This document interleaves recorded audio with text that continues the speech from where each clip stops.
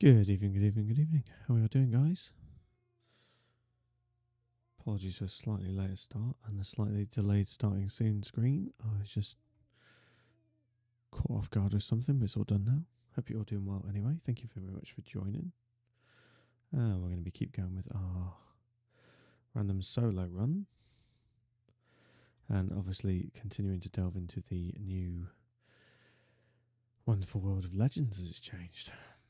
Hello, Swizzles, Earhart. Good to see you. Thanks for joining us so soon. Appreciate you guys. Hope you're both having good evenings. I'm going to jump straight into the game. Why can I not hear the sound? That's weird. Sorry, that's probably just come down the stream as well.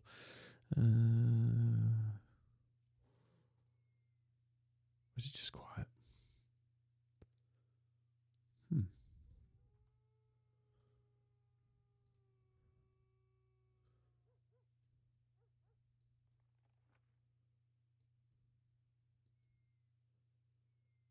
That's weird.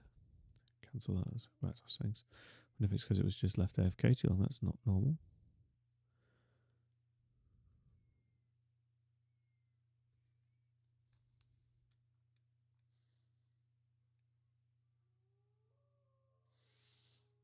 Wonder if it's just me.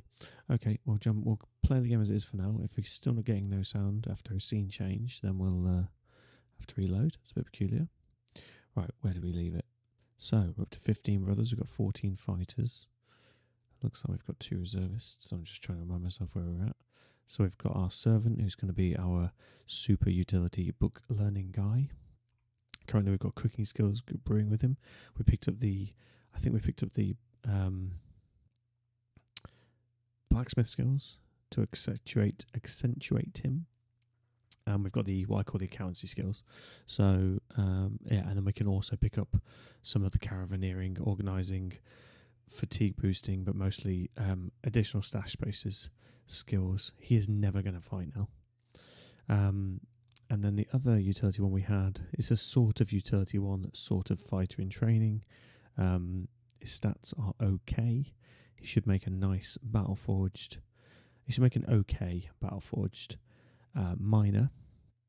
The problem we've got is he doesn't have defense stats, and his tier 1 skill is for two-handed hammers. That isn't going to work long term, so that's why I've shoved him in a tent for now. We do need him to train. I think he was injured. It's a shame because he has athletic and he has fearless. So but the 1 stars and nothing in defense is going to be a problem. I'd actually rather have stars in defense and just pump the fatigue every time we roll a 4. I think that makes a more effective Battleforged frontline two-hander than it does with no defense. But I welcome other people's thoughts. But for now, we'll make him a backliner when we get him in. Actually, we can put him straight back in. Pop him in here, and we need to give him a two-handed pike type weapon, which we don't have. Maybe that's why I took him off the line, actually. Anyone got one in their pocket? No, we've got too many guys in training, that's the problem. We also have no helmet for him. Let's swap that out. I don't care how low he's going to go on armour. We need to make sure he's got half a chance. Right, if we do it like that, I think that's fine. I'm going to leave him there for now. We may peel him off to come in and get some opportunistic strikes as they flee.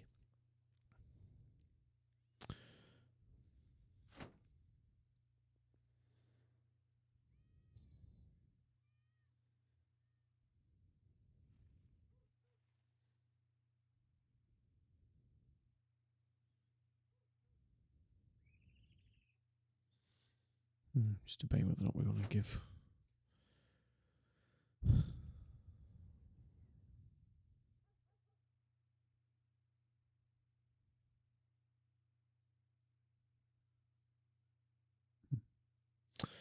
Okay.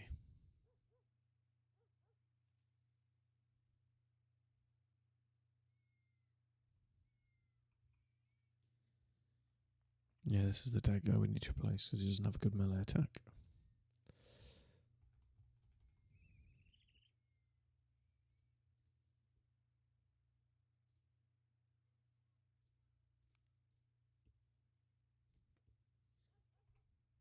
But we do on the whole. We've got a good defense battle forge guy here. We've got a decidedly average. That's why we've put number 3 for this guy. Tried to start putting in 1s, 2s and 3s just to indicate strength. 1's being very good with triple defense. 2's being so-so. 3's being really an indicator to me, knowing my habits, that I should swap them out. So we need a replacement brawler. That is still on our short-term goals on the left. Replacement dagger guy. I still concur with that. And a replacement cleaver. Now I think the cleaver is the backline butcher or fisherwoman. This one. Who, yeah, we've started to pick up useful skills, so we're keeping them for now, but they're very much a temp 3. So those are the 3 we want to rotate out.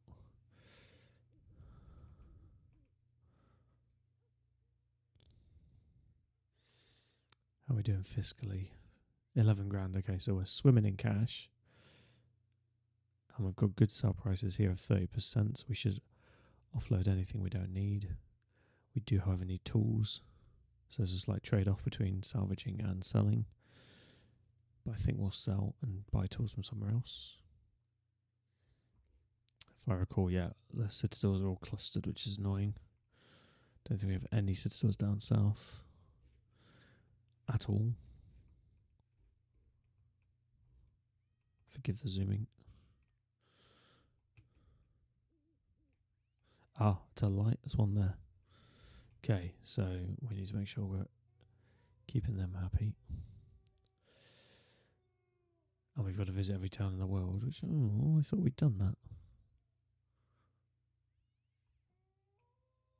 Ah, that's coming back to me now. It's the one, Moncamp, that's the one.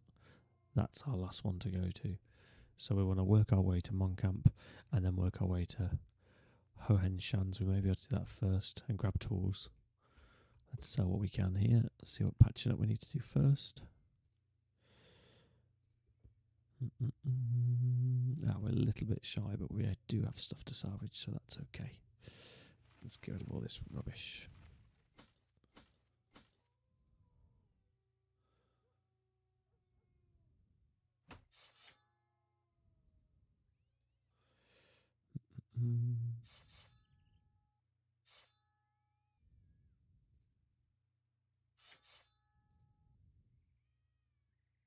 Oh, we do have pike. I just missed it.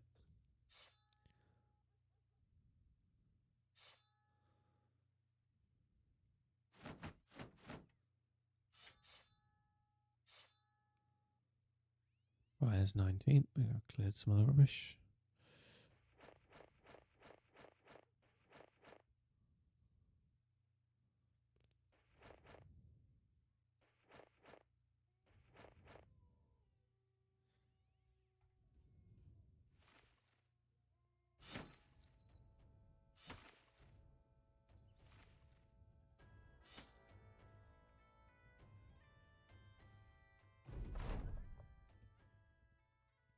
Let's just get it all done while we're here.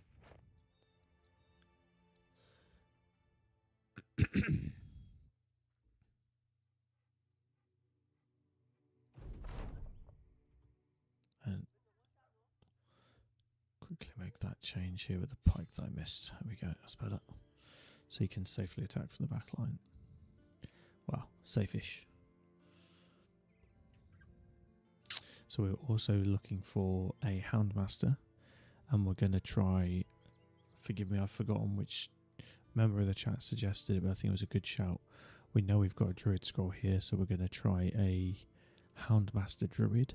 I think that's a nice trade-off between giving the Druid skills, basically. I have run it in my offline one on the Vala. We're still early enough in the campaign that it's not become an issue, but as soon as she learns useful Vala skills, it's going to be difficult, because in my style of play anyway, I'm pretty much casting roots every turn. So yeah, that's why I think the Houndmaster is a good shout, because once you let the hounds go, then you're free to cast roots, which I think is going to be often. And I often struggle with, well, what do you make a Houndmaster do when he's not letting dogs go? So that's why I find it a tricky role. So I often make them some sort of backliner, and they just sort of get in the way. So I think this is a nice way of of building a clear use once the hounds are released. Anyway, we're going to try it. We're just going to find a hound master. Speaking of which, let's have a quick look at where we think the kennels are, because that's going to indicate where we're going to pick one up. So yeah, it's usually kennels in the north. There is one in the very tip there. Because occasionally on some seeds you'll get them close together. So we don't know what's there yet. That's the one we've got to go to. Oh, shoot. No, it's out of range. I misread that. There's just nothing there. Out of range. It's fine not being there. Nope. A lot of towns are just empty. Kennels, right, we've got another one at Vindvact.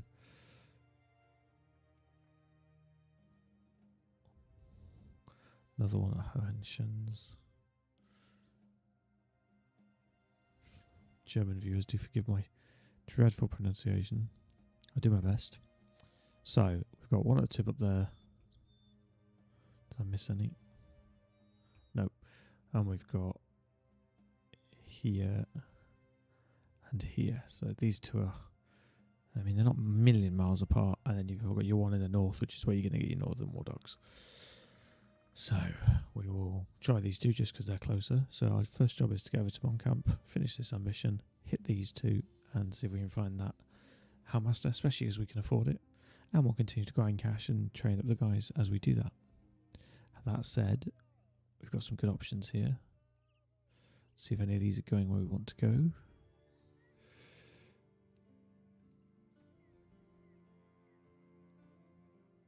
Southeast in Dunkelspitzen.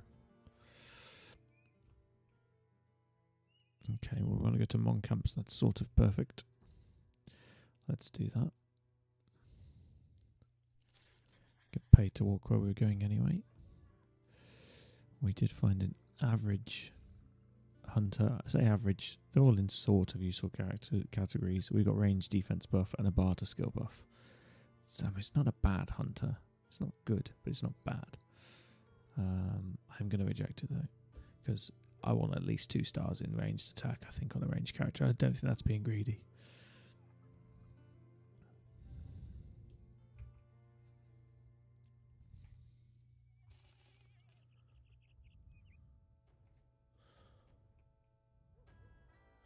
Pop in here and grab some tools first.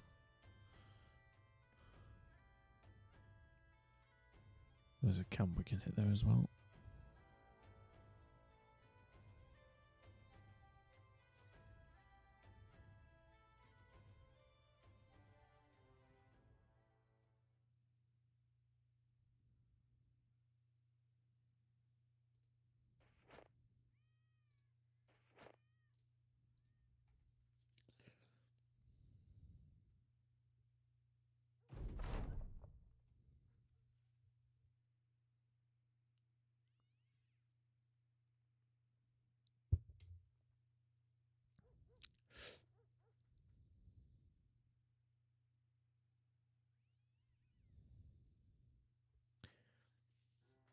Oh, I got a little bit of ammo while I waited.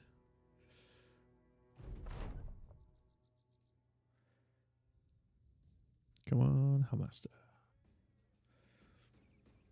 And I guess in terms of a Houndmaster we want, we would like to see a Houndmaster with high fatigue. It's pretty much the only requirement for a druid that I can think of. I don't think any of the abilities rely on range skill, but we'll soon find out. Squire would be useful. Have to start letting people go if we hire someone though, so it has to really be a replacement for a character we want to replace, which is currently a brawler, which I don't think you'd make a squire into, a dagger master, which is unlikely as well, and a cleaver guy. So I think that would be a waste. I don't know the squire intimately enough to be 100% on that though.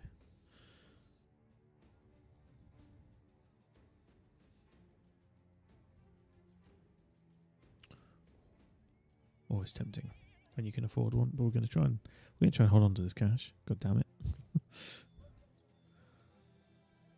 Any weapons that we need? Don't think so, but we'll have a quick look. So we've got 200 swords guy with a great sword. That's fine. We've got a brawler. Well, we need the brawler mitts, so we should go south and see if we can pick those up. We could either give him gauntlets, or we could give him the gladiator gauntlets. Oh yes, an axe, of course. We've been waiting for a good single axe.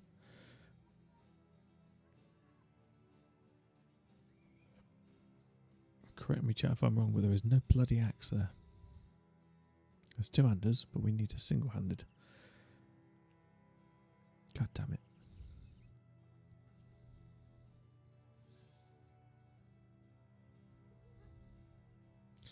Double check the marketplace on the off chance. Yeah, we can have a tier 1. We have yet to find a decent tier 2 axe, which I've been holding out for. However, he's doing pretty good with the mace. We'll pick up some tier 4s while we're here. Cloth. Favoured enemies. Herbalism, a nice one for us to pick up for the... potentially to pick up for the Houndmaster once he's finished recovering from his 100 days of reading the other one. This could also go on the servant, but I think the servant may be capped out. So this would particularly give gathering, which is good. Herbcraft and potion brewing. Saying that, if we put them all on the servant, he can't make use of gathering as well as the blacksmithing, because I think he has to be in the tent to benefit from it, but I'm not certain. Same argument, potion brewing and herbcrafting. But again, another good utility one we could put on something like our Master Druid. That might be a waste though. I think as we get more temp bros, we can just shove that on another utility character. So we have a servant and another similar character where we pick up the remaining skills we don't have, that we don't want on the front line. Ah, you can get perfect focus in a book there. It's the Calm book.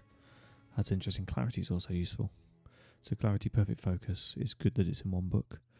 And Alert just makes dodgy characters more dodgy. Or any other types that need initiative. Not sure why Peaceable's crowbarred in there, but there you go. That's not really one that you're going to take very often. Unless they're a banner man.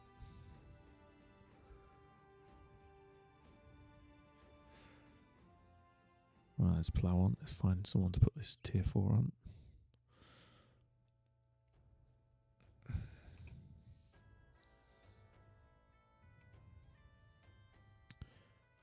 Weighs 1. Don't really want to drop his dodge any worse.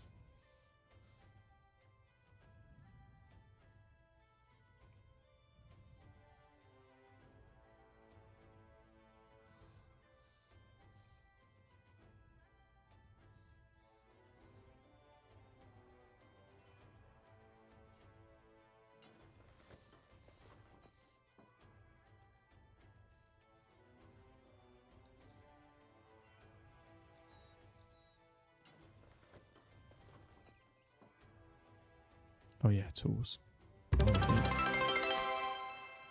Hey Genesis, thanks for dropping in, mate. Genesis Buddha just cheered 100 bits. What's good, buddy? Hope all is well. Yeah, I'm good, thanks, man. Been a little bit busy with a few things in life, but trying to get back into our groove. Hope you're doing well, man. Good to see you. I'm gonna buy all these tools up. Yeah, man. Yeah, I had a really good Halloween. I do like carving a pumpkin. If you're on the Discord, go. I'll link it for you. I think did I post it? Or should I just imagine that? Yeah, I did post it. Let's see if we can bring it up on stream for you quickly. I do enjoy carving pumpkins. It's a thing that I enjoy doing, the little ones. So I did Cannibal Pumpkin this year. Actually, I should have popped it on stream, shouldn't I? Like, we can have that on stream for today. There you go. That was my attempt. Yeah, thanks for that, man. Appreciate you. Yeah, I think we'll leave that Halloween themed one on. Why not?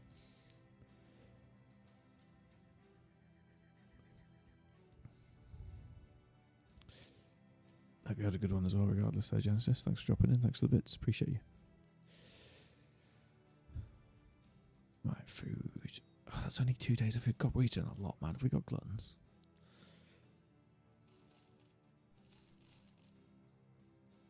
wonder if we can do... I think we can do the fruit thing now as well.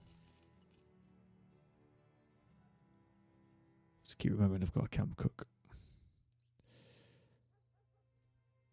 I'm also going to strip the servant so he's easier to spot.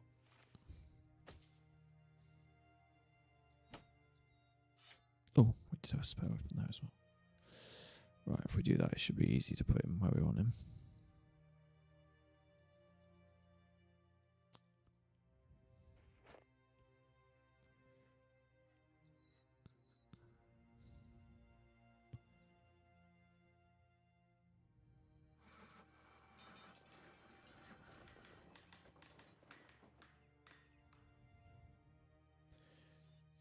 Oh, we need cooking spices. That's right.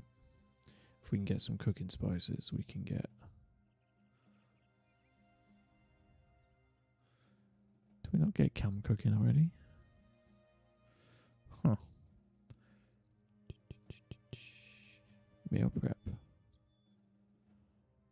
In-camp cooking. Do we have to assign him to this tent? What is occurring? Fresh roots and berries. Ah, not fresh fruit. Ah, I misread that. Okay, we do need cooking spices then.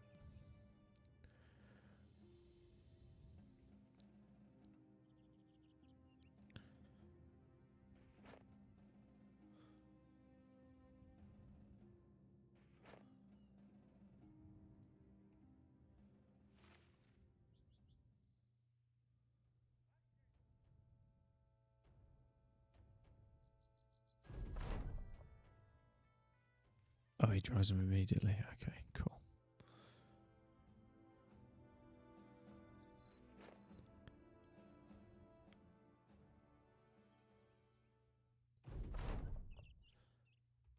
Oh, bread's crafted almost immediately. That's neat when you've got them all on it. Right, we didn't find our Houndmaster, but we'll go and get this last quest ambition done here. Check out these two camps. Ooh, wasn't paying attention. 2 leaders, 3 raiders, but I think for our experienced bunch this isn't as scary as it used to be. 2 leaders and a squire, though we do need to be careful.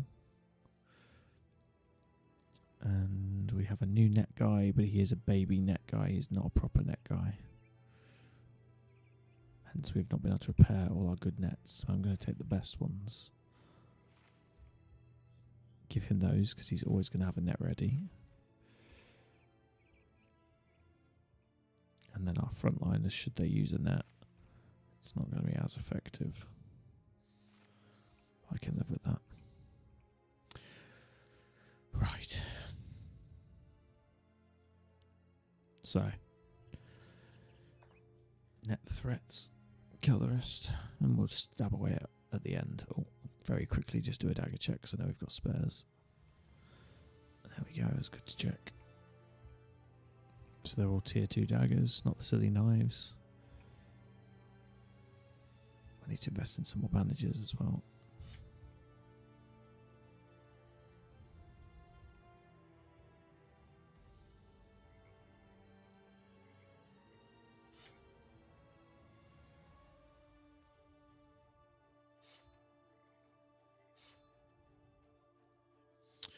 Alright. See how we go. Throw some cobwebs off. It's been a while.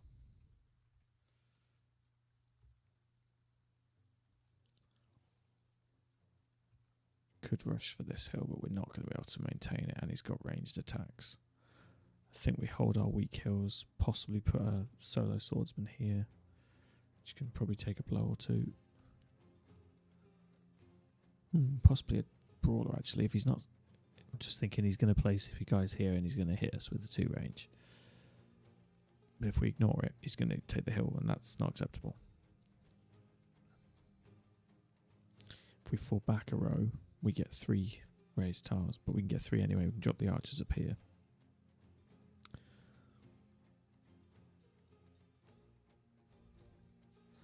Archers and the net guy up here. Reform the line. Hold these 2 and see what happens. I think that's a rough plan.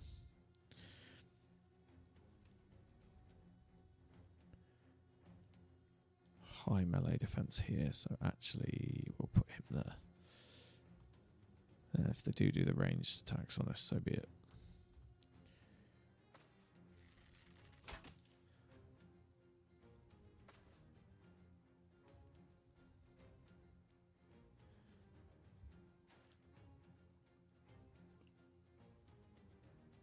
Yeah, I do hope everyone had a good Halloween. It's a holiday I lean into, even though I'm British. My old man was never for it, so we make the most of it with the kids. I really lean into it. My 4-year-old has great fun with it. I hope everybody else had a laugh.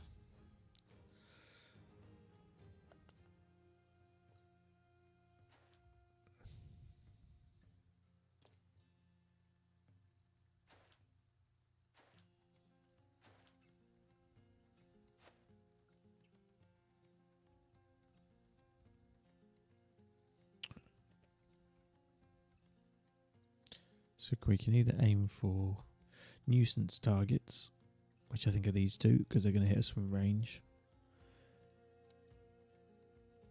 Or we can aim for easy shot, quick kills for the thugs, try and break their morale. It's not a bad one because he's going to affect all of these morales.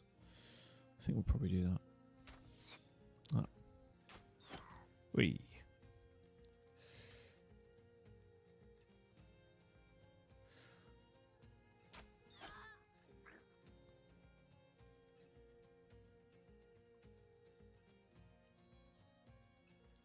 I think we're going to take the high ground for the next few shots.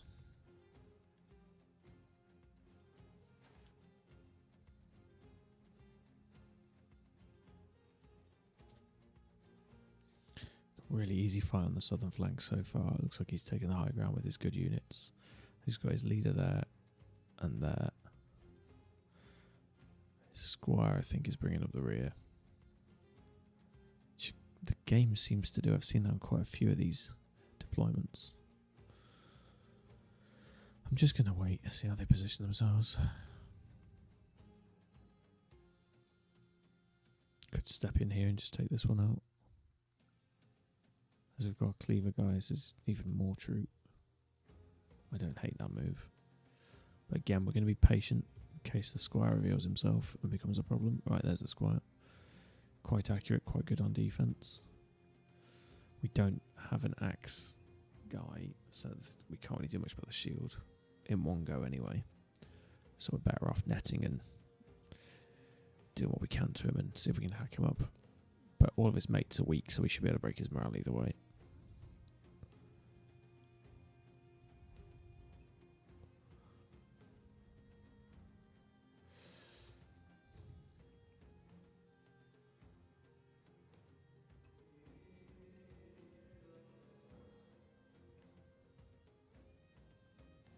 Oh, and that's a turn, that was daft.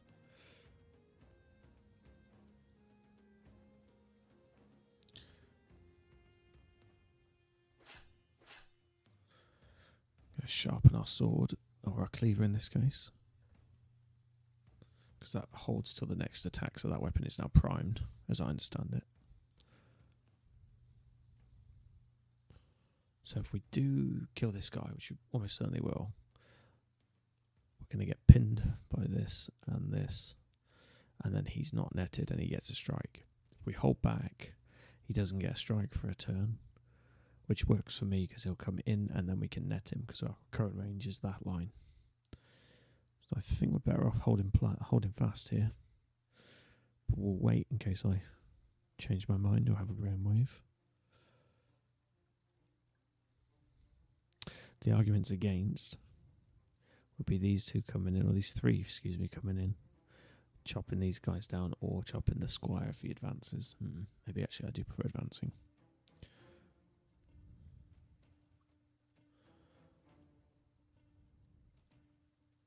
Yeah, I think I've changed my mind.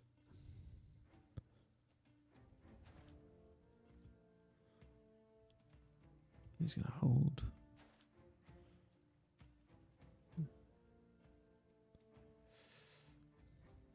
We're going to take the hill with the dagger, right? Yeah. He's more. Oh, okay. We're not going to take the hill. Oh, that was slightly silly, never mind. We're fine fighting him and hitting him uphill. We're not fine with him hitting us back. That's the issue. That was a bit of a mistake. Initiative's 80, ours is 99. We'll net him straight away. Oof. Could have been worse than a crossbow, I guess.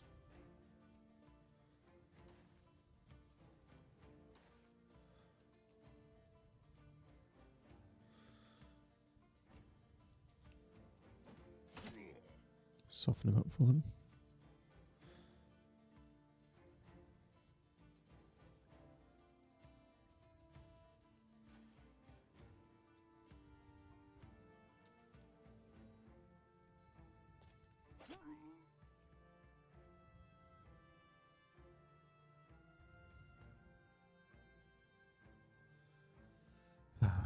Going to hang back because this is our very low melee defense trainee. We're not going to drop the dog yet.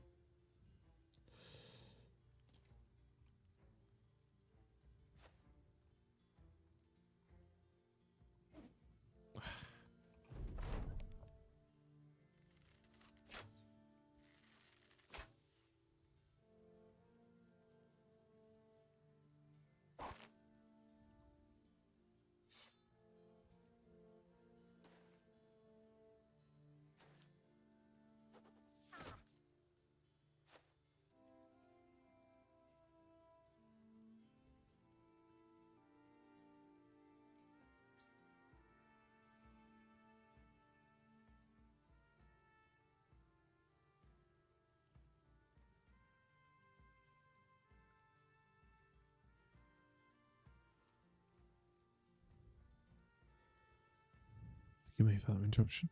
Right, so we can try and puncture this guy, or we can just stab him. I think 41's not bad for a puncture. Although he's not got that much armour. Probably just hit him. 10% difference. No, I'll take the puncture. Wee. Wee. Okay, we got super lucky. 3 out of 3 on a 41%. 1 hit point left is irritating. Didn't have 9 lives, that's just bad luck. Hopefully we can finish him. Oh, downhill. He didn't hit us, that was lucky. Slash, we do have a 40 melee defense, but downhill with a melee skill of 60 I'd expect to hit. Okay, where's he coming?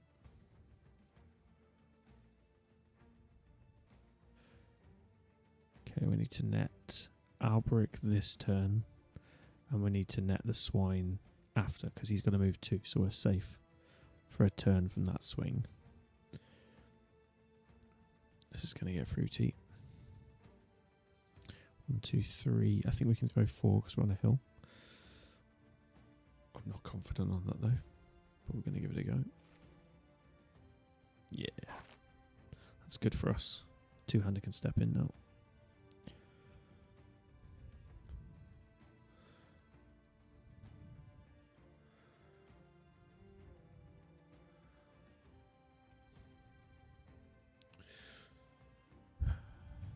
Do we anti-arch or do we deal with the range two-handed?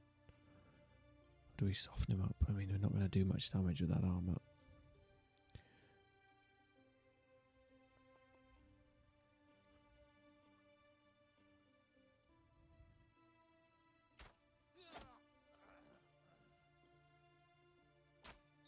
Yeah, I think we do a bit of both. Nice.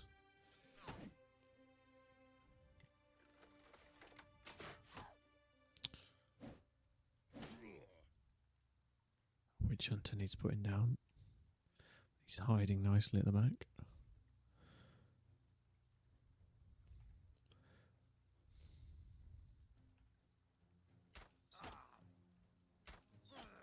Oh, almost. Right, step in here all day long.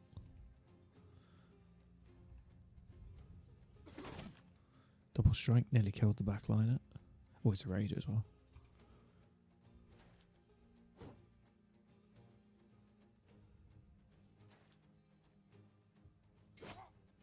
Nice. I would like this armor, but I can live without it.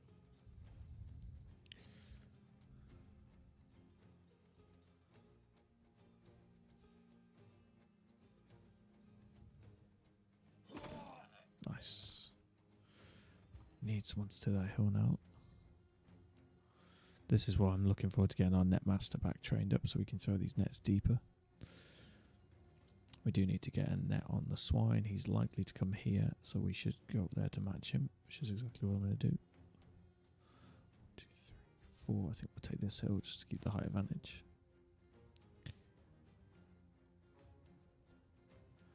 This is a risk if we have a downhill fight against a two-handed axe. Could step in there and then there. We waste a turn. Well, I don't hate that. Yep, I think that's good.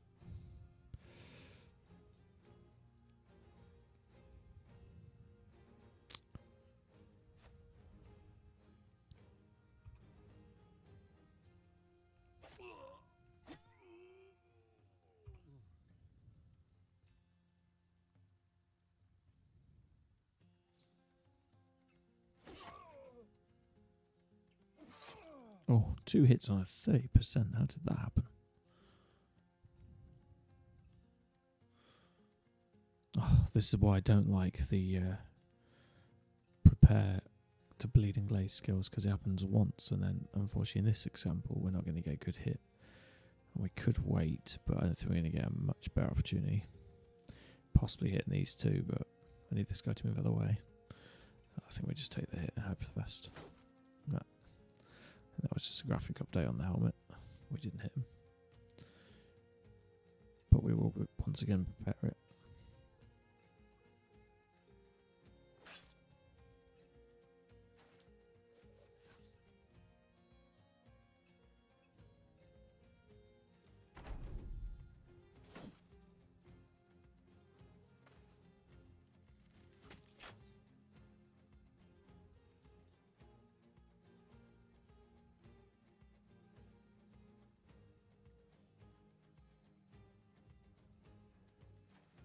Oh, I did not predict that.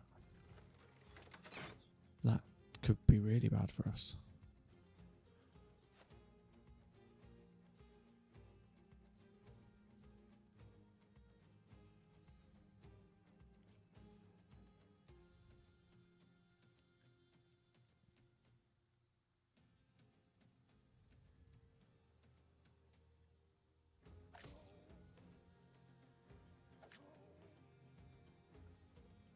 Get some positive luck with these rolls.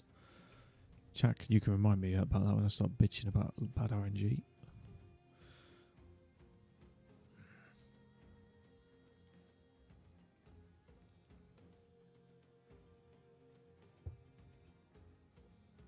We've got to deal with this threat. I think the best way we can do that is disarm him. We just have to survive one strike. This could be rough.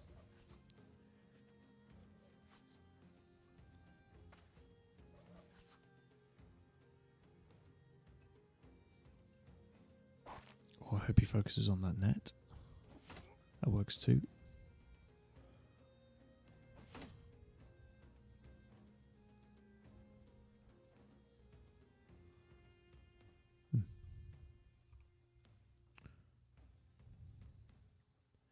This is bad. We have very little melee defense. We have some, but not a lot. Sub-poacher as well. Oh, damn it. See if we can get the dog to distract him. And we'll evade. That might keep us alive. I think the first hit always misses us, but I've yet to see that activated. Oh, I was going to push him away. I mean, probably wasn't going to be able to anyway. Now he's netted, we certainly can't. I think the quicker we bring... I'm going to wait, actually. Let's wait till the two-handed guy has his go. And then we'll reassess. Could peel off to support here. Pretty confident on this fight. We were outnumber them, and they're quite weak apart from this one squire. That said, if we surround him, it's going to be easy to hit him. Has he got underdog? Duelist footwork, feigning recover rotation. No, he doesn't. Right, yeah, let's go help him.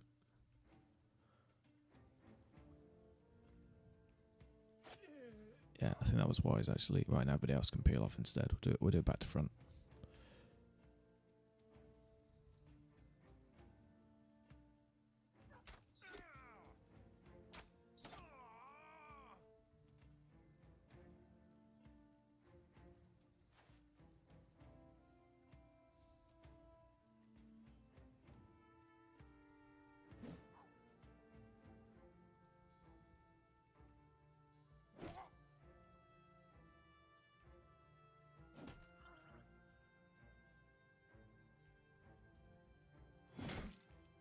There we go.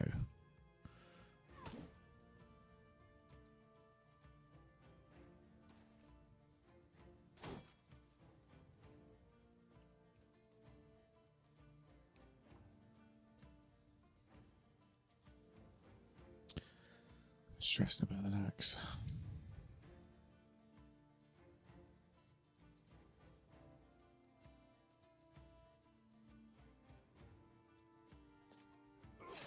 Do that instead.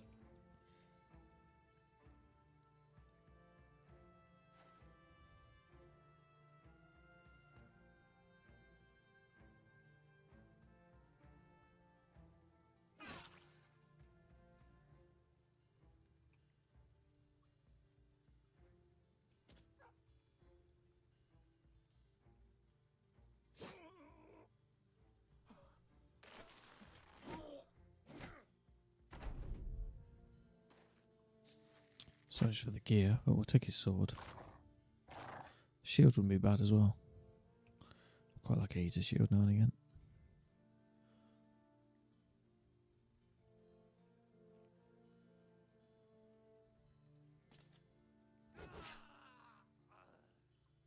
Oh, I love Berserk.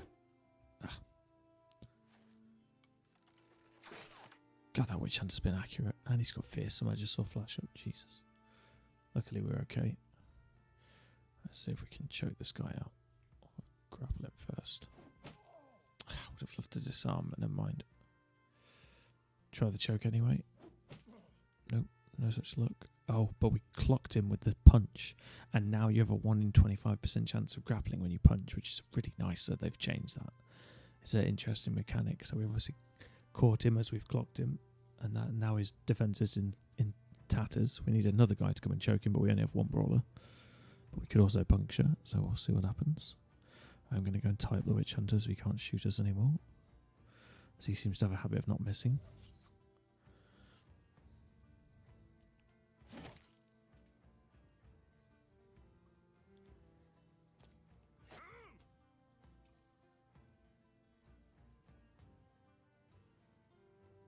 Gotta leave him to the hammer guy. Let's deal with this.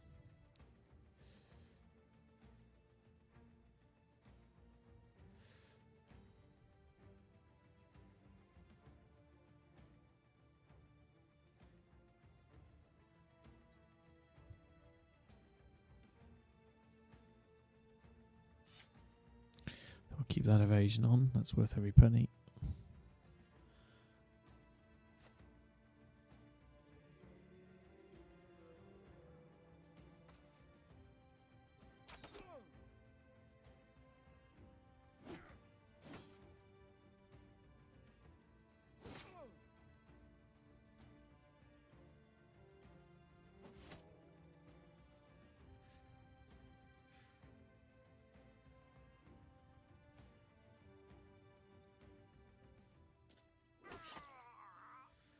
Yeah, the gear against that axe guy would have been nice, but I don't think it's worth losing a brother over. And the dog's ready to chase down the stragglers.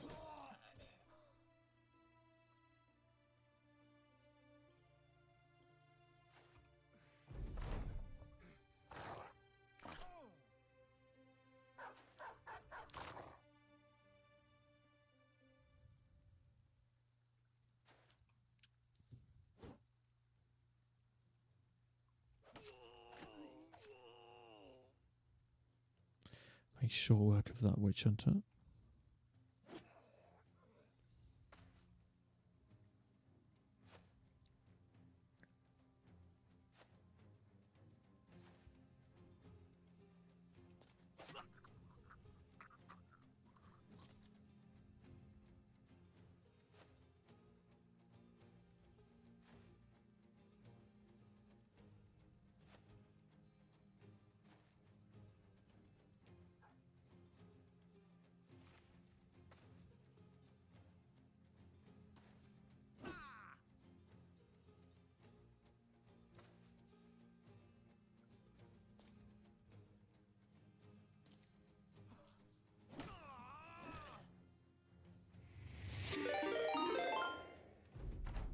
Grippy_Gecko just rated with 5 viewers. Hey Grippy, how you doing, buddy? Good to see you. How did your stream go? I did very, very briefly drop in another quick look. The horticulture thing, I think, when I was looking. Are you enjoying it? Marks out of 10 for a free puzzle game? How's it going? Let me know, because it's one that I grabbed on, I think it was on Epic Store, but on the freebies, but I haven't actually played it yet.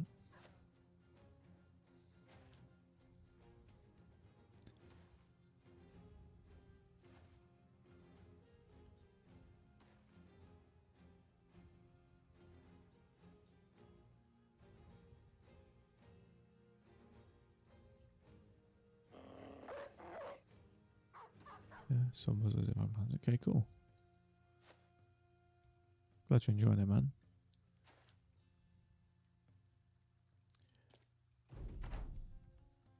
I hope you had a good stream.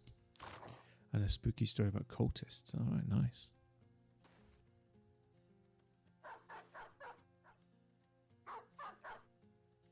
Yeah, I find those sort of games have...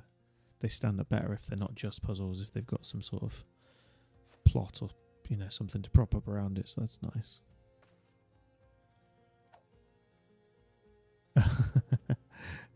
Good. That's good, man. Well, as long as it's not made you late for anything or you've got too much on tomorrow, but yeah, man. But very much thank you for the raid. Appreciate you, man.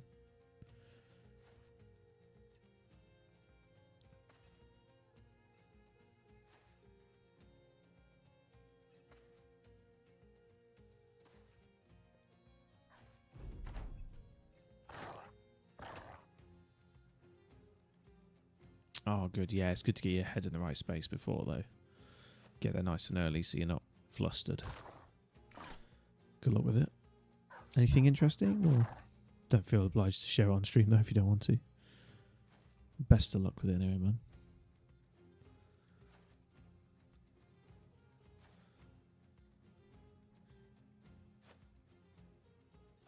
It's an admin job. Okay, cool.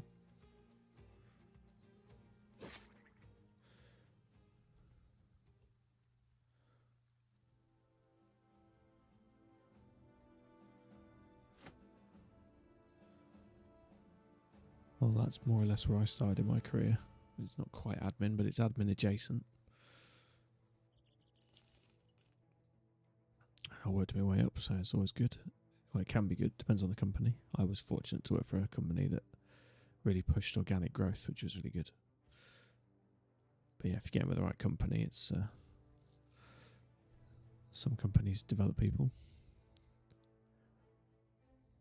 Oh, civil service. All right, nice pension, even if the wage isn't great when you start in admin. But yeah, definitely it can go places. It's a great example of a job that can go places. It's very structured in civil service, as I understand it. So you'll get like a pay scale number. You'll work your way up the ranks. Tends to be lower wages, but super good pensions. So yeah, best of luck with that, man. They're tough jobs, interviews to get hold of as well. So congrats just getting the interview. I know the civil service sector can be quite tedious to apply for.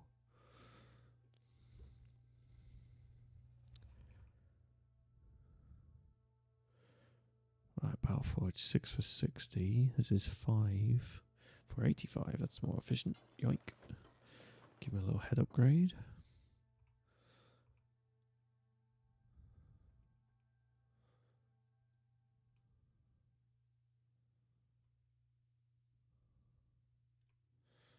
I think our whole front line has got better than 6 for 60 now, so we can probably trash that one.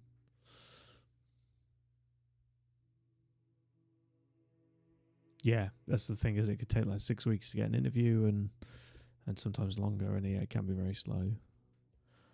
But yeah, it's worth, like I say, it's well worth applying for, because once you're in, I mean, it's almost like a cult. Everyone who works in the civil service has worked there for 20 plus years. So it's good once you're in the machine. Kept extending the deadlines. Yeah, I know the feeling. They're just very inefficient. Somebody will have just kicked that down the road. But anyway, positive thoughts. You've got the interview. That's half the battle. You'll smash it. I'm sure you can talk. Hopefully they don't make the interview process too many layers or tedious sort of re-interviews, but fingers crossed the worst is over.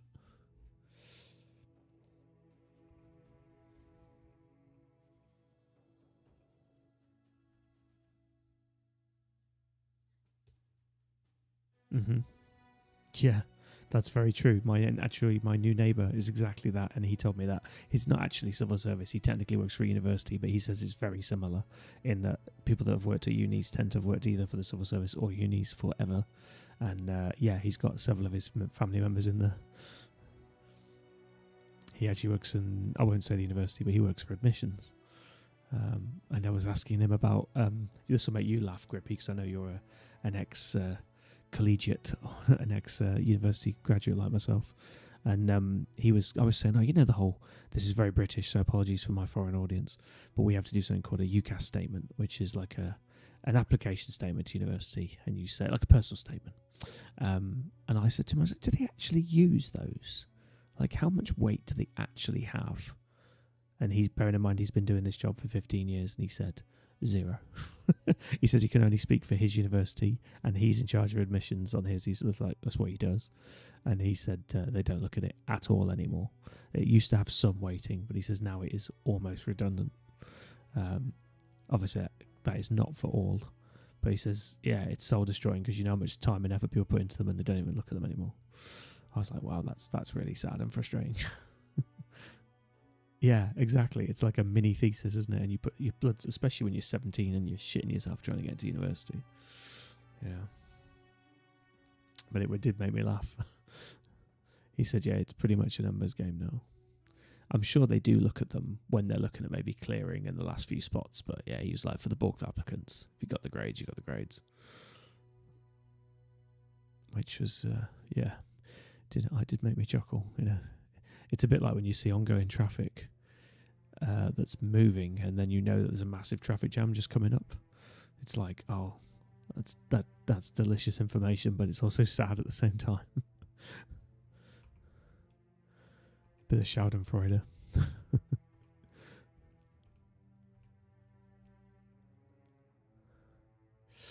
don't think we need these helmets anymore. They can all go to the scrap pile.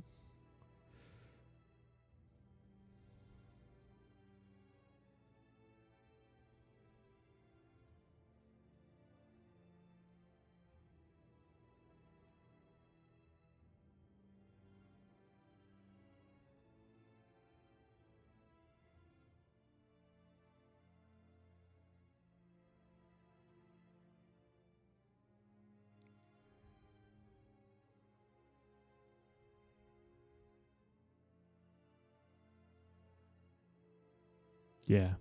I mean, there are exceptions to it, of course. I'm sure places like Durham and Cambridge and Oxford, it's the opposite. It's much more important on the interview. You hear people saying they got all the grades and they still didn't get in. It's like, well, yeah, that's because everybody's applying with 3 A's. You've got it, or whatever the equivalent in numbers is nowadays. You've got to sort of distinguish yourself somehow to get into those places.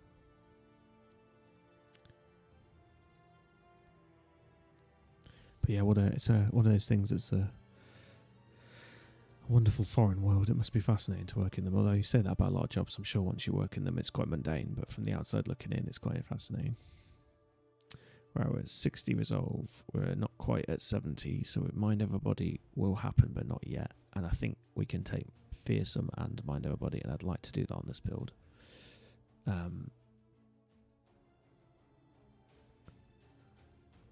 Why is Battleforge not showing up even though we've taken it?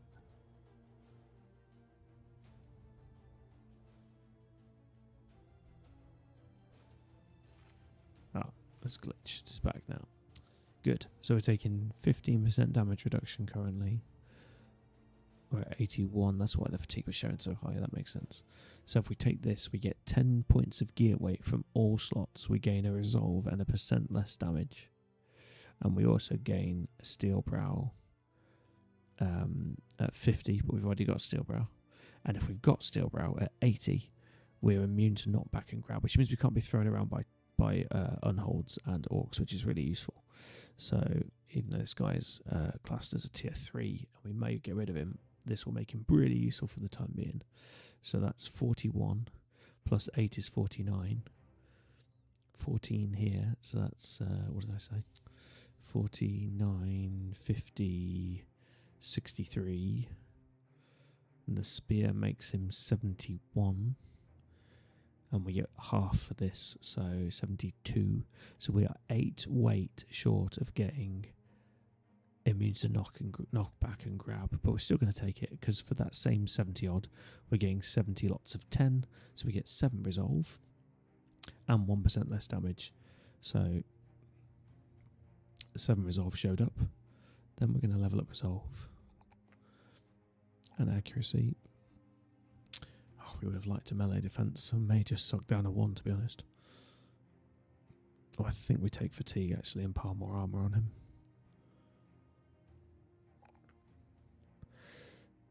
And then next level we can take Mind Over Body. We'll get that 7% fatigue reduction. And all our weapons will be easier to swing, and we can do lots of shield and spear wall stuff for cheap. Almost a shame we didn't go two-handed, but most of this is shield defense. Yeah, we would have been lovely, but never mind.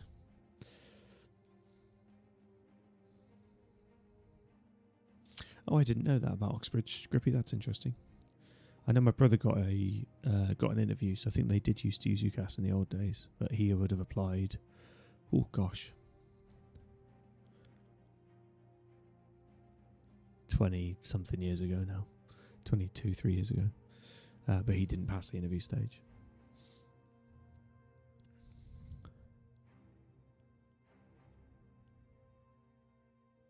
Yeah, I think you're right. I mean, a lot of even my state school had like prep for Oxbridge like classes if you wanted to do that. Yeah, it's very difficult. Yeah. Maybe I'm wrong though. Maybe it wasn't UCAS, but my brother applied. So he did get an interview, and he thought it went okay, but he didn't get in. But he ended up very happy at Nottingham, which I know as you're a biochem guy, you'll know is probably the next best thing for biochem. So he was very happy there.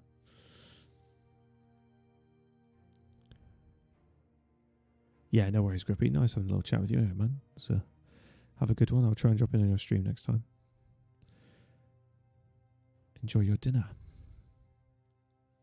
Right, Goinswinth is our not very well sighted, impatient killer on the run, who we're going to do. Actually, he's our dagger replacement. I didn't even realise. So he's going to be our dagger master. He's going to be much more accurate than our current dagger master, which is why we hired another one. And he's got the same melee defense. Although this was a thief, so he would have started off with about an 8, I think. So we're probably, we're going to be 41 by the end. This number's obviously boosted. This guy is going to be 34 by the end because he has got lower starting stats. However, it's the accuracy we wanted. So this guy is going to be 74 cap out, and this one is going to be 99. So they're going to be fields apart in terms of their accuracy, which is why we hired a new one. And we've also got Supreme Initiative, which is going to cap out at 167. And he's going to be capped out at 160. Oh, surprisingly, 3 stars isn't making that much difference. Again, the thief probably starts with better stats. He just didn't get the stars. So, yeah, this is our dagger guy in training.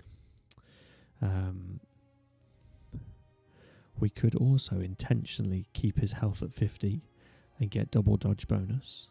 That is risky, but we could do that. I don't hate that play. Which means we also free up a perk by not taking Colossus. I don't want knife play, because I don't think we're going to have the range skill to make that useful.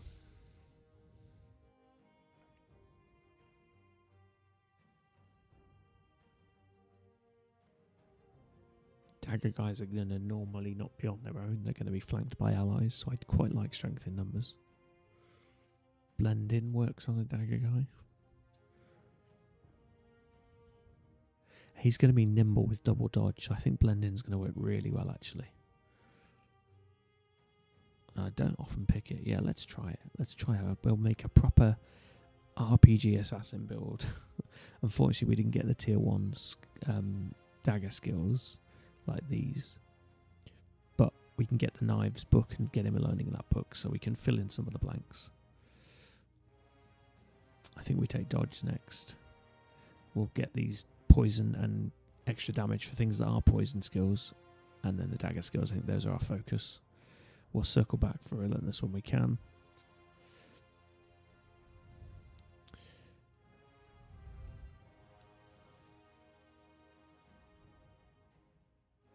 That's more of a ranged hidden thing. We also want to be able to get out of trouble, so I think we'll probably pick up tactical maneuvers. And I also like second wind, so we keep our dodge nice and high. It's going to be crucial for us staying alive. Obviously, we're going to take nimble, and we'll consider freedom of movement if we take tactical maneuvers because it makes everything cheaper. We may take assassinate. It's a real shame we didn't get better resolve, because fearsome's easier to trigger when you're doing penetrative dagger shots, but we didn't, so we're not going to bother. We'll probably go berserk and killing frenzy though. We'll obviously take muscularity for the extra damage. Even with the lower hit points, it's still showing 22%. Obviously by the time we get to it, that'll be close to 25. I think muscularity is always a pick. I don't understand why anybody would choose not to pick it on a melee character.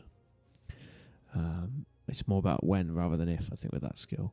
And if we continue to fight with our shield, we should probably pick up Duelist, although Duelist has really changed and I need to get my head around it. But for a dagger guy, I think it makes sense, and we can either do parrying dagger with it, or a buckler, or we can just leave it. But I need to understand that more. So the way I find to understand skills in this game is to try them. So we'll see. Sorry, I didn't do an introduction for the Raiders, but if anyone's not aware, this is Battle Brothers, and yeah, it's a great turn-based strategy game that is very punishing of mistakes, and this is the Legends mod, which is giving us all these weird and wonderful different perk trees that you don't normally get in the original. If anyone needs any further information on that, feel free to ask in their chat or jump on the Discord, and me or my community will happily share the links. Most of them are all pinned anyway. Or you can just Google Legends mod and it will pop up. Right, so accuracy, defense, and initiative we're going to want almost every time. We do need to get this terrible resolve up though. 35 is way too low. 4 is a max roll as well. We're going to leave health alone. We may take more fatigue at some point. I think because it's a hard fought, as much as I don't want to turn down a 6, we need to get this up. So we'll take resolve in this instance. We also don't have fortified mind, so we've no way of really bumping it. So we need to try and get up to 50. At least we need to break 40. So we broke the back of that. We're at 39. And we'll keep him near the banner man, actually, if we rotate them. I'll give him half a chance of staying alive. As soon as he becomes sufficient, we may sack this guy. We may wait until we've gone to the replacement. This is the other candidate and he's replacing.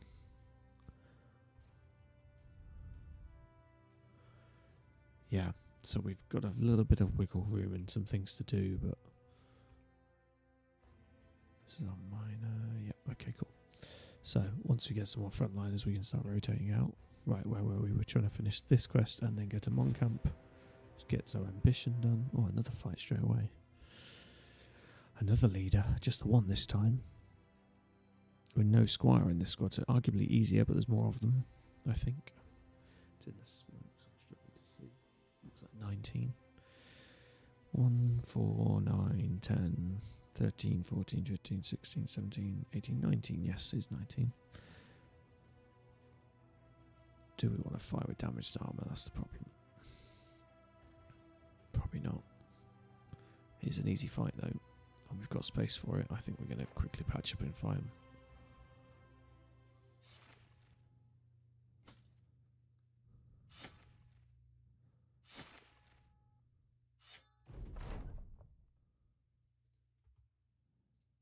See how bad the wounds are. Just this Japanese 7 hit points off 4. I can live with that. Go, go, go. See if we can track them. Oh, did they double back? Sneaky bastards. Oh, the militia might call them. Never mind, we're going to leave it. I'm not going to chase after them. Well, we're ready for the next fight anyway. It's good experience fights to pick up when we can. Oh, we got retinue upgrades. We've got training dummies. Cooking equipment would be good. 4 extra days is always nice. Reduced wages is really nice. Yeah, there's no bra. I should have checked what the effect was, but yeah, 191 crowns for 15 guys at this stage is pretty cheap. Right, that should be, the ambition should be done.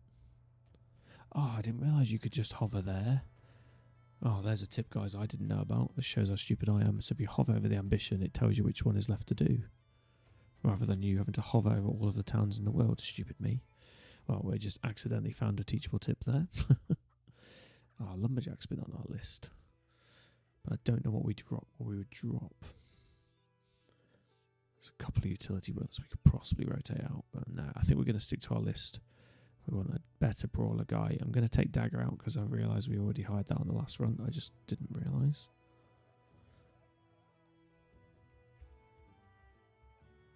And I think we need to wait for someone to step up to the front line before we retire the Dagger guy. Once we've got a new frontliner, we can then rotate out.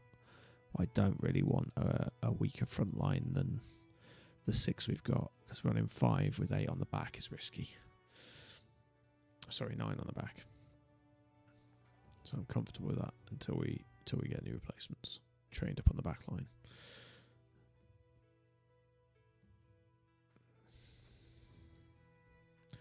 Seems like there's no books in villages as well, from what I've observed.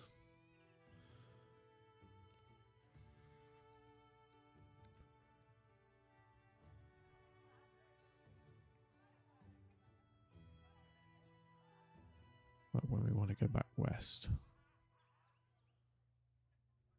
we will do that. But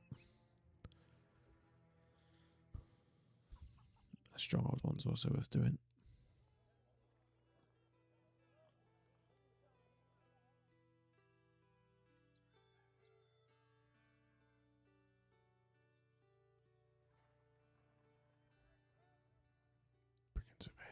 Right, let's get them on camp and then we'll circle back. It's an easy 1,000 brigand camp on there. And we've dropped from 11 to 7k because of that retinue upgrade, so it'd be good to try and keep above 10k if we can.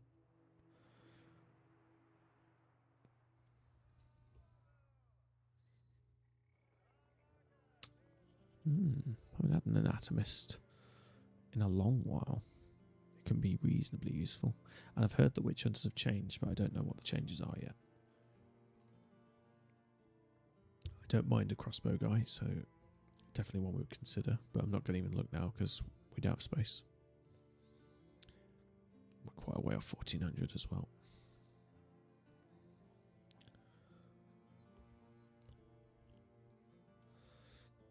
Oh, you can get, oh, is it maybe it's a, no, I don't think it's a city. You can get treatises randomly. So this one's Faith. So that's the 2 prayers plus Holy Flame. That's a nice one to be able to put on a random brother as well.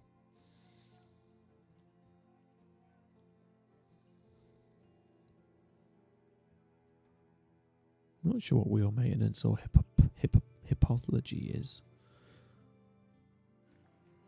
It's interesting, we'll have to keep an eye on those. And the unarmed ones, which we know all about. It says caravan skills. I think we have a caravan hand. Yep. Do we have hippology? Just have a quick glance at the image again. Not sure what that image is supposed to be. Hand on a head, maybe.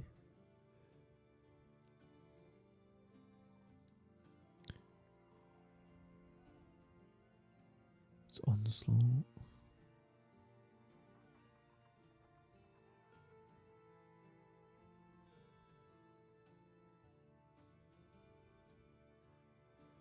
Lots of new symbols in the game where they were in all these new perks, and I'm not familiar with all of them yet. Maybe we didn't get it. We didn't get that skill tree. Efficient packing. Now that one I've seen on the servant. Maybe the servant got the tree.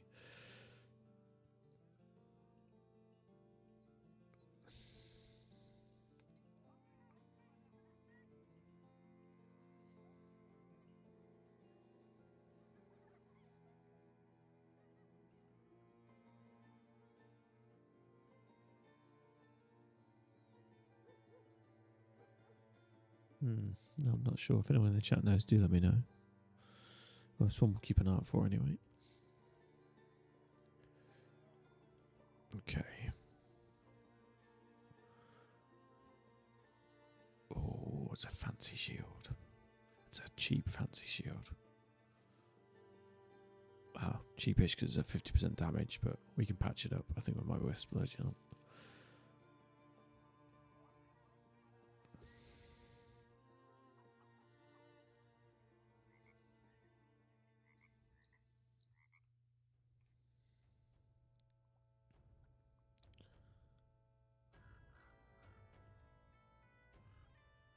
Let's do our level ups. So, mine leveled up. Gonna hold off taking minor strikes until we transition to a two-handed hammer, and we'll just work on all the other skills that we need on him.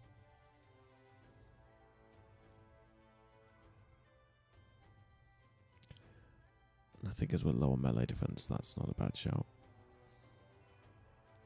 Gives us training speed as well.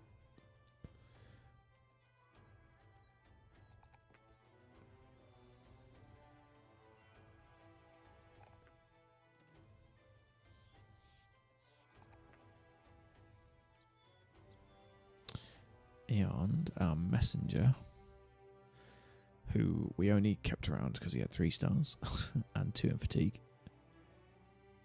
He is going to be our berserk master, but he's getting there.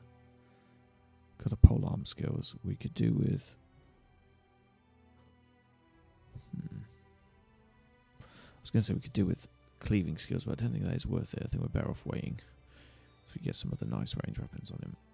Pole arm's good for now. Pole mace is a good option as well, or a pole hammer.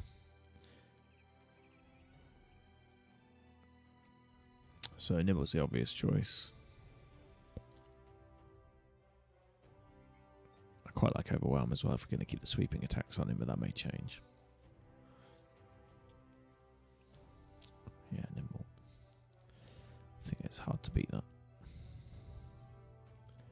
Oh good, it displays the armor and the hit point dodge, which is cool. So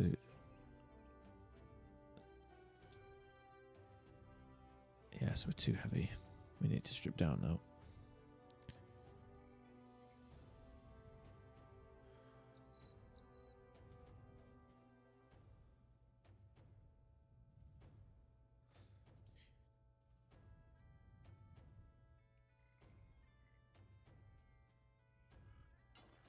This is a 16. God, that's light. But now we're taking 48%, which is pretty cool. Our armor's still going to get shredded fast. But we do have ridiculous dodges as well. We're going to run it. We'll see how we go. So we've got strength in numbers, dodge relentless, polearm mastery, berserk, and nimble. Interesting. Wow, all of our melee defense is on dodge. He's really a true back. Yes, his sub. I remember now, his sub backliner master. He's not going to be on the front line whatsoever. However, it's still tempted to get a little bit in melee defense for those occasions where we get piked. I don't think we want to push hit points up so we can maximize dodge. As we've got berserk, I think we'll take some extra fatigue. And we can either take initiative or range defense. Or do we leave the fatigue and take both? Maybe I'll do that. It's always going to be a 4 anyway.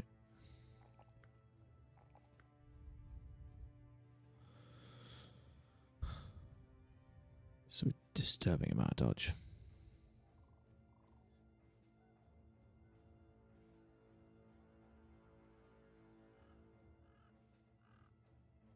Need some famed gear so we can get him some better armor though.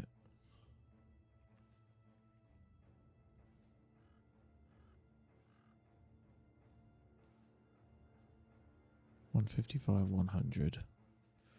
And he's got one weight more. Just shows it's possible. But again, we've got a Vala costume on. Oh.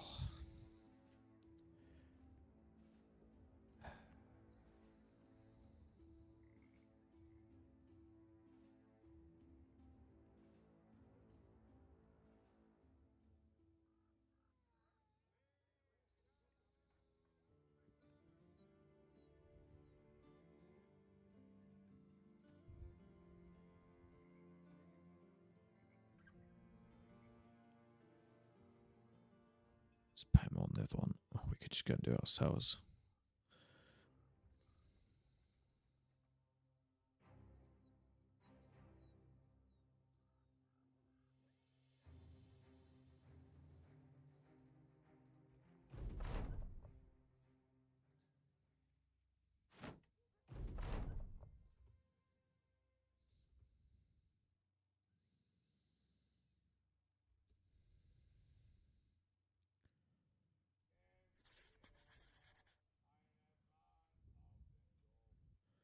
Cal Surprise was this one.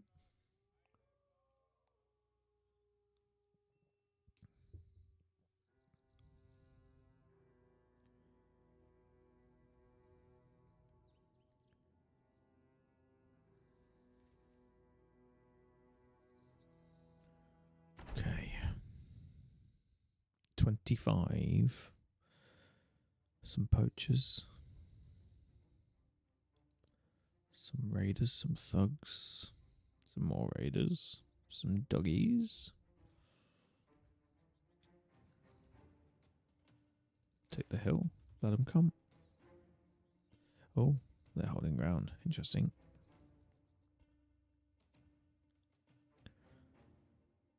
Hello, boys. Dangerous raiders. Two-handed swords. Not fun. Oh, shit. I didn't rearm the net guy. Heck. We're only one net down. It could be worse. Could be worse. How many we got on screen? 2, 4, 5. 2, 4, 5. 14. That's 11 more off screen. Jesus, it's going to get rough. I don't think they're moving, but let's make sure. And make sure fire at ranged and uphill before we break ground.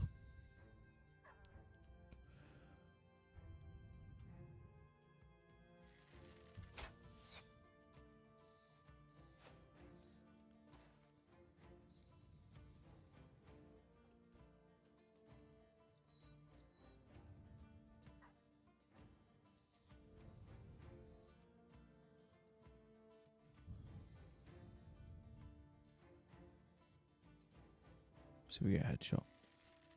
That would be nice. No, we got a body shot, but I'll take it.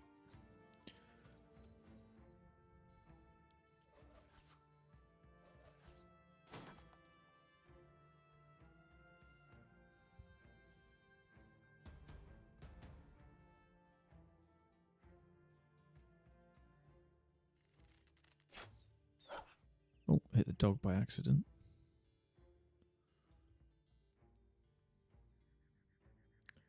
We'll step one forwards.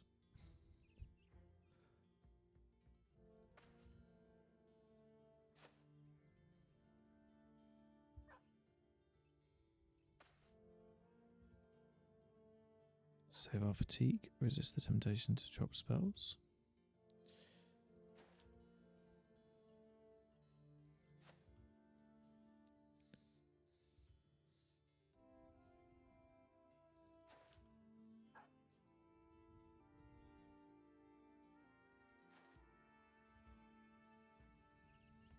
He does have range superiority. But my archers are probably more accurate, doing more damage. So I'm quite happy to make a few pot shots before we clash. Sometimes I regret that, but I think it's right in this instance.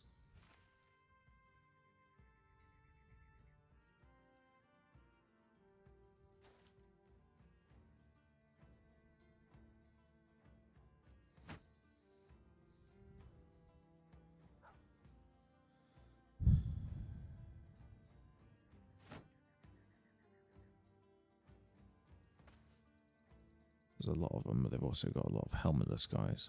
Still haven't got a flail guy. Something we probably want to add into the rotation. Oh, I didn't forget to sharpen my bleedy weapons, but never mind.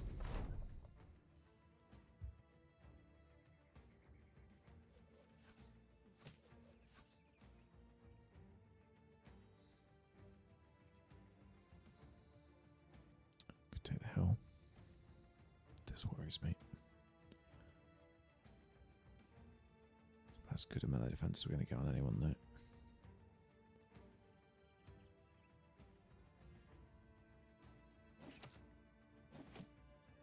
Nice. His range is not proving effective. I don't want to jinx us, though.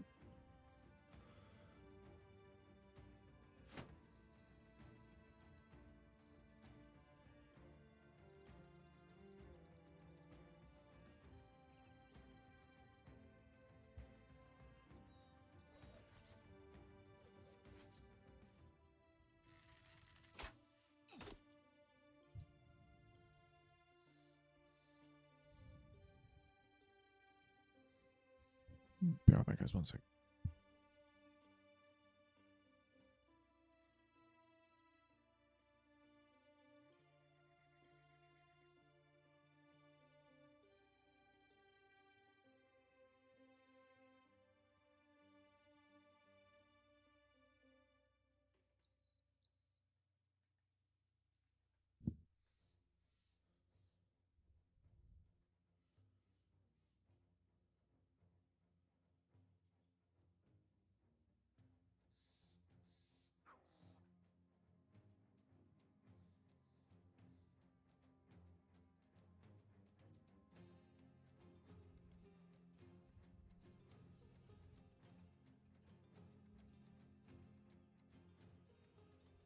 Sorry about that. Got some burglaries nearby, although it's just an ambulance on this occasion.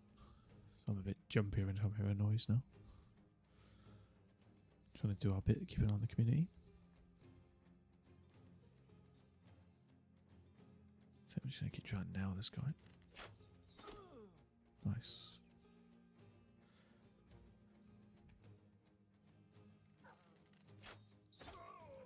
Nice. These shorter range but punchier warbows are doing their job, not warbows. Forgive me.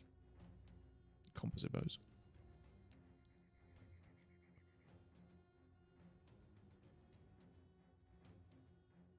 I've got to be selective with that prayer as it's 15 fatigue recovery a turn and it costs us 30 to drop it, so with only 63 fatigue we have to be careful. Quite happy for him to get his fatigue up though.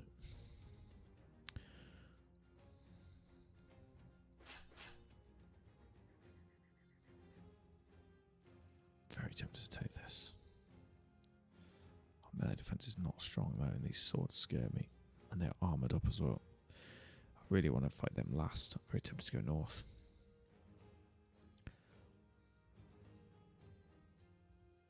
I think we'll keep doing what we're doing though. We'll be able to buckle at least 2 of his units before we even engage. I don't hate that though with our melee defense of 63. We tempt him to engage.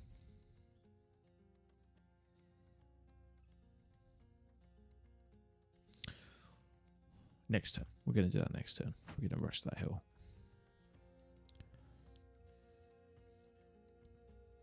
We'll do it with everybody at once, so. If he doesn't move, when I kill one, he may move. I don't know. I think he'll just hold his ground, though.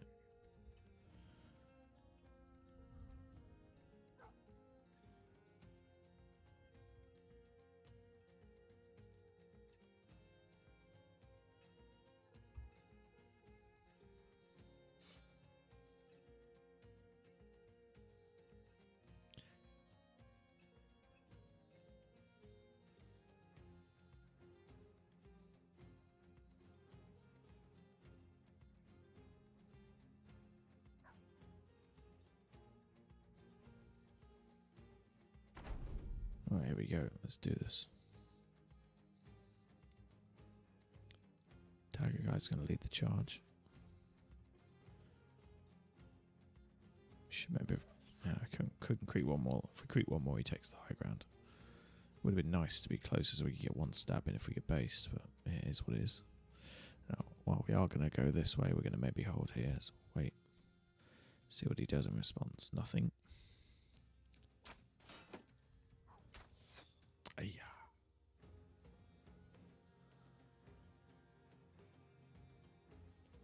He's really firm on this hold move.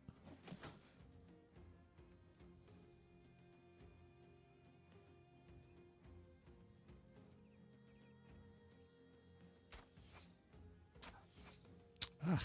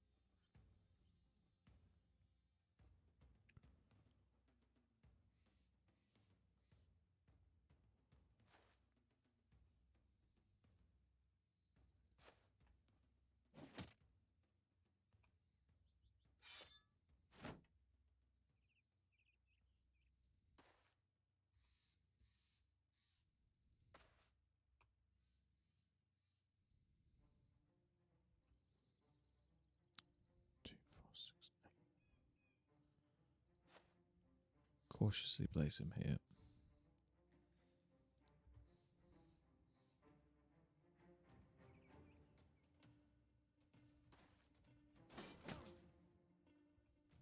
Oh, a disarm there would have been delicious. It looks like his rear guard's absolute junk. Oh, he does have a squire. I haven't seen a leader yet. Farmhand. He's got some absolute chatter we can cut through. Don't see a leader. We might be alright.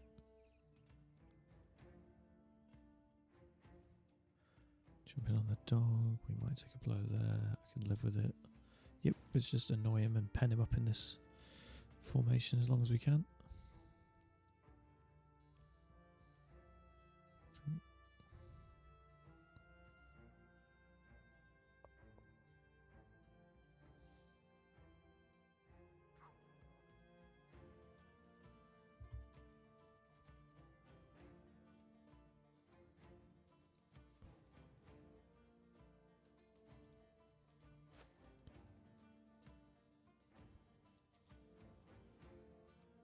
Oh, nice.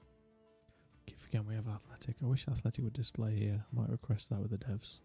Because you forget which one's got athletic and then you get your first fatigue move free. It's really powerful. If you're in the snow and on a hill, you still get it even with a huge difference. So it's quite nifty. You don't notice until you move it, and then because this display's wrong as well. Because it thinks you're not going to have enough AP, but then you do because it doesn't realise you're going to get a refund. But yeah, if you haven't already checked out the trait athletic, it's interesting.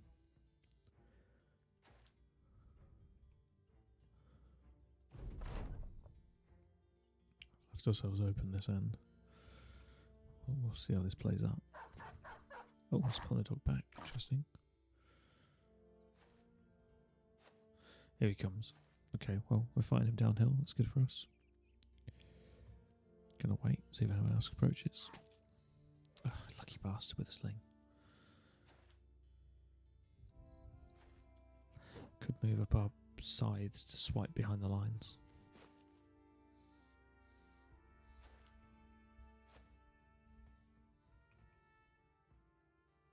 Hey, Chris. How's it going?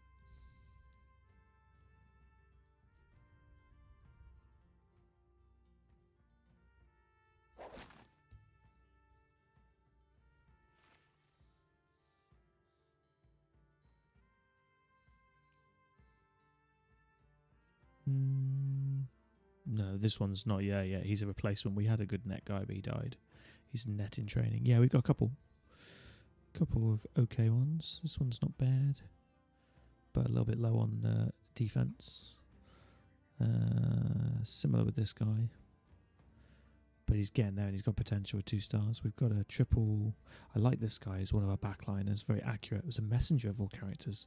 Sort of hired him because he had 3 stars and 2 stars in fatigue. So he's our backliner, berserker, swiper, for want of a better word.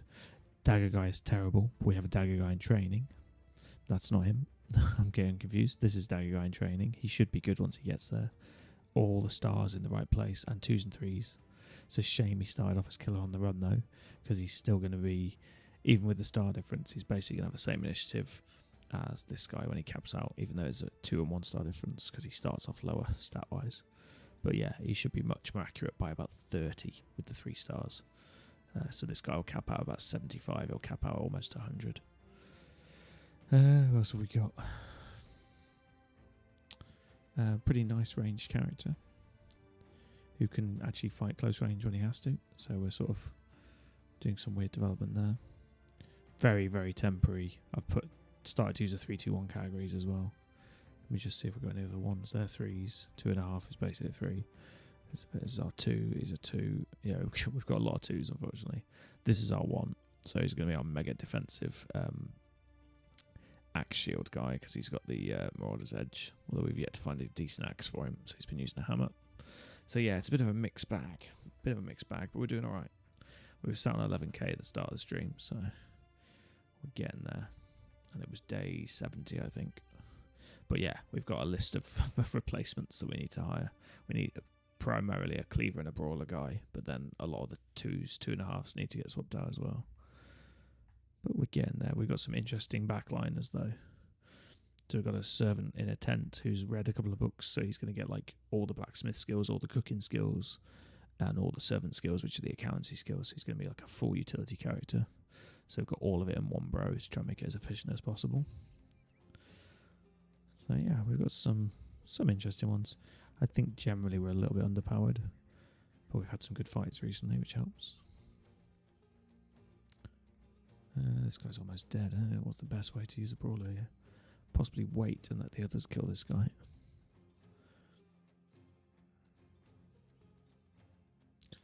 Could grapple him. Right, if we kill him, he can step in and hit the dog.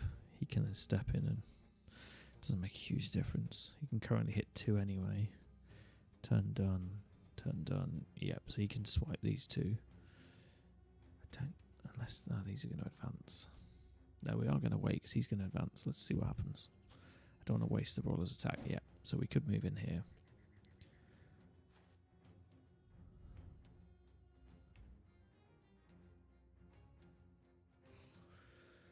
Oh, where's the soft targets? We're running out of soft targets. Probably is just this guy. I hope we hit the head. Maybe we should have backed off. 1, 2, 3, 4. Yeah, probably should have backed off there. Whoops. We do have evasion though, so that's okay. We can step away easily enough. How you finding the new Legends adjustments? Grizz, you enjoying it? What's your favourite and least favourite thing about it so far?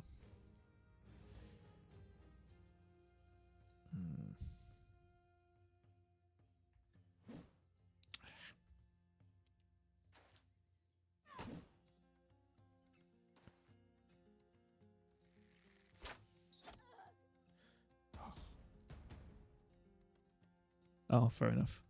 It's changed a lot. I wouldn't go as far as say it's a different game, but it's definitely playing like a different game. Right, there we go. That was a good decision on the brawler. It's a pretty decent tank guy.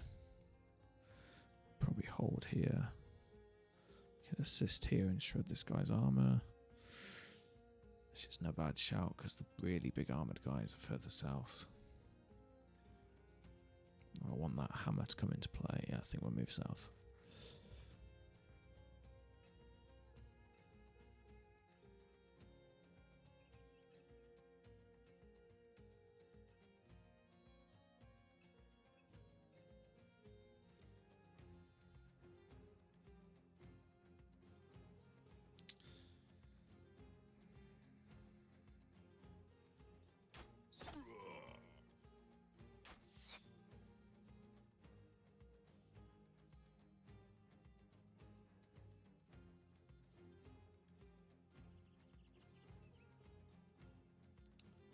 Do we Heart Seeker or do we stab him twice with a... sorry, stab him once with a dagger.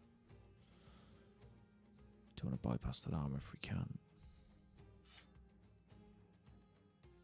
Oh, 42. Thought we'd be better than 42.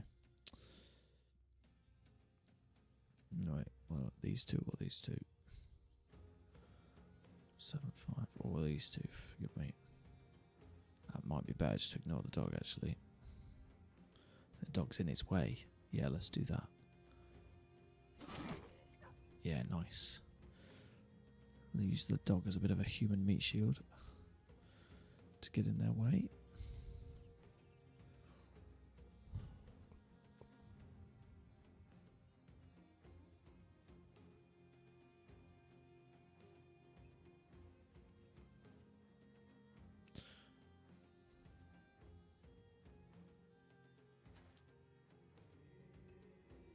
Maybe we should have dropped the dog there.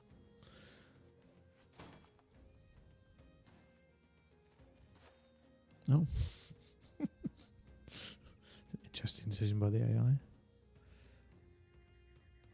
Yes, that's a good assessment about the opponents getting them. I agree. I've yet to fight the goblins. I'm a little bit shit in my pants about it. They've got the range characters have got some ridiculous buffs. I think they probably need to be adjusted, but we'll see what the devs do.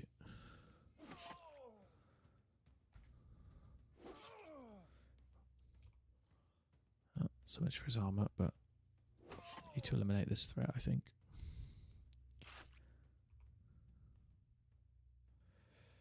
He's now tied up, so we can safely come back.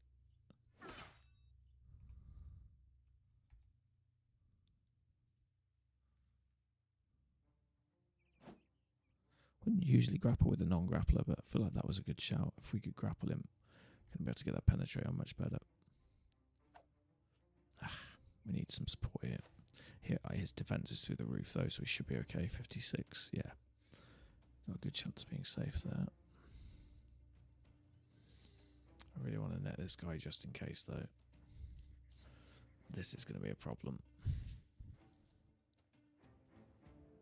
I'm just going to deal with one problem at a time.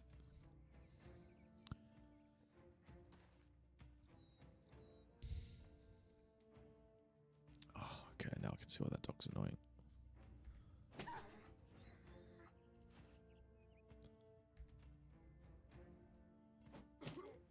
Nice. I love that 1 in 25% chance. If you weren't aware, Grizz, you got 1 in 20. So you got a 25% chance. I misspoke. 1 in 4 chance of grappling whenever you punch and connect. And considering you connect twice, I believe it's 2 rolls. So you got a 1 in 4, 1 in 4, which is very nice. Which is approximately a 33% chance if you want to do some very crude math.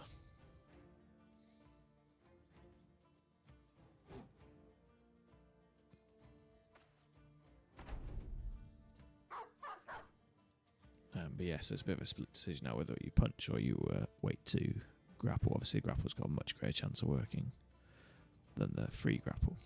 But then you can punch 3 times, so you're approaching like 45% that time.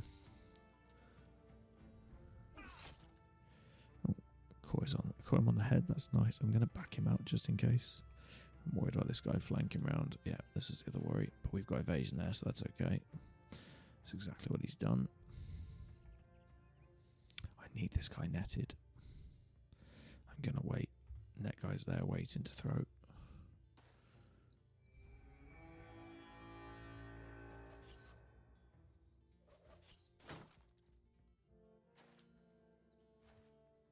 Oh, this could go south quick.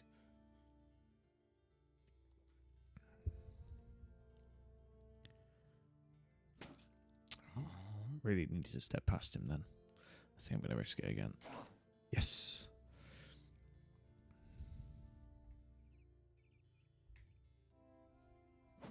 Yes, disarm. Perfect.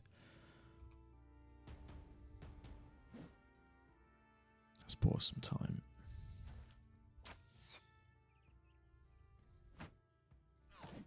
Oh man, this guy's fucked. I've really made a hash this formation.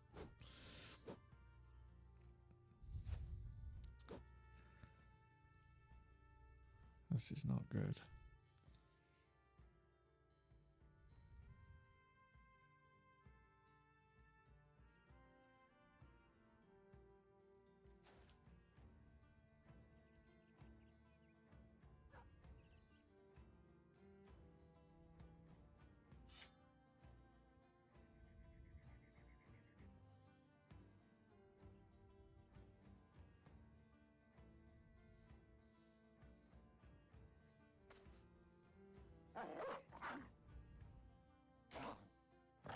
Good old evasion. How do I fix this mess I've made? That could be a morale block if we hit this guy and this guy. This guy's close to dying too. Or we could swipe these two. Or these two. Or these two.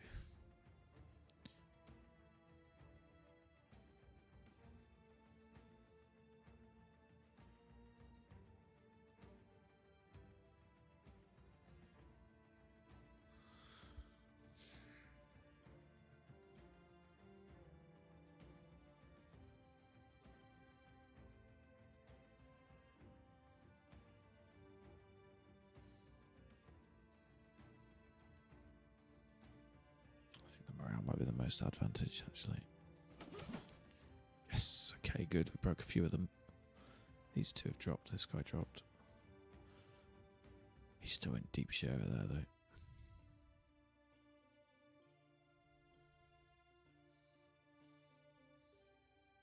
Again, I think we're going to go for morale kills. Oh, so close.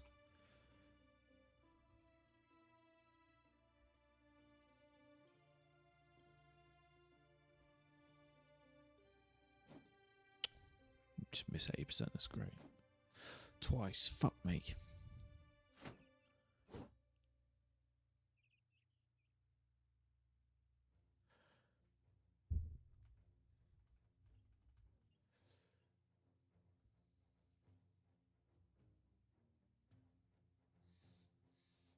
Hi, Alien Calfrog. Welcome to the chat for the first time. Do you go for the cultist event for the cultist armor? I'm not sure I know the event you're talking about. I did, however, have to save scum on a previous stream. I don't know if it's a new event or if I've just been lucky and I've never come across it. But it was... I was skim reading because I just thought it was an old generic one. Cultists were going into the woods. I chose to follow them. They then realised I'm not one of them, and there was 50 cultists fought me in the woods as an ambush. It was horrific. And they all had dodge and ridiculous stats, and I think I killed 3. And then gave up on the fight because it was 100% going to be a complete wipe. I think we'd have been lucky to kill 10 of them. So if that's the event you're on about, maybe it's a new event. Maybe I've just been unlucky. I only got it recently. But I certainly won't be taking that one in the future. But maybe I was just really undergeared for it. I don't know. Feel free to give me some more detail on what you mean. We're about 300 hours into Legends. I've certainly not seen every event yet. I'm assuming it gives you one of the cool items that you're on about.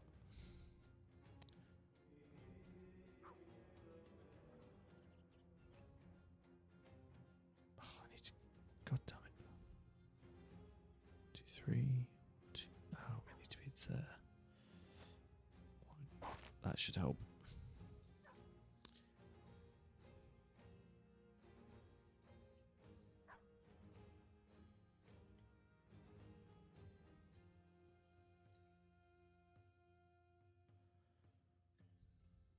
He's only going to punch us.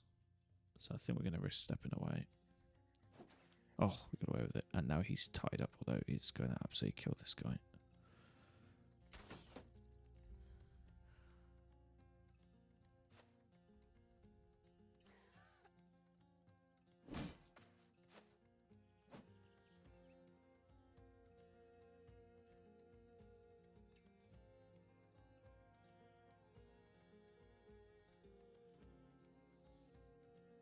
Oh, we could pull him in so he's stuck on our dagger guy. That's not a bad shout. I wish he wasn't stood there, but so be it. Still, he's got 33 defense. You've got 7, but you're on a hill. Maybe it's better leaving him where he is.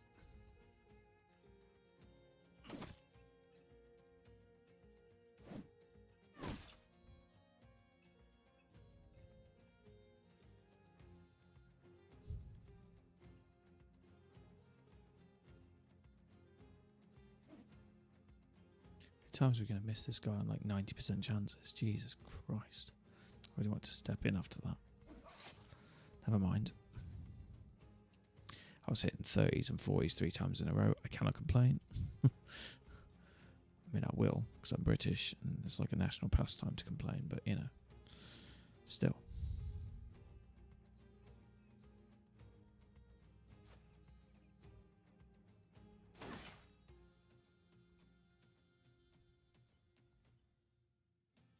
That's more like it. Puncture the bastard. There we go. Good job, Rolo. We just needed that net on him. One down, and we should get some gear out of that as well. Oh, we got another net. Oh shit, we're out of nets. Did that drop? Nope, it's broken.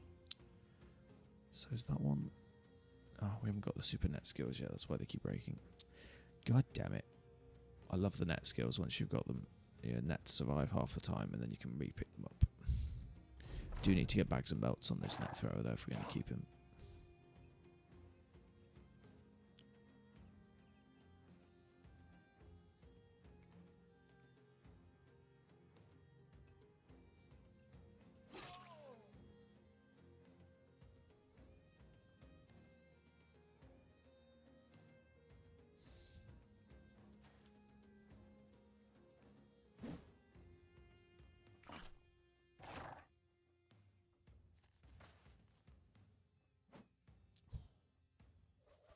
This guy's our trainee. This is not a good spot for him to be in. Also, he's a trainee. If he dies, I'll get over it. That's horrible if I've made this formation. I think we've killed the biggest threat, so we might be okay. There's a lot of military picks and hammers flowing about though, so that could ruin our afternoon.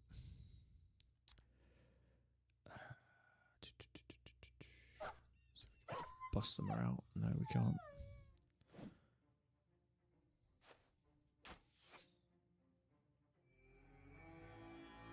Okay, he needs to die. Oh, we could possibly get the monk here with the two-hander.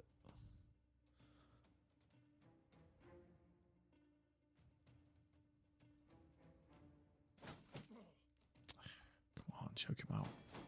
Ah, missed the choke.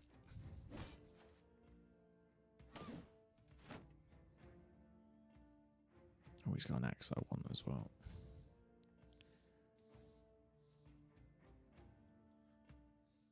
Again, I think we go for morale drops. Yeah, works there. Nice. Right. We're going next with the dagger. Probably this way.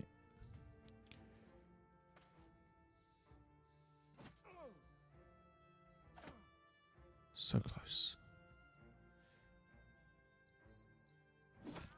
Wait, there we go. Down he goes. Another good armor drop, hopefully.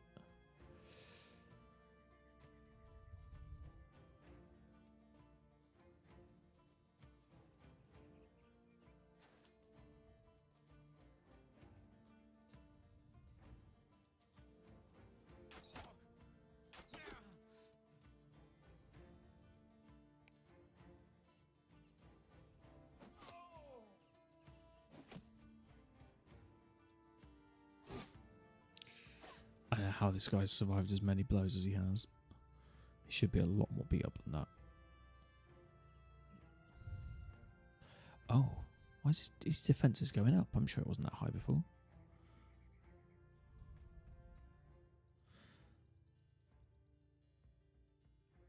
Oh, have I got back to basics on him, maybe? Yeah, I have. Every time he gets hit, he's getting harder and harder to hit. That's brilliant. That's actually what's been keeping him alive. We don't even have underdog on him yet. Obviously, we need underdog, as we've just shown quite clearly. But back to basics is doing us a treat with Battleforged. It works quite nicely.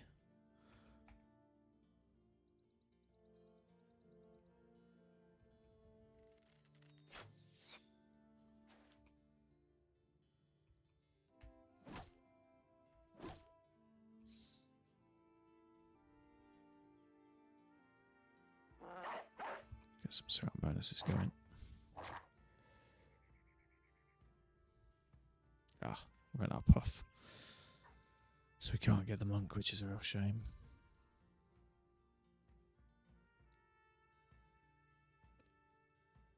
We just go for a kill. Yes, we broke morale. That's good. It's like a double kill almost, because the squire's fleeing.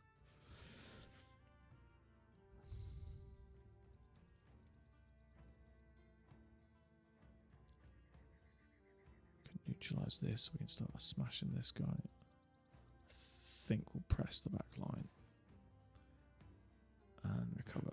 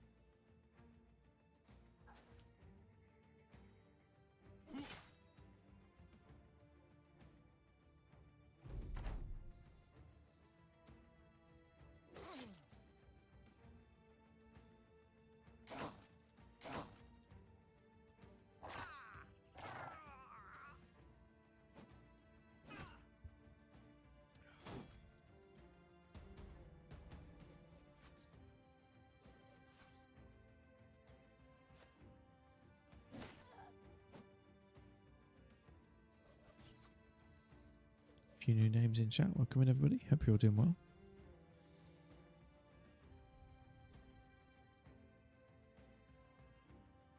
Again, I think we go for morale hit, so we could move away now. They are fleeing. If we kill this one, we can step in and help this guy, though, which I think is more important. So I think we do that. Yes, break morale. Step in.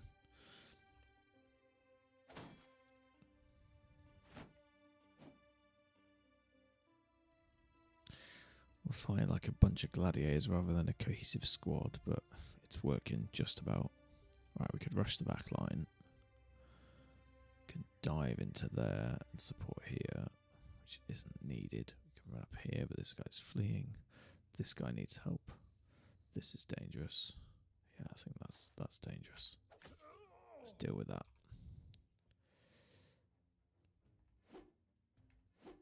Ugh. Not what I wanted to see. Oh, never mind. He chopped his head off.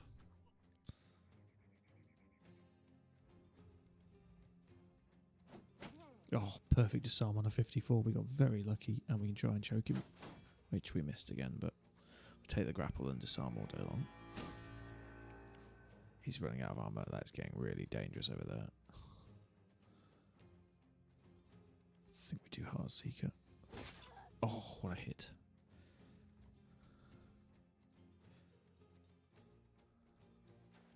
Get there so we can do a prayer for him next turn. And we're going to conserve our... We're not going to hit with a peaceable. We're not going to kill him anyway. Now we're going to wait so we can get the prayer of faith on him.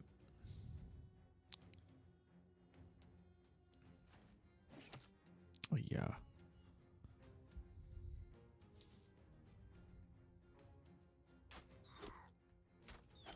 Yes, we've broken him. Good, this guy's safe. Ralph the Fearless, with 0 skill, has managed to survive. You should probably have a little bit more fear, Ralph, as you're not that good. Newbies and oldies to the chat, don't forget you can use your channel points and redeem a named character if you so choose. I'll get you in the game. Doesn't cost you anything, just a bit of fun. He's got 280s. Let's get his gear. Are we safe yet? Slight danger here. Slight danger here, but the dagger guy's got him. He's pinned down. He's pinned down. He's fleeing. Oh, the monk rallying could be a problem. I just can't get to the bugger yet.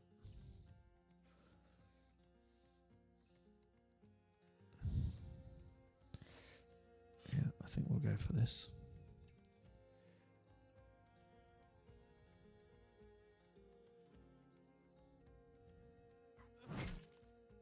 Even though that's a 73 and the other's a 91, the Squire is a lot more dangerous.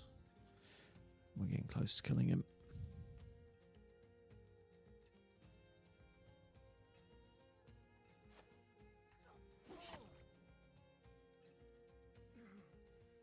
Oh, I don't know why I pressed space then. I should have stopped the turn there. Come on, we need you to survive. You poor bugger. Defense has dropped off now.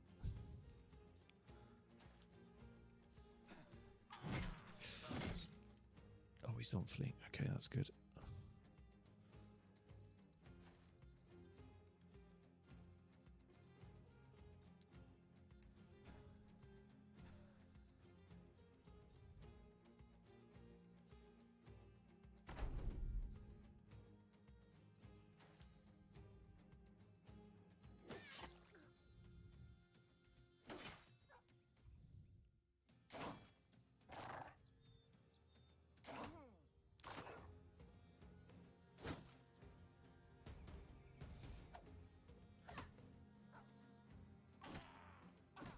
Oof, oof. Dagger guy's melee defense let him down suddenly. It's the fatigue kicking in, I imagine.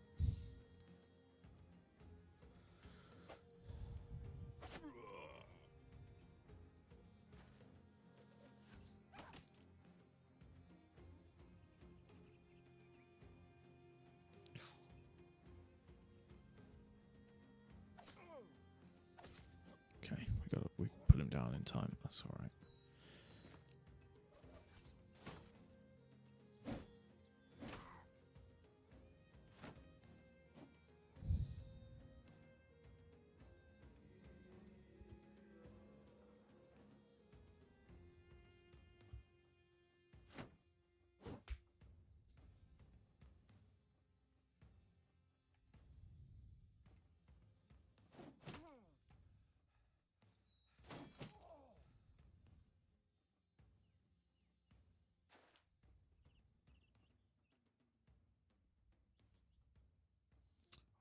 The monk. Max in 3 turns. Yeah, he's going to rally them. We don't want that to happen. Please, please, please connect. Oh, damn it. We can definitely do 80 damage with the sword blow as well. Oh, yeah, he's going to rally them now. Shit. I should kill the ones that are fleeing, I guess.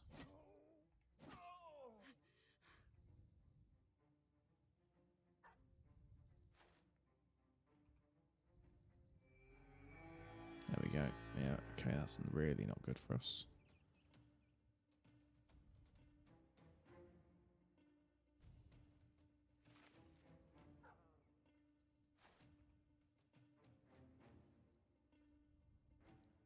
This guy's fleeing. I'll risk that.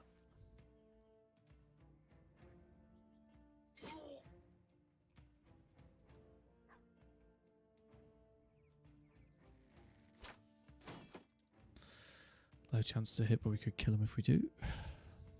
Didn't pay off this time.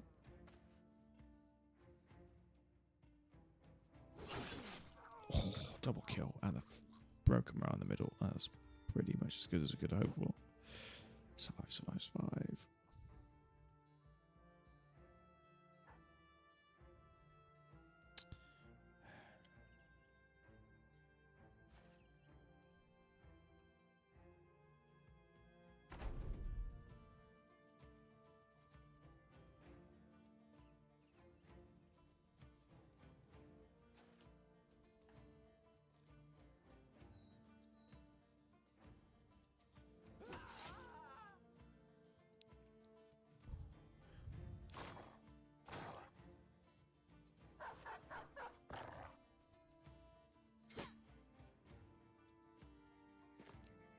Yeah, run away, little drummer boy.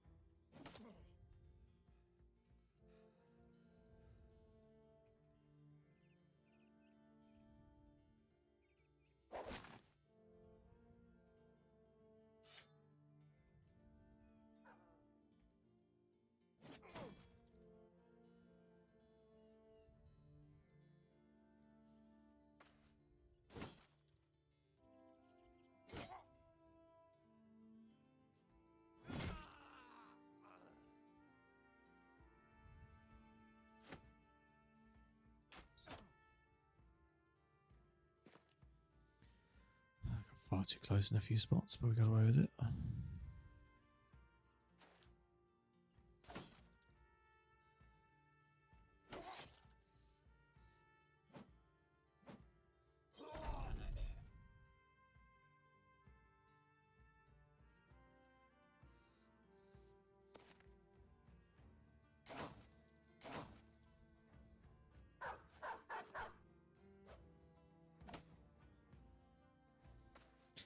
That was a tough old camp, but I don't think we did much to make it easy. I made that a bit hard for myself, but taking on 25 is never a breeze, but that formation got ugly. Oh, we got away with it.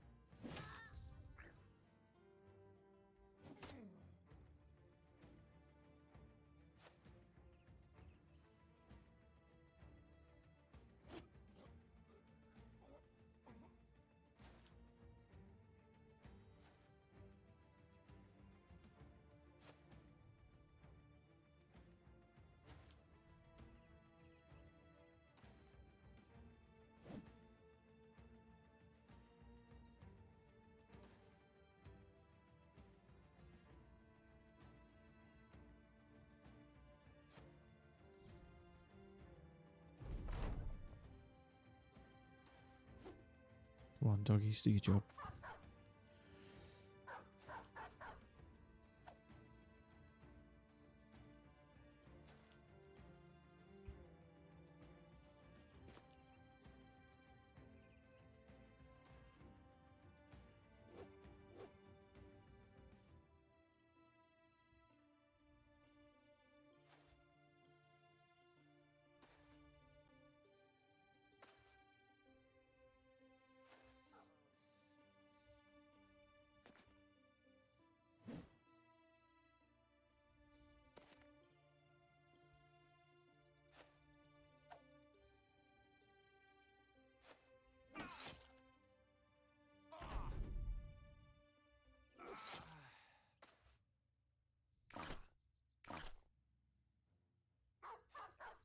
It's our bloodthirsty berserker chasing him down.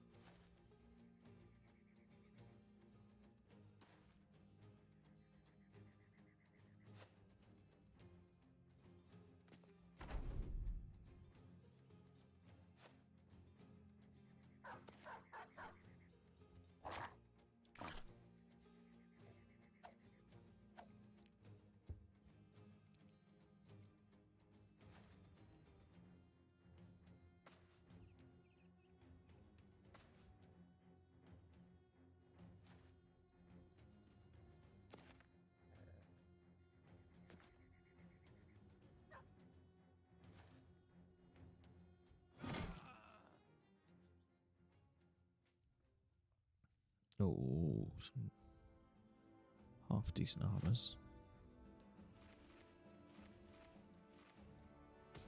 For our heavy battalion. What's this tiny club? That's tier 1. Rubbish. Oh, a longsword. Not amazing, but potential. Finally got hand axe. Oh, is that just a nice skin on a tier 2? Oh, 30 to 45. No, maybe it's tier 3. Oh, I don't know. Let's double check. Couple of picks. Nice boar spear.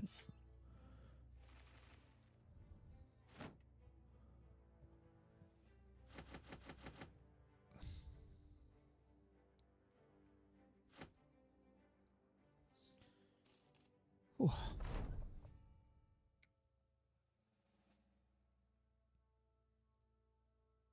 Oh, decreases slightly. Oh, great, just hurt my reputation. I was going to say, I don't think that has usually does anything, but obviously it does.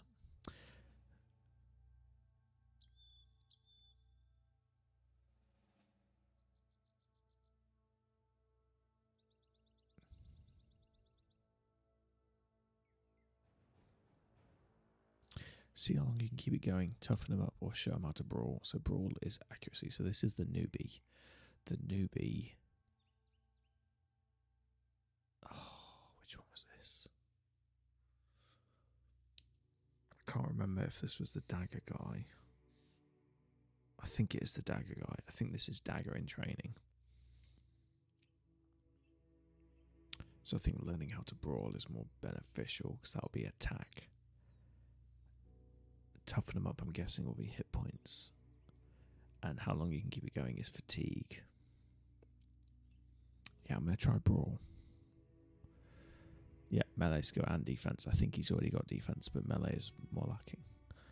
Oh, I got that wrong. Oh no. Oh, it was defense we needed. Oh, okay. Never mind. I think toughen him up would have been hit points though, so that was still pretty good to get 2. And it never hurts to have Marmalade. Right. Our brawler, who does need replacing, but we keep rolling 2s and 2s and 3s, so we got away with it so far. 3 on defense is nice as well. I think we keep piling the hit points on because we're a light character, so we don't need loads of fatigue.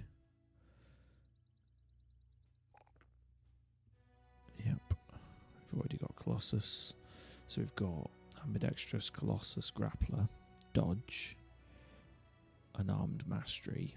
We have not taken Second Wind yet. We can now take Pummeling Submission, which is a new skill now. They've changed it, so attacks deal an extra 5 fatigue per hit.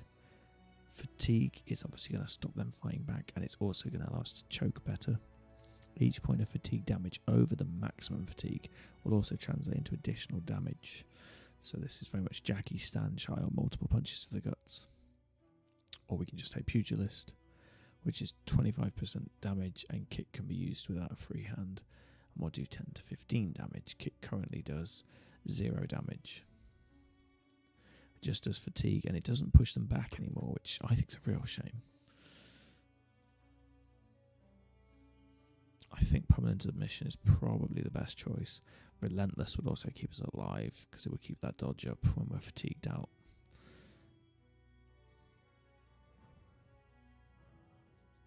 Yeah, I think we'll go offense first. Ah, this is the dagger guy. This was the... Oh, it was the miner. Oh well, it's still useful for the miner. So dagger guy's taken blend in. I think dodge is pretty much the only choice here. It gets us decent defense stats.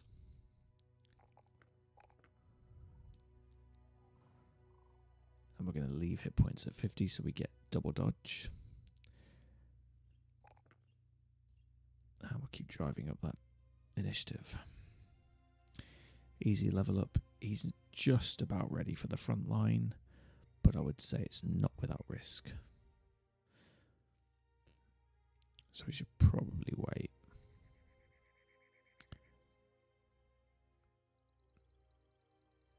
I also think we should wait until we get Dagger Mastery. It's sort of pointless putting him on the front line with a dagger when he can only strike twice. And we want to get prepared and opportunist. I think he needs to keep leveling up on the back line.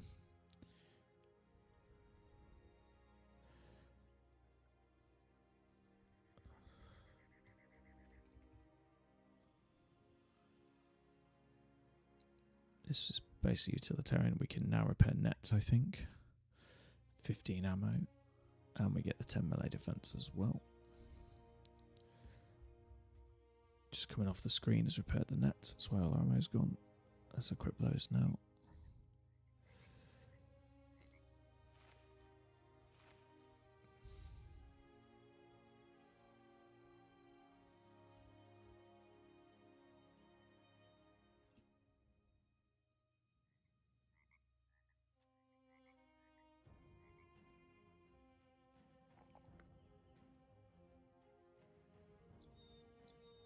We didn't get fierce.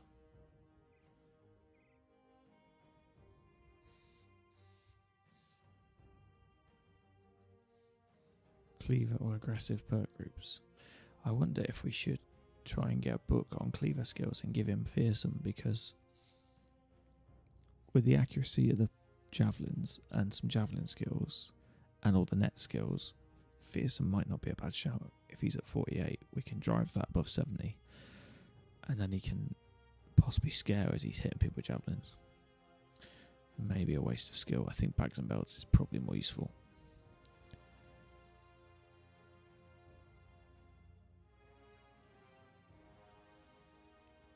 Oh, we also don't have dodge, which sucks. But we can take 15 range defense from balance.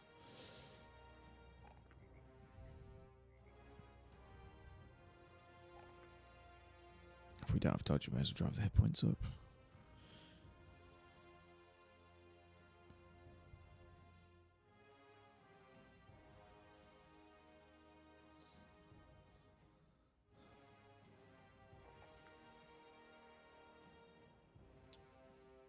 Okay. We really need to find some replacements for this ragtag bunch.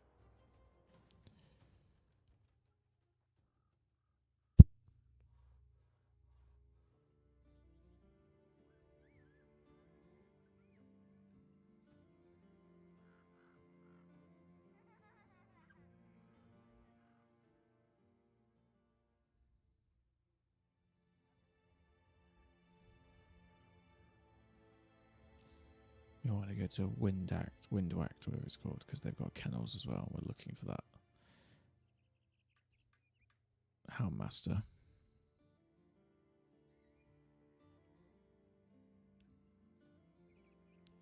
No ammo and 50%, so 11% is even worse. We'll salvage our own tools instead.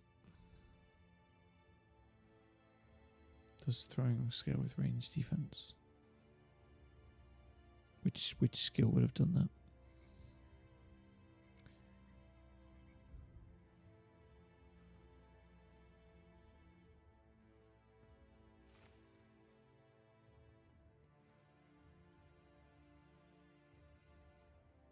Close combat archer. Do you know there's been that many changes, Grizz, it's hard to keep up. Not sure. I don't make throws very often. I mean, his main skill is the nets. The throwing is just because we've got this tip of the fisherman. So we're sort of taking the extra damage out of that.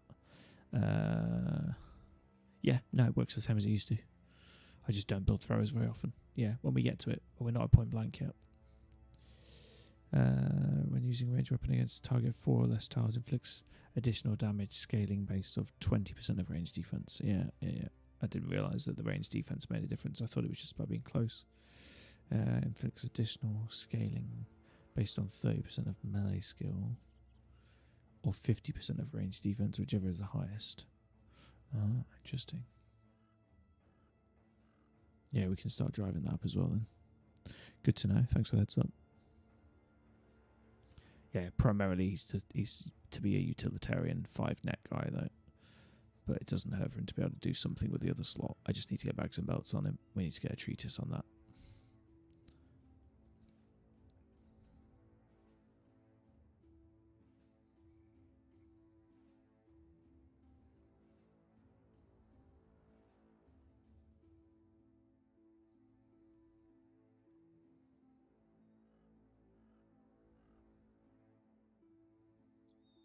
Oh, we've got a lot of stuff out of the last couple of fights. Most of it utter rubbish we can break down.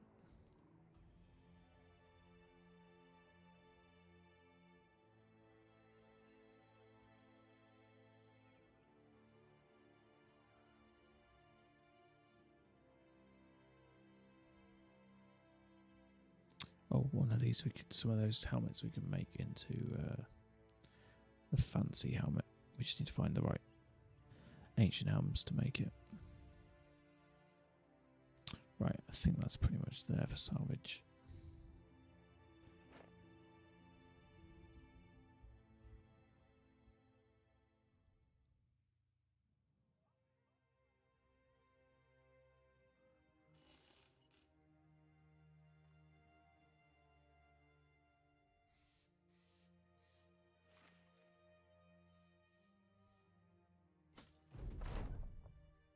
As we're getting bad prices, I'd rather do it that way.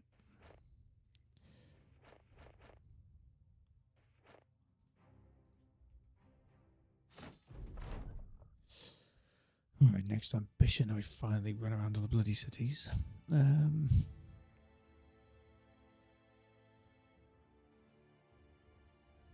Probably just do a camp.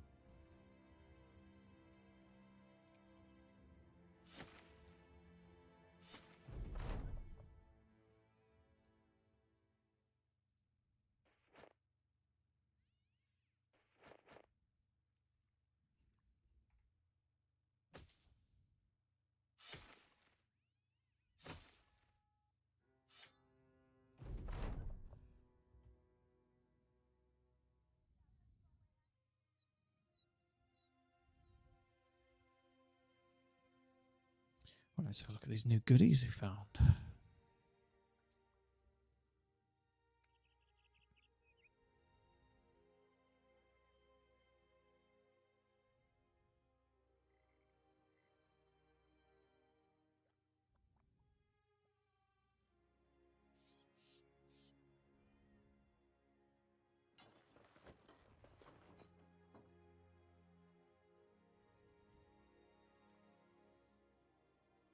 Nothing amazing. This isn't bad, but nothing amazing. Saying that, we're also a bit low on fatigue on him. Right, this is a dodge character, so probably we just want to look at upgrades, like for likes, on weight, 6 for 50. I don't think we're going to beat that on a tier 1, unless we can go to 8 there, but we need to lose some weight somewhere else. We're on 20, we're on 31. Oh, we're just ignoring dodge at the minute.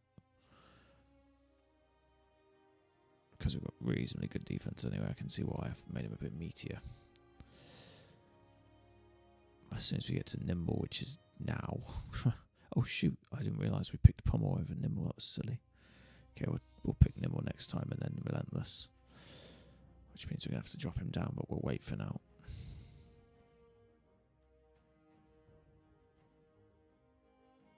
I mean, we could do that, I guess.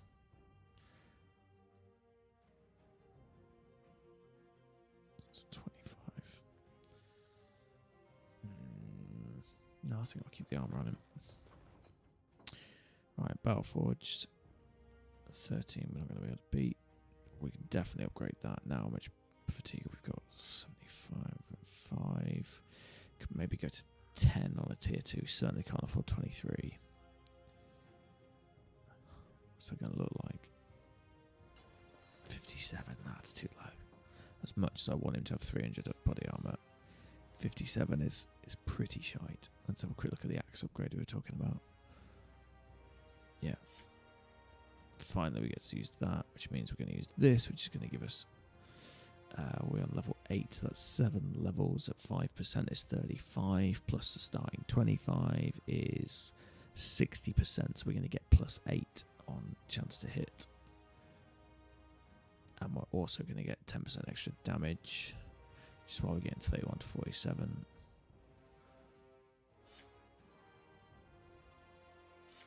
Yeah, so our minimum is now what our previous maximum almost was, which is pretty solid.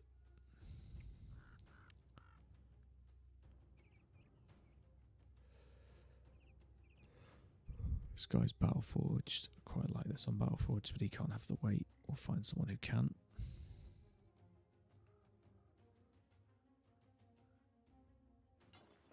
Speak of the devil. 2, 3.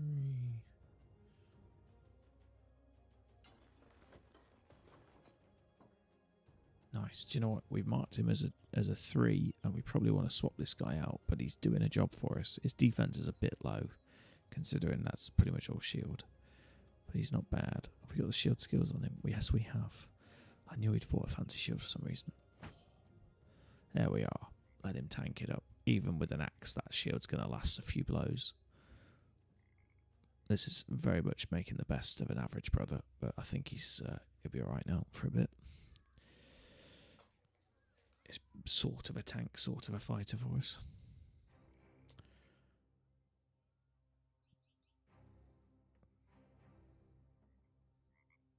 $26 for 155. 23 for 150.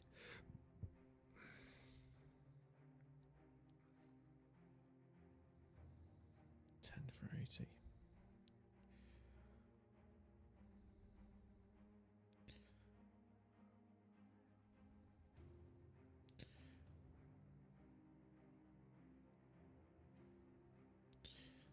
Could give him slightly more head armor, which I don't object to.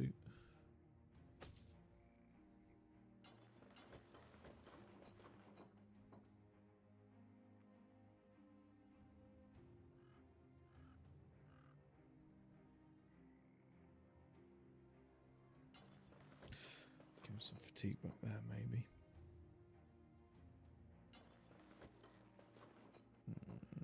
I think I'll lean towards the armor at the minute. Battle Forge is sat 77, 78, 82. So we're getting like 20 to 23% reduction on our guys. Not bad at all. That's our super dodger.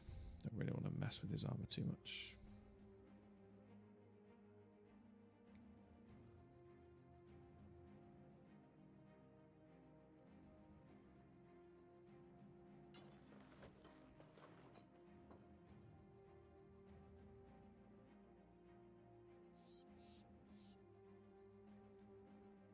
medium armor on this guy. We're a bit low on fatigue.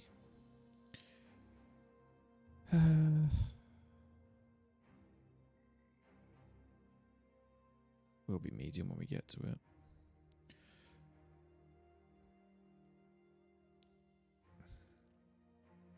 Yeah, we can do some upgrades here for sure.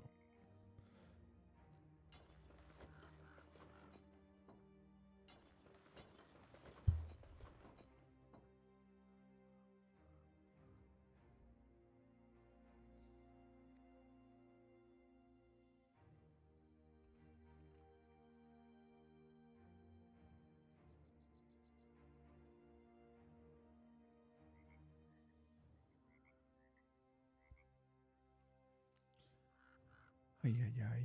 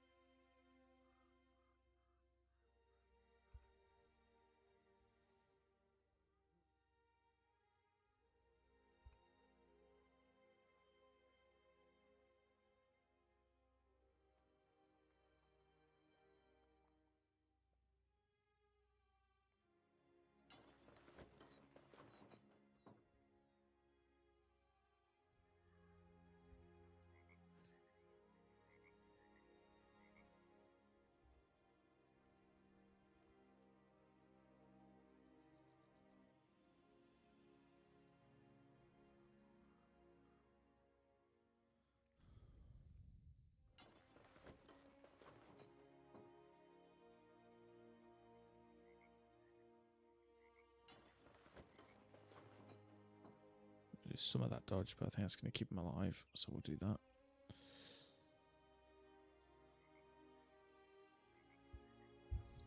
Sort of the same iteration here. We need a bit more meat on him.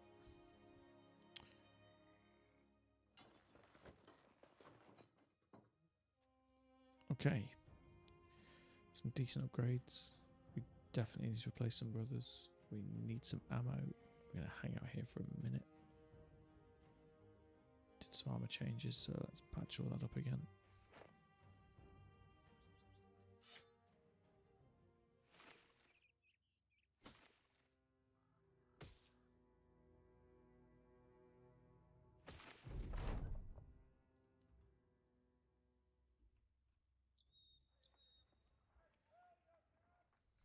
Oh, finally the ammo's popped up. So we get decent prices. We'll buy all this as well.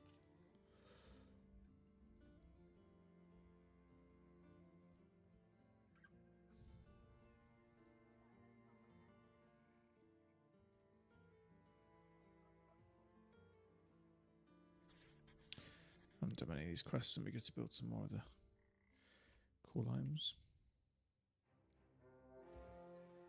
Oh, Weapon X21. We have some dogs, but not as many as I'd like. We fixed the nets though, so let's get them equipped.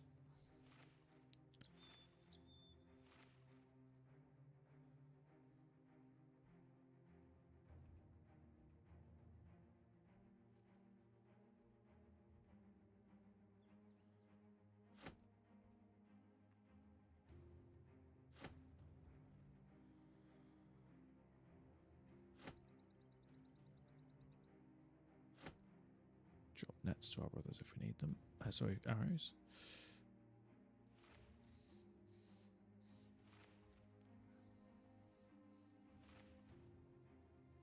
Nets on all our backliners.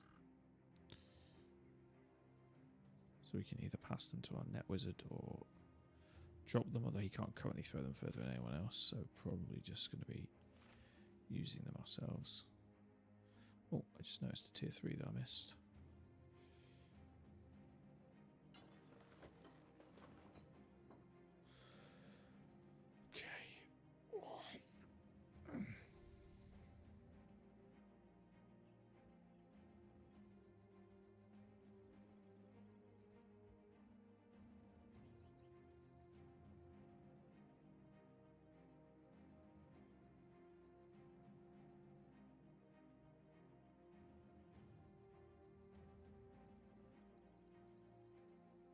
Oh, Weapon X is always interesting. Easier when you've got dogs, but I'll see what R2 can do.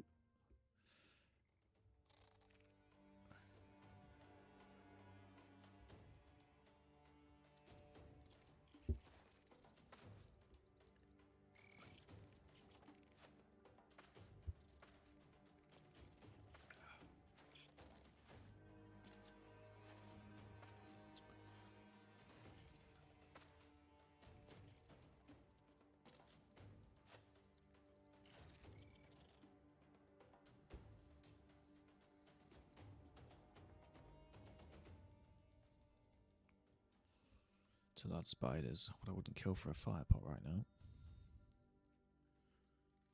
Maybe hold here and take these high grounds.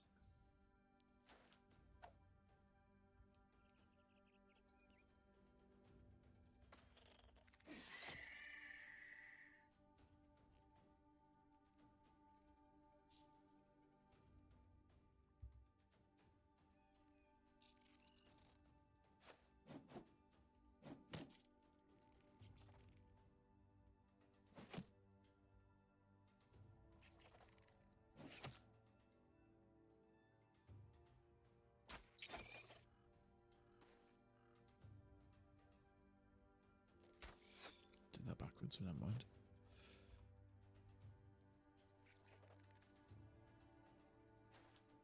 Protect the archers.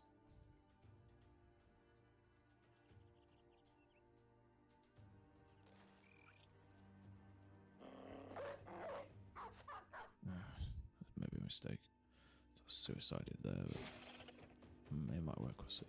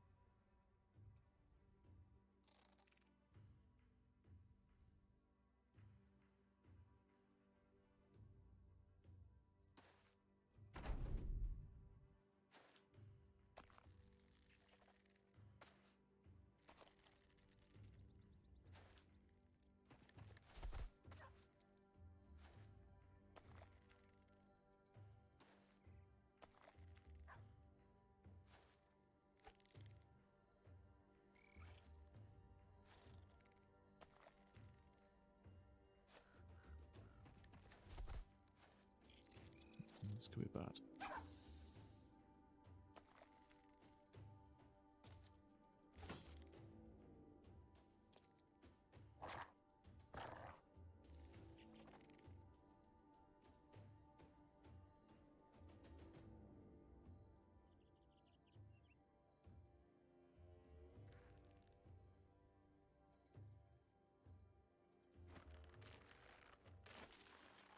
Shit.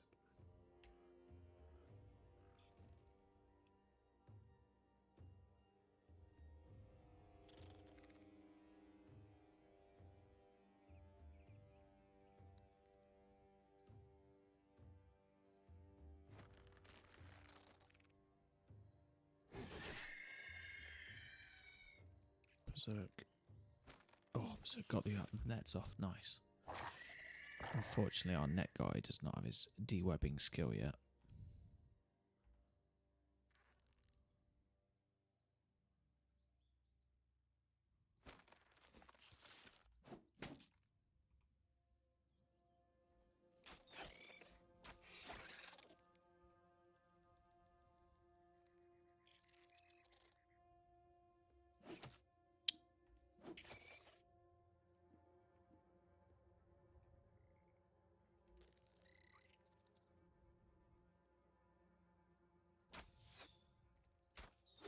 Oh, shoot, my bloody guy. Hey,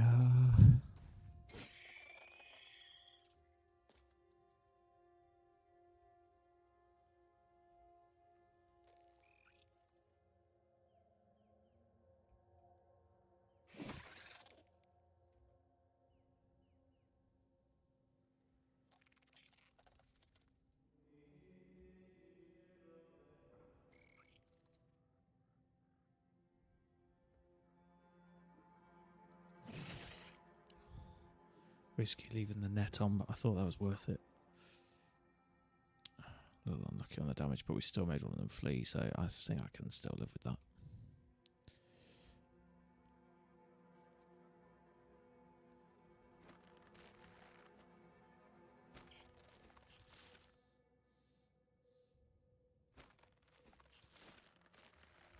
Oh, I'm lucky with a few of those web rolls.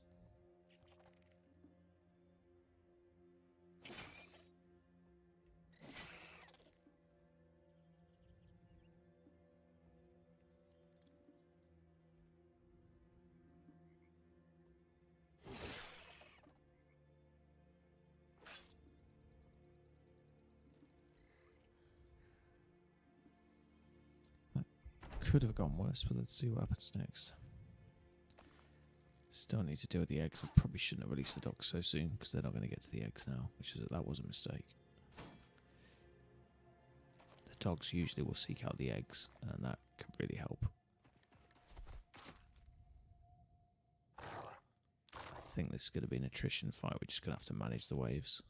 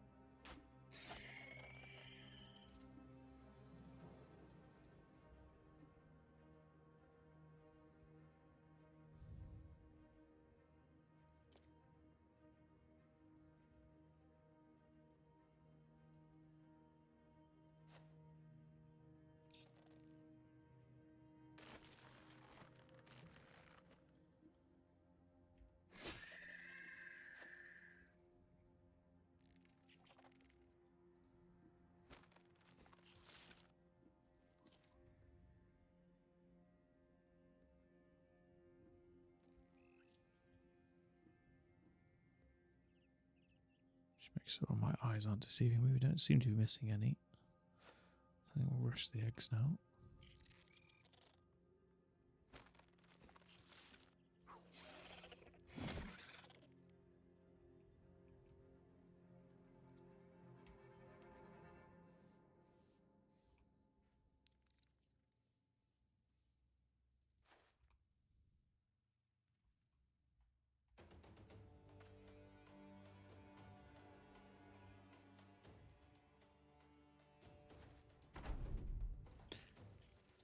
Okay, it looks like they're off.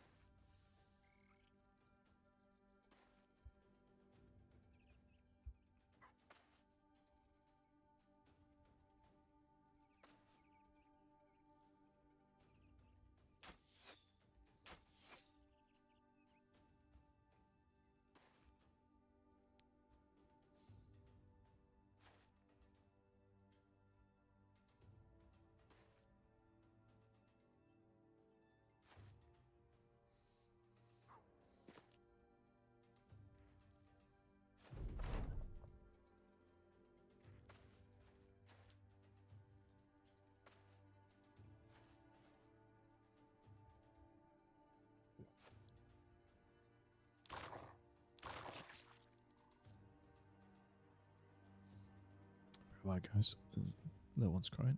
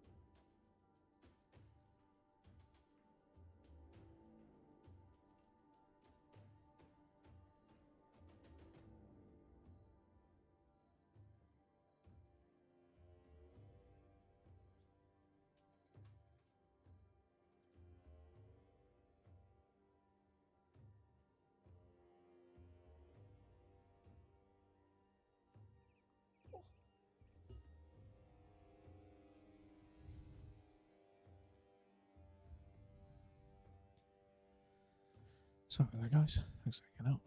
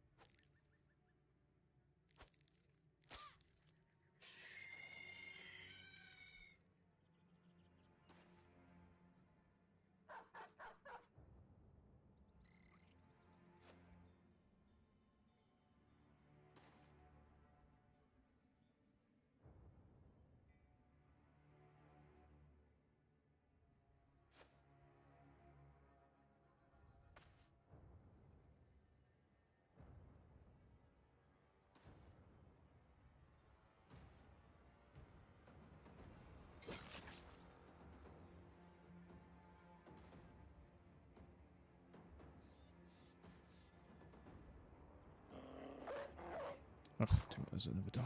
Never mind. Could have got some more kills and silks. Had I noticed.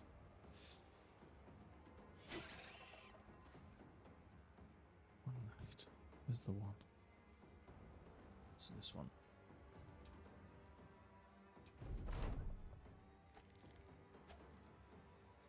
Go on, dog. Finish him. Oh.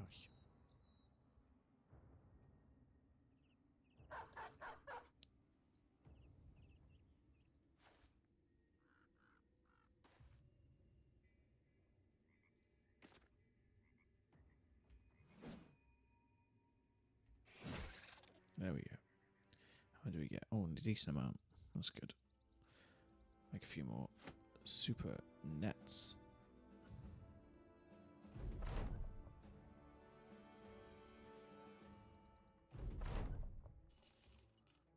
Double check, we might actually be able to make some other stuff as well. Don't think so, but one never knows. Redback helm, we need masterwork fabric and tools. We did find the masterwork metal, and we need the redback poison glands, but I haven't seen any yet. What do you get for that? Poison immunity and grants the webcast. Oh, that's so cool. How awesome would that be on a dagger or brawler? They could just choke or pierce. What's it called? The name escaped. Puncture is the word I was looking for. We could puncture after spitting webs. That would be so cool. Need to keep an eye out for redbacks.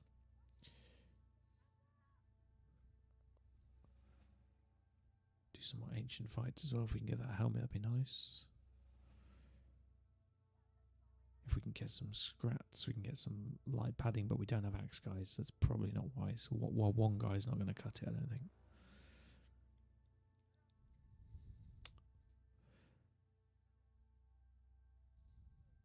Yeah, I think we'll just make some more nets.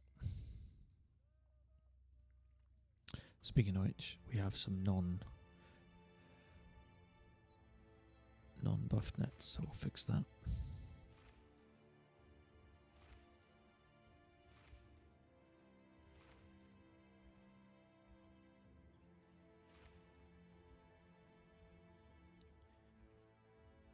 And condense down our inventory as well. Happy days.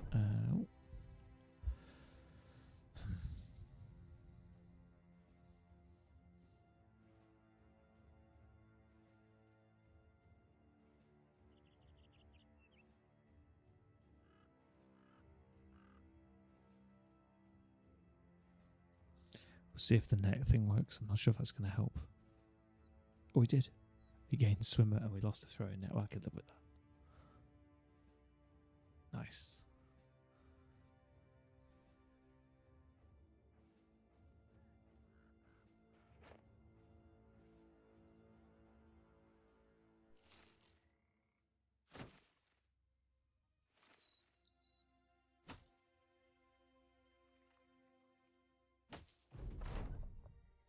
I'm remiss. I should probably make sure that the camp servant's always cooking now. It's a mistake. And then everybody else wants to be doing that.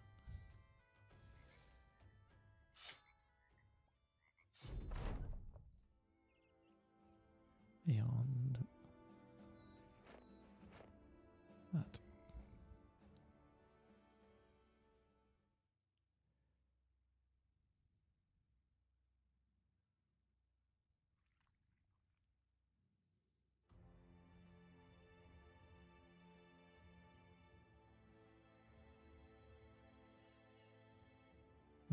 So if we get more food, never mind.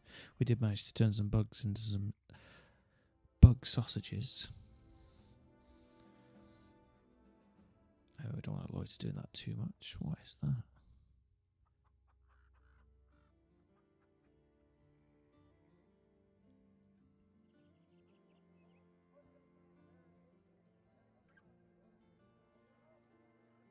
Interesting. I don't really want to fight Alps, thank you very much.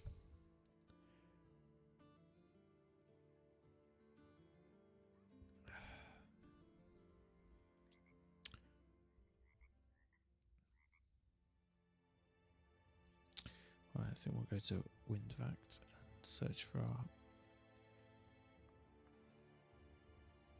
Kennel Masters, or Hound Masters, forgive me, as well as buying some dogs.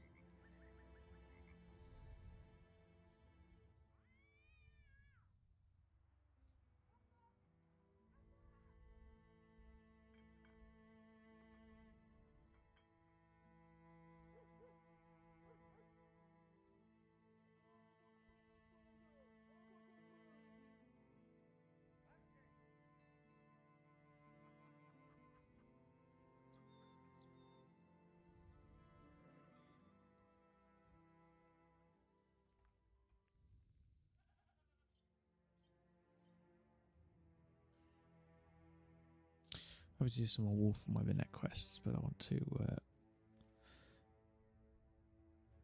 find a decent city to sell some more of this loot, and then we'll going to continue to look for these new hires, as well as some books that we're looking for.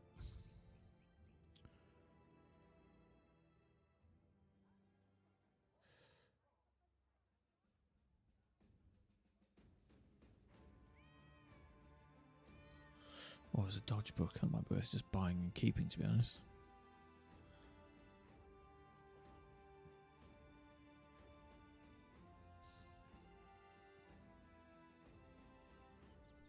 Yeah, I think we're just going to sit on that. There will be times where we want a medium armor guy to have dodge or relentless. I think that's worth keeping.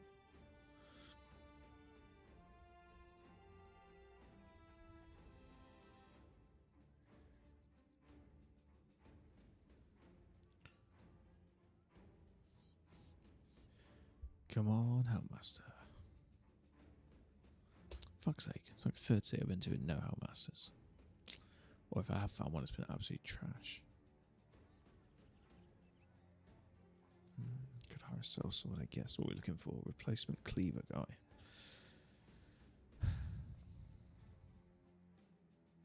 Tired soldiers are cheap. Let's have a look at our lineup of ones we want to get rid of. Oh, hang on. Still level ups first.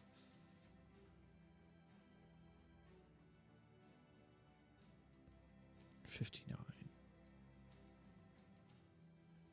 73.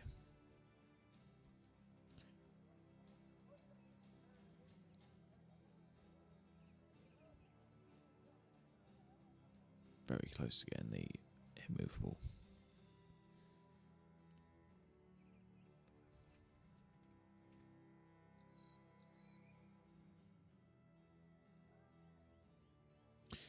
%24 reduction in damage now as well. For a tempo guy, it's not terrible. It's just not accurate enough. That's the problem.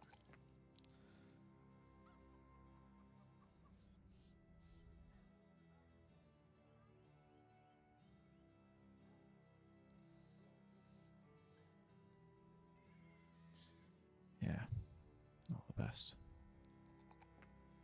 Not the worst, but he's not the best.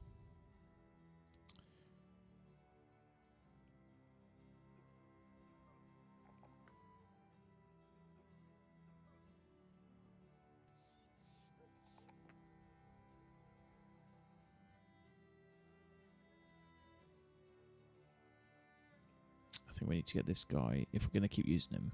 How many perks we got left? 9, 10, 11, 12, got 4 more coming.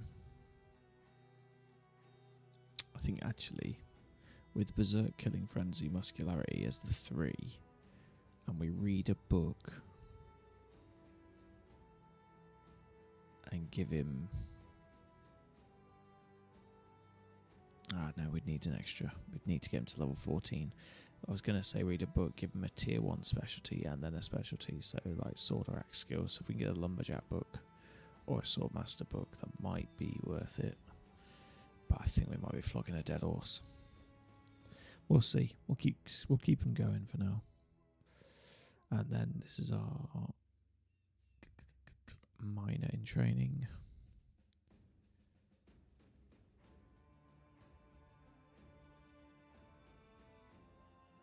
We're going to do like a medium dodge blend on this one. But really, we want the utility skill to give us some more money.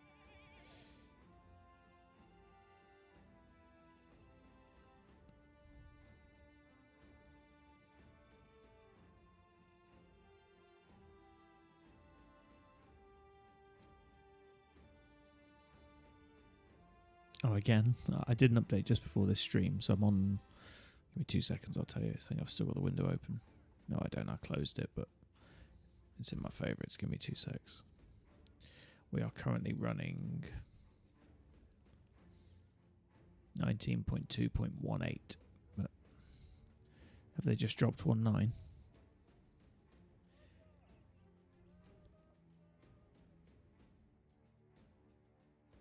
That's more useful.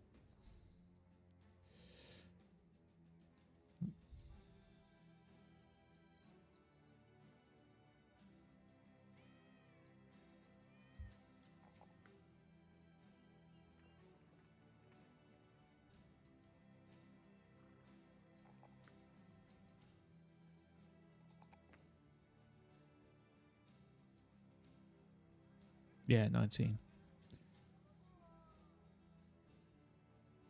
I've still got the... No, I don't, but it should be in my history. Hang on. I can quickly go to see what the new updates are, at least. Let's have a look together while you're on.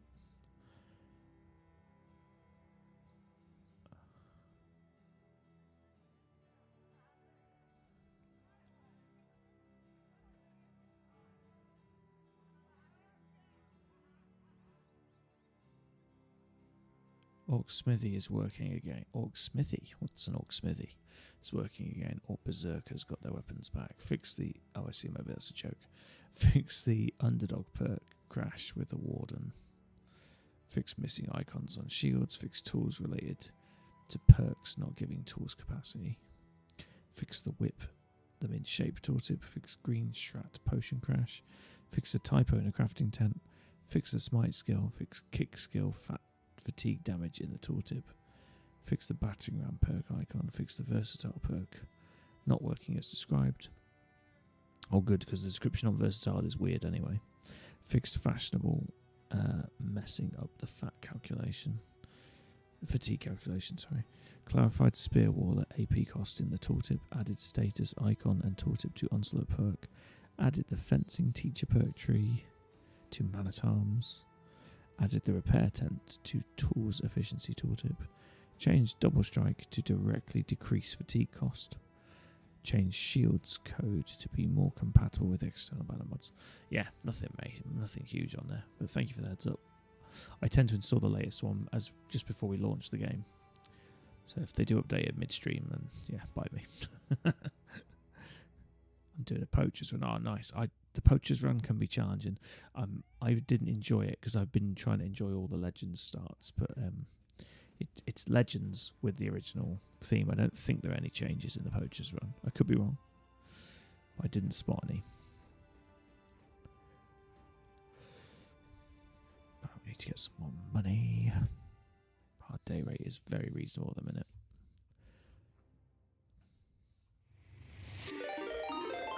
Hey, Genesis. Thanks for the raid, Genesis buddy. Buddha just traded with 4 viewers. Appreciate you, man. Thank you so much.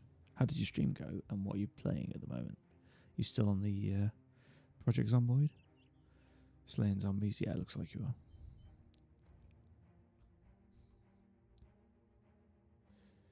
Hope you had a good stream, buddy.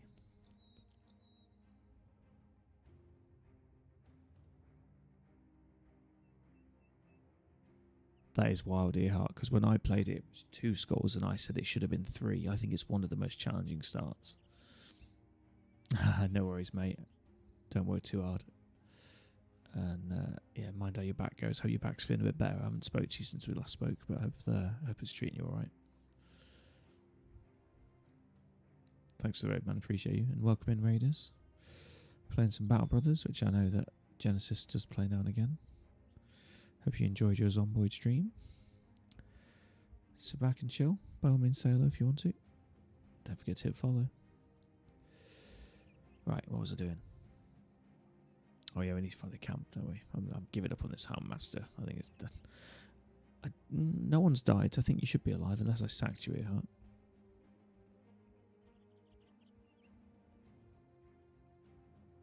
There you are. You're the messenger. Yeah, you're the backliner who's getting more and more accurate as days go by. He's berserking and swinging around. He's picked up nimble. We've got him. He's not quite using the nimble as he should. But then I'd rather give him a bit more armor because I think we're going to maybe blend him with balanced. We'll see. But yeah, he's doing all right. Not quite sure how to develop him still, but he's like a dodgy, swingy, backlinery guy. We've got a bit of a hodgepodge group, to be honest. I should probably sack some of them, but I just can't find good replacements. I've got a dagger guy in training to replace our dagger guy. But that's about it. What could we want to hire in the southern cities? Is there anything we'd want to hire?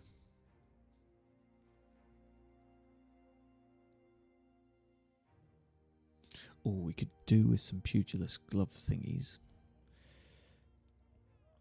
I can't remember what they're exactly called.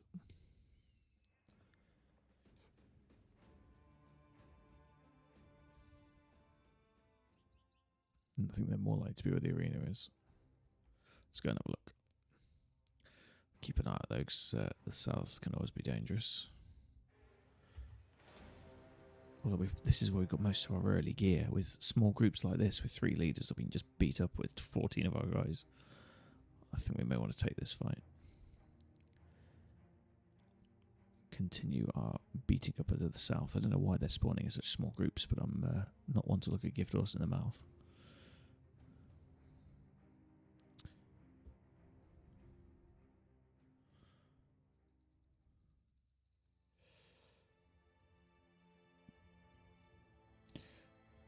Just remembered I forgot to... Let's tidy these up.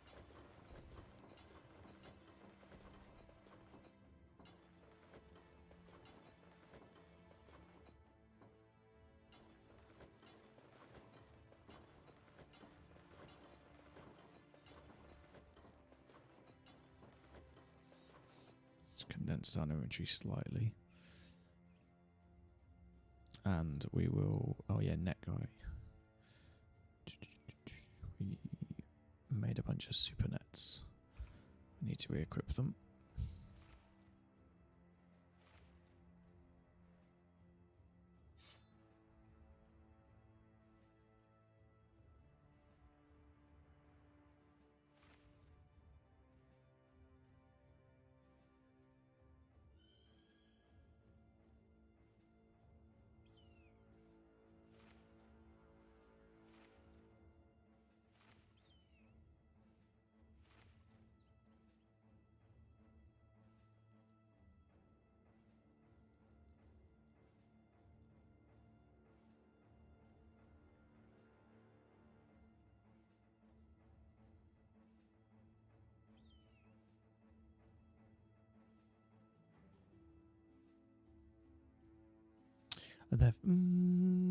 I don't see why there wouldn't be. I think that you can have famed anything.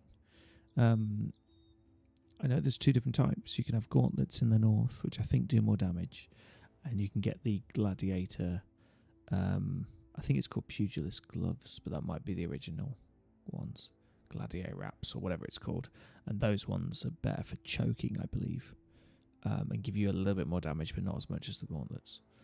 I think generally the consensus is the gladiator ones are best, but I haven't tried them. I usually get the gauntlet ones because they're easier to find, because I don't tend to hang out in the south much. I should maybe wait at night time to do this, but I got a couple of archers. We massively outnumber them, so I'm not sure what these new sight hounds are, what the difference is. They get overwhelmed. Are they closer to a hyena, maybe? Normal dogs don't get overwhelmed. Yeah, maybe it's more like a trained hyena. But they didn't want to call it that, so they've called it a sight hound.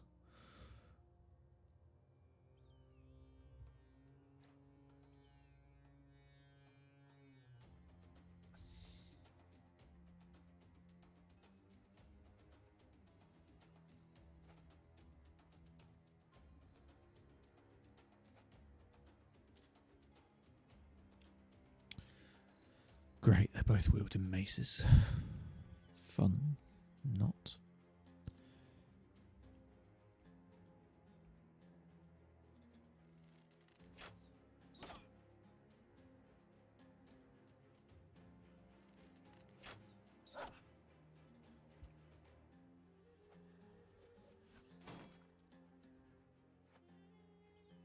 Right, he shots his shots. Do we charge? Do we drop nets? How are we going to do this? I think I'm going to wait a full turn, actually. Equip nets on the back line.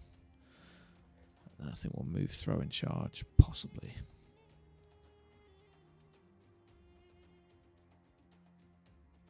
Yeah, it makes more sense. So he's going to get 2 rounds of shots, which I can live with.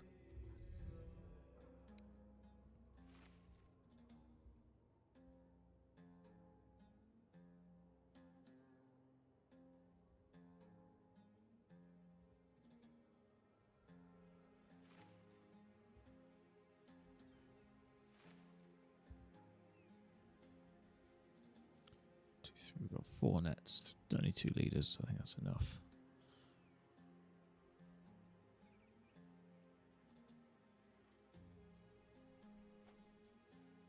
Well, if he's coming, maybe I'll just wait.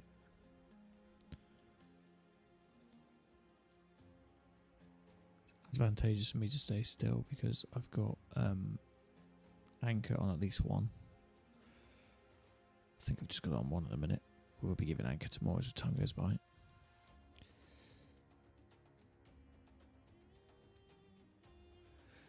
Oh yeah, this is the tower shield, isn't it? First time I've used the tower shield.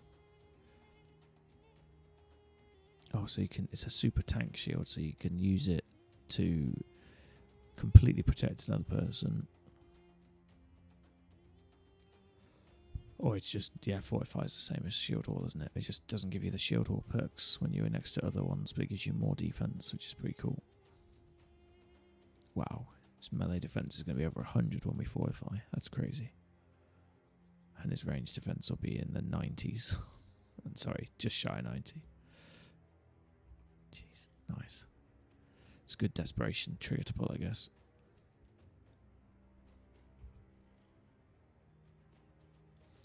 Alright, here we go. We're ready. Still going to wait, see if he moves. Yeah, he's going to hold there, I think. Is this guy going to creep? No, he's not going to creep. So, we want the net to drop first. And off him to fire at range, that's good. Hand wraps, yeah, that's the word. Sorry, I just looked up again.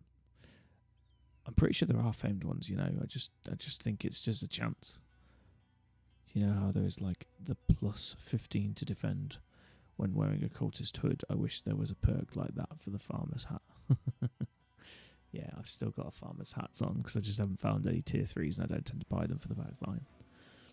Usually you find them, I've just not been very lucky. I haven't done the barbarian fights either. They usually replace them with the 10 for the head wraps. The tower shields have a lot of durability. Yeah, 96. They're incredible. I picked this one up for 50% on a marketplace and then repaired it myself. Yeah, 96, 25, 20, but it is a hefty 30 fatigue, but it also reduces range damage by loads. So yeah, if you do the classic Slurgy / Otto, 3 get my words out, 3 shields in the middle, your banner behind, which attracts the shots, and then you do flanking units in the back line. I imagine 3 of these next to each other would take a lot of the range flak away because both of the health of the shield and the fact that they reduce it by 40% damage anyway. Yeah, it's a bit of a monster. You do need a high fatigue Battleforge guy that can wield it though. Or a tank that doesn't care about fighting back. I don't tend to build pure tanks though, I like them to be able to poke back occasionally. Rightly or wrongly.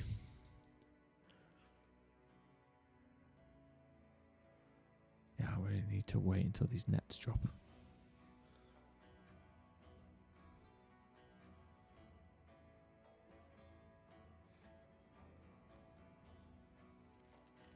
Can't resist the 93. Yeah.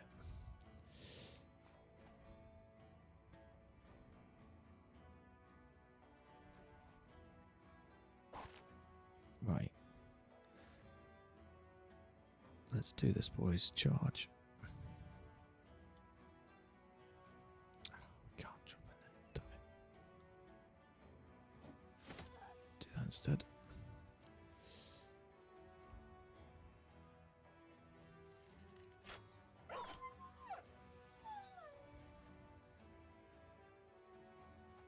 Here we go.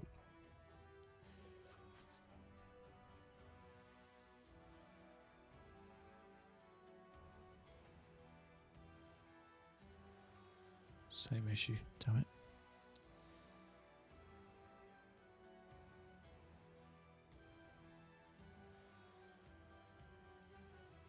Where's his dagger gone?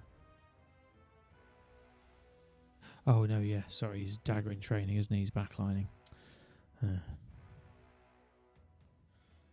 Oh, we'll wait, it's fine. Right, let's get our defensive front now. Oh, you can fortify for 3 AP as well because I've got the shield skills. I think we're going to whack that up, see what happens. 88 defense, 62 range. That's not as big as I thought it would be.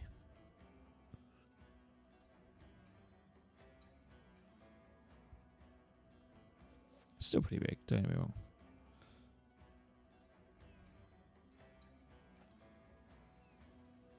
We need to mob this guy. gravity. We didn't get this. I was hanging back its tile, so we didn't get the net on him. We're going to have to take one blow. Do we have steel bra out? Shit, no we don't. He's going to definitely try and stun us. Do you have steel bra out? Yes. So I think we'll tactically stand there. Get there ready to drop our prayer next turn.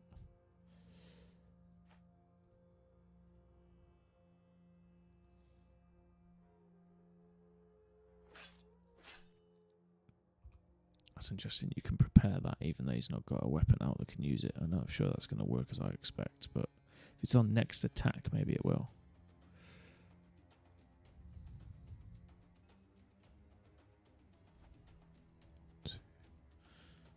Oh, he can still stun us. No, I thought. I guess it's worse position for him.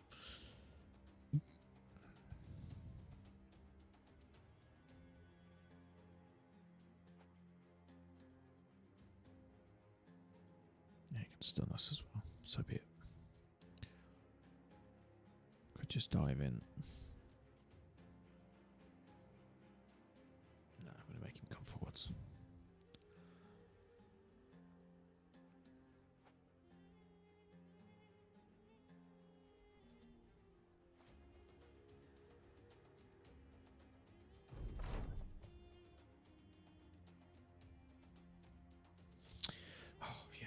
Initiative, I should have really done that. I could have struck before he struck.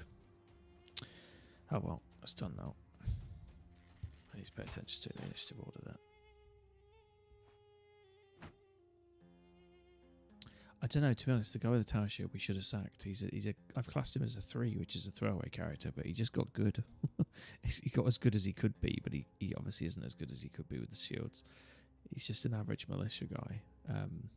He's actually just got to get more weight. Once he gets to 80 gear, he will have immune to knockback and grab, which is the same as immovable, right? But yeah, I think we're like 8 short. I just need to get his fatigue up a smidge so I can put some more armor on him. But he will get the same thing, essentially. I don't think it's worth taking that.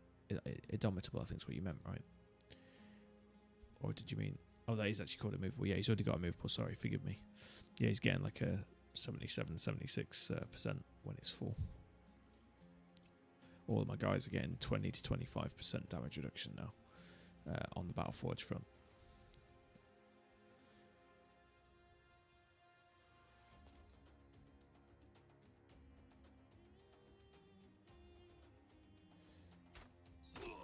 Nice. Yeah, it's been a bit of a ragtag bunch this. I probably should have let some others go, but just it's been one of those runs where we either haven't had the money to do it or we have had the money to do it and we just found absolute trash. So we do have a dagger guy in training, but as you see my list on the left, we've got a brawler and a cleaver replacement to find. Again, the brawler's okay, it's just he's not what he should be.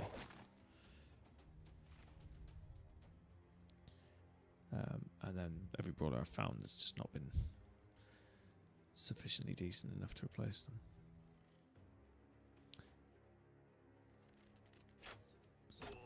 But we'll keep going. We're on about 5 grand still, so and we've got our costs right down. And this brawler's not bad. He's just not great. If that makes sense. Yeah, so he's 75 with no stars. 40 isn't terrible. It's not great. He's healthy as hell, and he's got good fatigue. So as they say, he's not terrible. It's just I need him to be more accurate and more defense. I think. Maybe I'm being too picky. I don't know.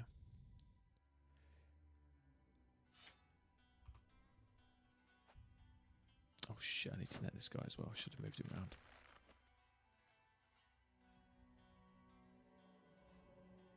Nice buff on 5 guys.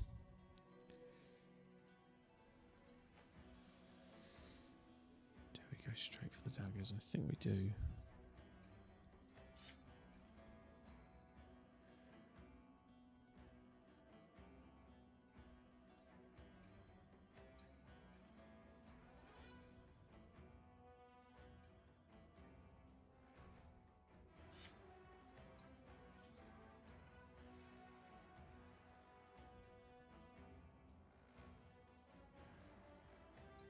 He's only got 100. He's got nimble. I think it might be more efficient just to cane this guy rather than try and stab him.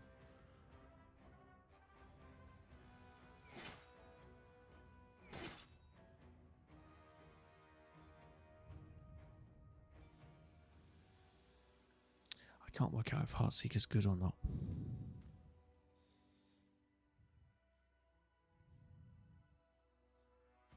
It's less accurate. It's 50% more likely to cause injuries. Has a combined total of 25% chance to hit the head. But they both do that. 75% chance to disembowel the target on hits to the body that are killing blows. I don't understand what the relevance of that last point is.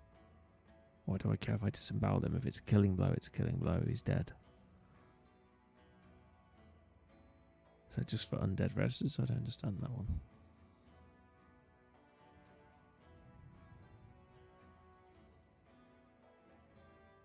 I thought this did more penetration damage, but now I'm reading it again. I'm not convinced. Oh, 0 to 20 can ignore armor. 0 to 9 can ignore armor. Okay, it does marginally more. I guess on a nimble character it's probably worth doing if we've got the fatigue. I don't know, it's marginal. Right, netted, need to net him. There we go. Right, everybody that's dangerous is netted. Drop the dogs. Let's try and overwhelm the buggers.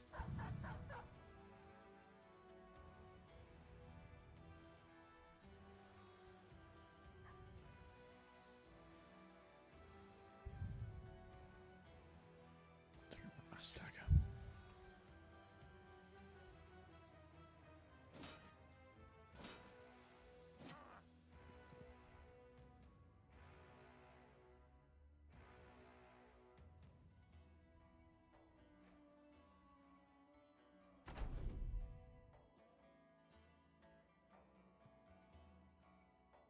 No, Grizz, you might be right about the unarmed stuff. Maybe I'm wrong, but I could have sworn somebody mentioned it. Maybe I'm thinking of a parrying dagger though, or something similar that was like complementary. But no, maybe I'm wrong. I'm not 100%. Don't take it as gospel. On your Crusader, when you found an Oath Taker for 2,000, that was a nice treat. Yeah. I mean, even a bad Oath Taker is good because they have good starting stats. For 2k, I'd take it, no brainer. But again, with Crusader Run, they're cheaper, aren't they? So don't forget, you also get cheaper, what are they called? The Knights, Hedge Knights. So yeah, you can mass hire those if you can get the money going. Yeah, I don't understand the point of the disemboweling then. If they only disembowel them on a kill by 75%, how is that a good thing? I don't understand what the benefit is. Like, decapitation, I get it. The undead can't rise without a head, or at least apart from the knights or whatever, but it's rare. So I just don't get why you'd want to disembowel. It's confusing me.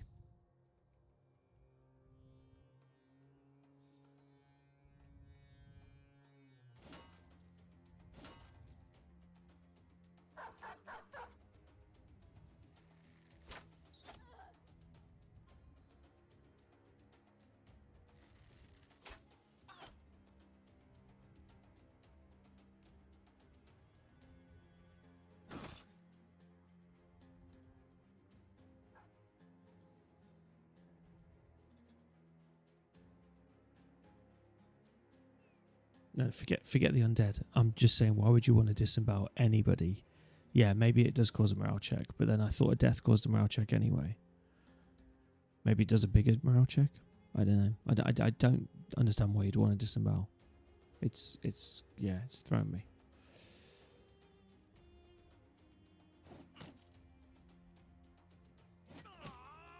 Like, what's the upside? Because it says on a killing blow, like, they're dead anyway. Who gives a shit?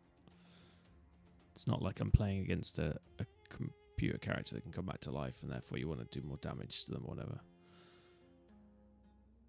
Unless it's just one for computers to have against us so they can disembowel our characters, which means they take more injuries or die. I don't know. That seems weird. I feel like I've missed something.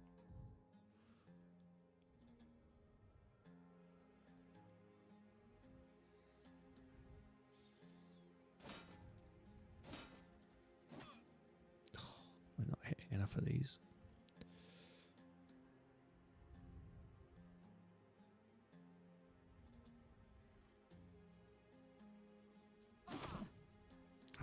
kill the one behind.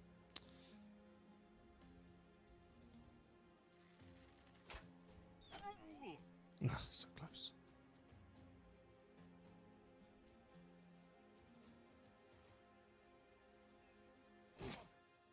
Sod the gear, let's just kill the buggers.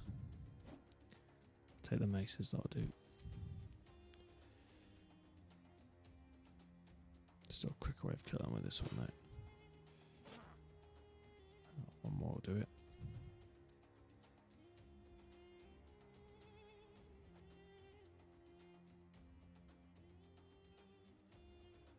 Perks for damage like Executioner. Ah, I see. So they do more damage for disembowelment. Maybe it is that, yeah.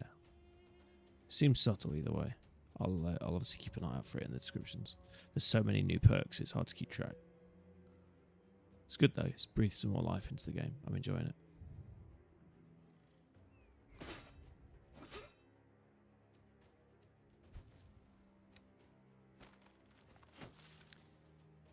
Yeah, his net's lasted a while.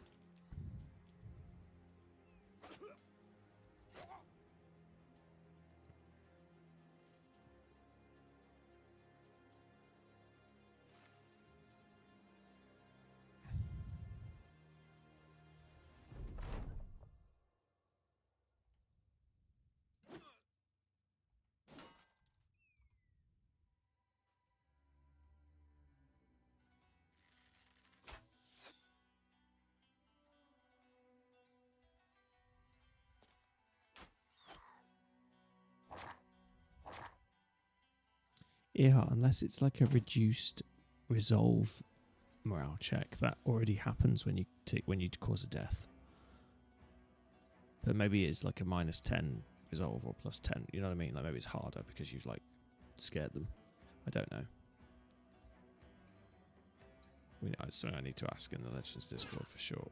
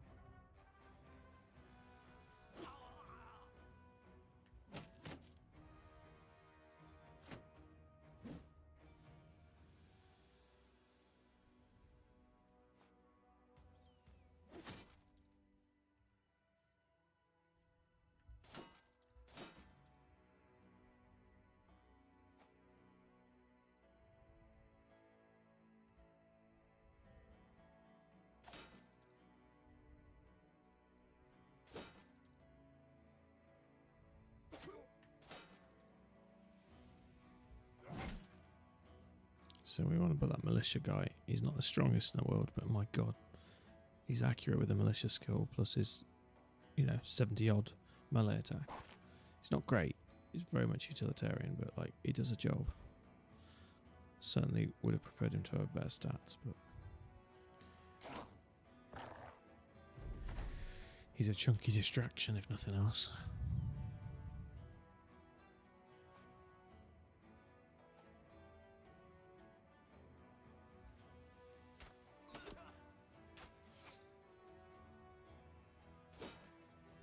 God, this guy.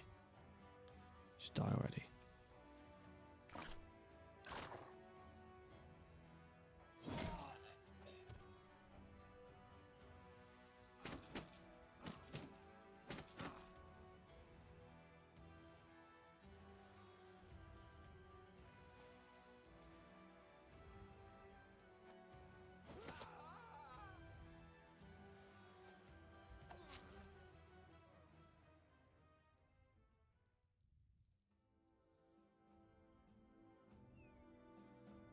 Oh, that mail with laminar plating's not bad. 12 for 75. Needs a bit of a repair job. And the southern mail is also nothing to sniff at. Face mask. It's pretty cool. 1 for 20. As long as you don't mind the vision going down. And the conic helm is also nice. 6 for 110. And a couple of fancy tier 4 maces. Or tier 3? Tier 4? No, heavy southern mace. I think it's tier 4. Depends if you count the southern ones as the same as the northern, I guess. We want war bows. We're not getting war bows. Still, we'll take it. Not bad little gear.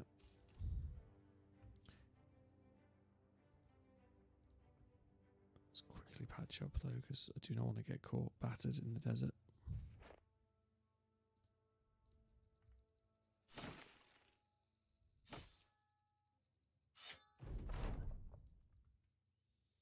See if we can use any of that gear as well. Oh shit, that was mine. I didn't mean to do that. Let's do it this way.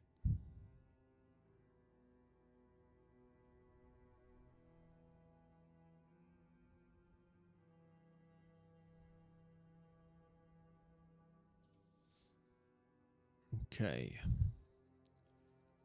So this is our weird medium Battleforge blend, by the way.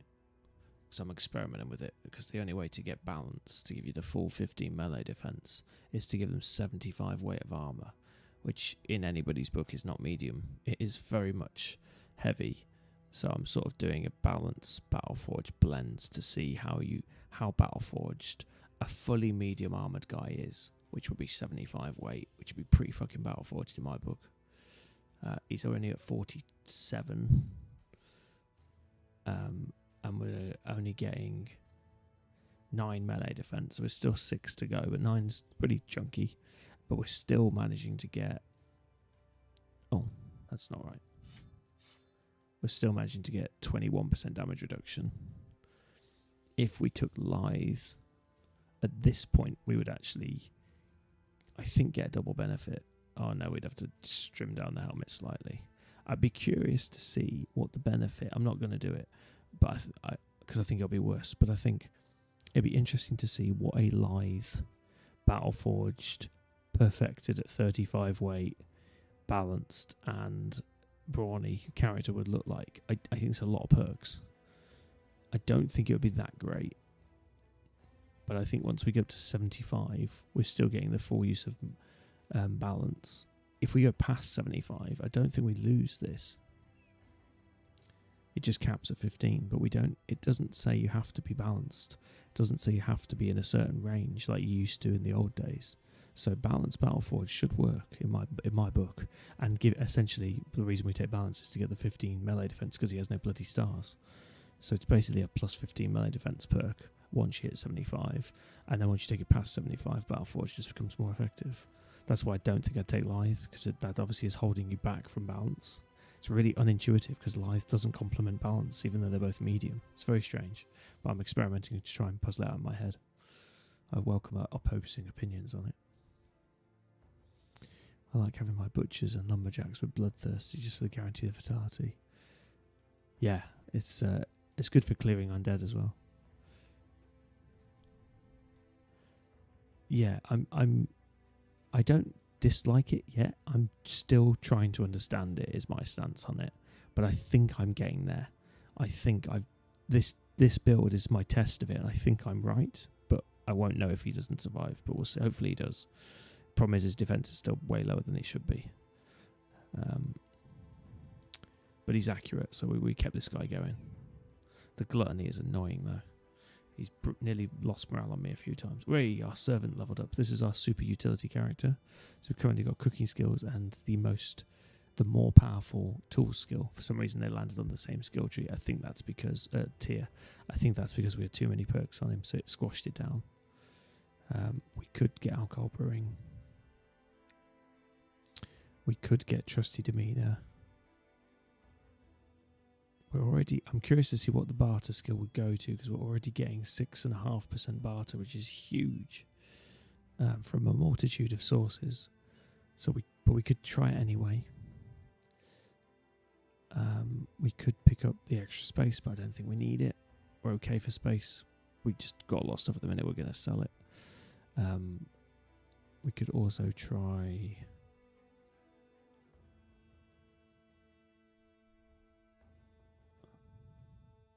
I'm really curious if you can abuse this as well. So with Tailored, we could give him Tailored, and every time somebody's armor gets really battered, we keep a spare set of Battleforged armor, swap him over, then equip him in all the heavy broken armor, and he should slowly repair it over time. Well, that might be cheesing it slightly. It's not his intention, I don't think. We could take the extra tools one. We took the good one already for the 6s, but we could take the 4s as well. We could take alcohol brewing, which isn't a bad shout. Oh, this is probably better. Get him to generate some cash, actually. Because these are locked out for another turn. Yeah, I think we'll try the cash one. So I want to see if we do get the full 1% or not, because I think we should start to cap out soon. We're at 6.49. Let's see what we get.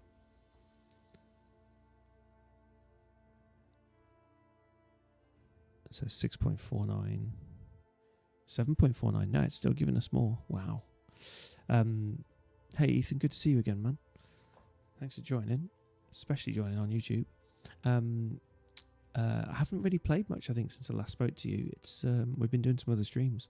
I've been searching for one on the stream today. You've sort of missed it. You're at the tail end. We've got one Houndmaster, kennels there. One, what was the other one? Was it up here? No, it's here, I think. Yeah, we've got kennels there.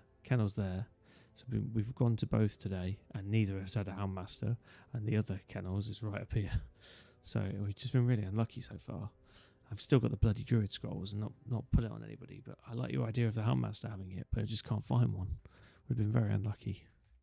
But we'll keep looking.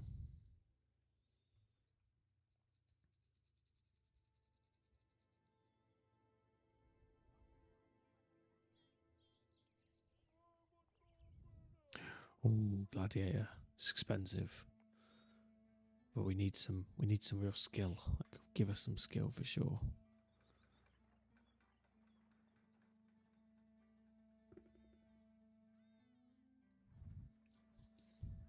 It's going to break us though. Curious to see what his actual 600 to find out. Okay. Potential battle forged, defense and fatigue. Not a classic gladiator build, but who gives a shit? I don't like irrational, but I can live with it. I don't like Deathwish, but I can live with that too.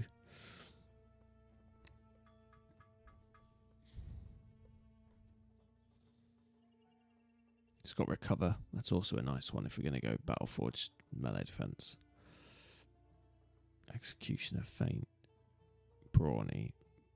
So we could also do the balance brawny thing. I've got the net skills. I don't think I'd give them to him though. I take resilient. We don't have Colossus. Oh, we do have Colossus. Nice. Crippling strikes as well. We could do hammer. For two-handed, we could do hammer, sword, or some sort of close range polearm master. Reach advantage is good options. Tactical maneuvers if we need it. Berserk, always a winner. Backswing's nice on two-handers. Battleforge we're obviously going to take. Bonebreaker's nice. Swagger is nice for maintaining his heavy armour. Immovable object is obviously an obvious pick, and muscularity. It's pretty solid. There's no real skills that we don't want or are massively missing, and we can always read if there's anything else. That's not a bad one. I just wish he had some melee attack as well, but he's going to start with pretty good melee attack just because he's a gladiator. So I think that's workable. Yeah, it's cheap for what it is, considering the gear he's wearing as well. We'll change that gear immediately. I really wish there was an option to hire them without the gear. It's like, I'll just have them for $3,000, please. I've got my own gear. Anyway, yeah, we'll probably still go back for him. We just need to get another few thousand. Could maybe risk a Desert Raiders quest. Could maybe risk an arena one. Oh, that's interesting. There are 1-of-1 fights available today. They've changed that then, so you can have multiple fights. I'd heard that had changed.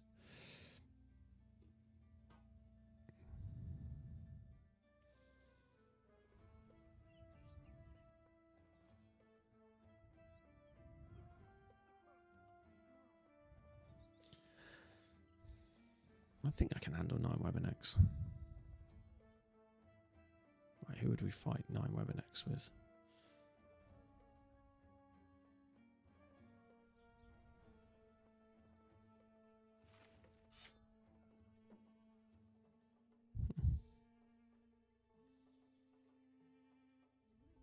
This guy.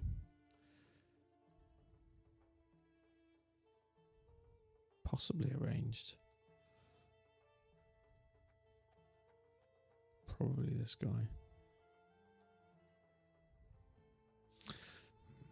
Maybe not. Well, the accuracy here. Oh no, hang on a minute. This guy. I don't really want to brawl with spiders. 71 plus a spear plus militia practice. He's going to hit him most of the time. Dagger guy's got the most dodge.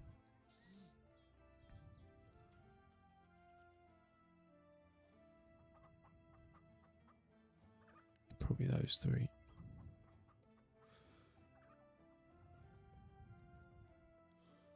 Yeah, go on, I think we can manage this. Fuck, I've had so many failures in the arena.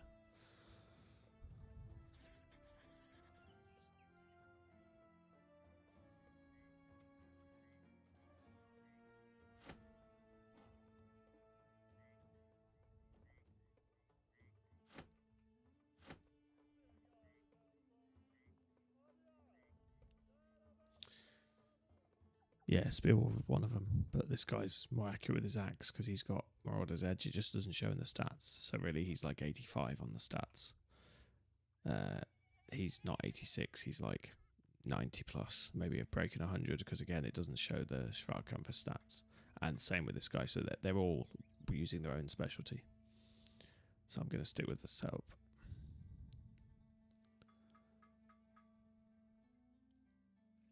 I'm not doing this, I don't want to die. I love some of the text. Alright, it should be fine. I wish we had a level 5 net bro, because then we could just rip the webs off, but if we get the clash right, we should put down 4 of them before the rest can even fight us. And then it's just 3v5 and it should be fine. Timing the clash right is important. I think they're a nice distance, I think we can just stand still. Yeah.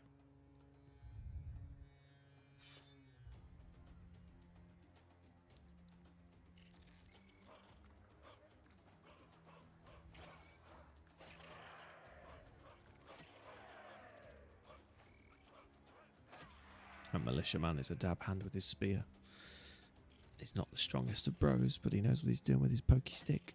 Oh, didn't miss a single one, you diamond. Whoosh.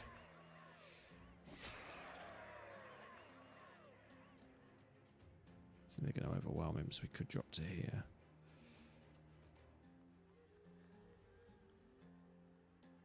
I think we hold because the guy in the middle is the weakest.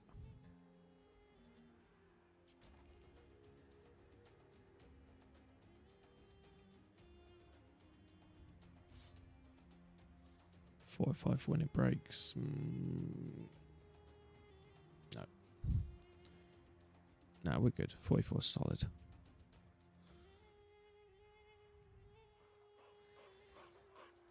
Sort of encouraging them to base the sword sky at their top as well, so we're going to get at least one hit in.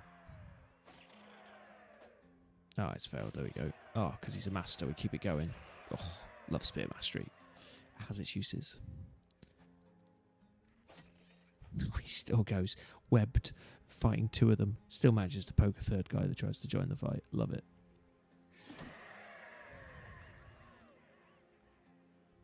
I think I'm tempted to ignore this and keep fighting.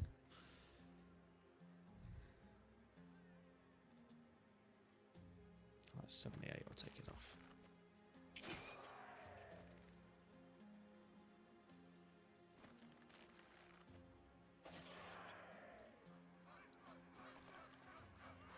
Yeah, we got this, we're fine. You never know with Webineck fights, it can turn on you, but I think we're solid here.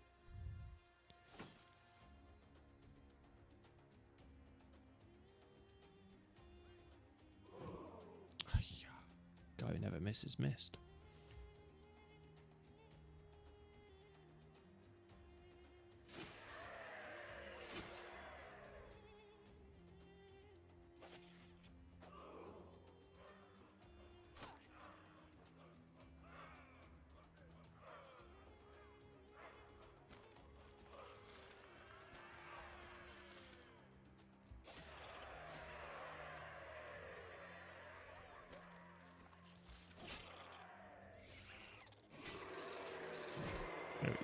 Nice. Yeah, I think it's because he was surrounded. He doesn't have underdog yet here. Huh?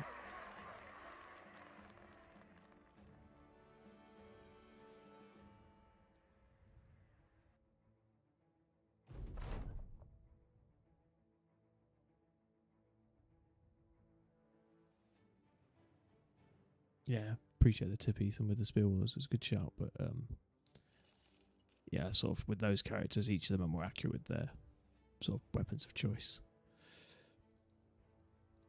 Right. Still need to get this guy a better tier 3 axe, though. Oh, he'll come into his own then. We just demonstrated we do need more underdogs. We've now got all the sort of hard choices. Now it's the optional choices. Has anyone played around with the new duelist? Because I must admit it's confusing me reading it. I'm going to try it, but like this didn't seem to be the character to try on, so I've leant towards the shield skills, but we haven't picked them up yet. We've only got, what we've got now, 9, 10, 11. We've got 4 more to pick, including this one.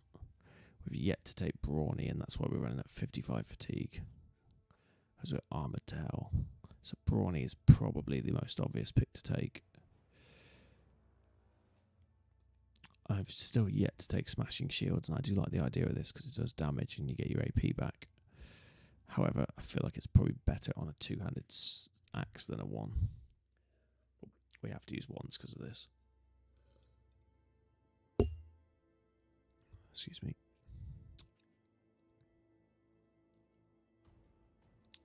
We're getting 23% damage reduction.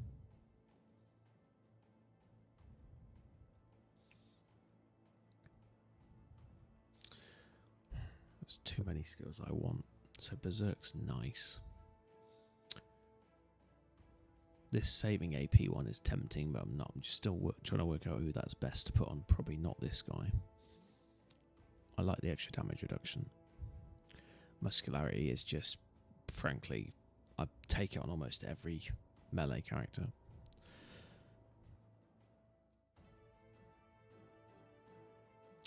Underdog, Berserk, Killing Frenzy. It's trying to rank the sort of ones that are good. I think Brawny is so necessary because we're at 55. And Swift Recovery is tempting, but we don't have enough skills. So I think for me, Brawny's up there. Oh yeah, we didn't take Steadfast. That's the other one. It's just, no, yeah, there's that one, isn't it? For every 10 points of weight, we get 1 melee defense. That would, I mean, we're already at 55, but if we can get it higher, that's better. So we're at 54. All gear weight. 54, so even more than that. 64. 74. And we can probably get it above 80 once we get a better shield. Which actually I do have a better shield, it's just the fatigue for it. So that would get you to, let's call it 80. So that give you another 8 melee defense, that get him to 63. That's without any form of dodge, that's just a solid 63. Obviously the shield's helping. Which is another reason to take the shield skills.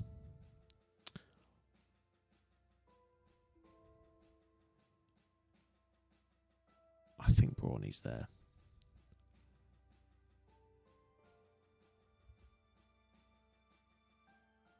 You've done it with Boney with high initiative builds and with parrying daggers. I don't understand it. Oh, yeah, that was in response to my duelist question. Yeah, it doesn't do what it used to do, so it's hard to understand.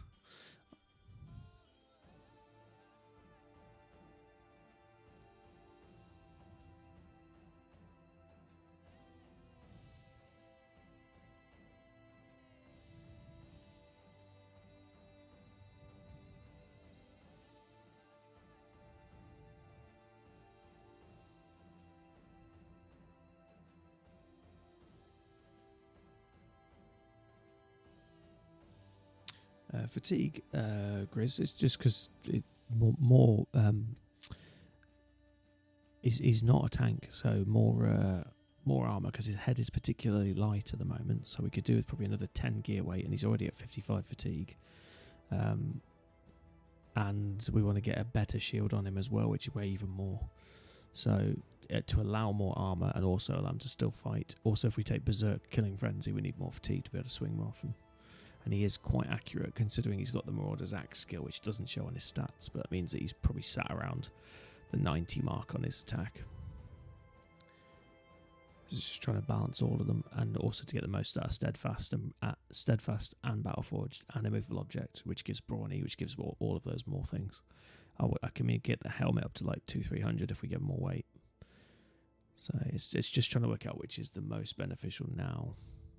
He doesn't do an awful lot of damage, partially because of the axe, partially because he's one-handed, but that's the nature of his build. So we need to swing more, which again we need more fatigue to do that. I'm leaning brawny steadfast, brawny steadfast muscularity. Maybe we leave berserk because he's not going to kill as often as a two-hander. Brawny steadfast muscularity and then the shield skills. I think it's probably the way to go. It's always tricky when you've got four or three perks left and you want like 6.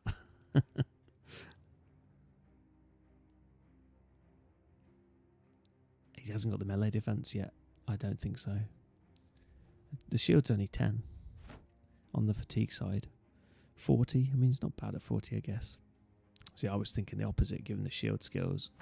Buff him up with something like this. And eventually, just as a demonstration, I would have liked to have seen him like that.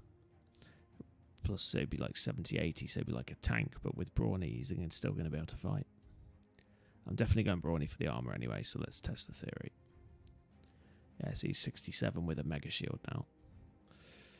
I'm going to leave him with the heater for now, though. 83 is now a workable fighter, I think. And we've still got wiggle room to bring him back down to like 60 with even more armor on the head. So I think that's a good balance. And then Steadfast is going to give us even more out of that from the defense. And then we'll pick up the shield skills later.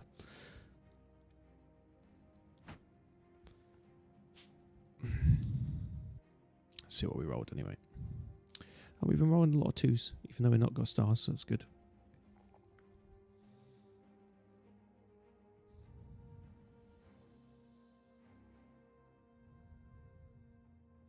I think we've got to get that resolve. Oh, there we are, 54. We've got a stat that's boosting it.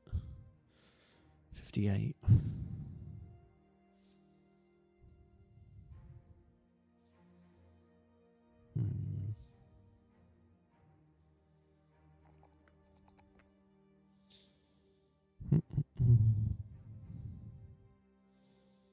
Torn between resolve and sucking down a 2 on either fatigue or health. I think both are acceptable.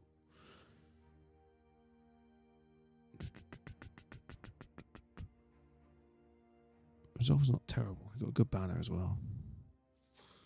I'd like to get him towards 60 as we get into the later stages, but 54 is not terrible. Yeah, but I don't know about Berserk, because with this a one-handed, I lean away from Berserk Grizz, but I do like it. It's like probably one of my all-time favourite perks, but yeah.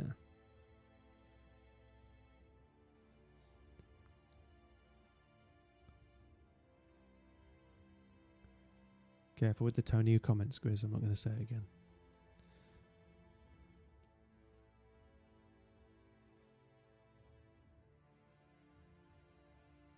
Tower Shield guy. Yeah, Colossus has got... It's not 62, by the way.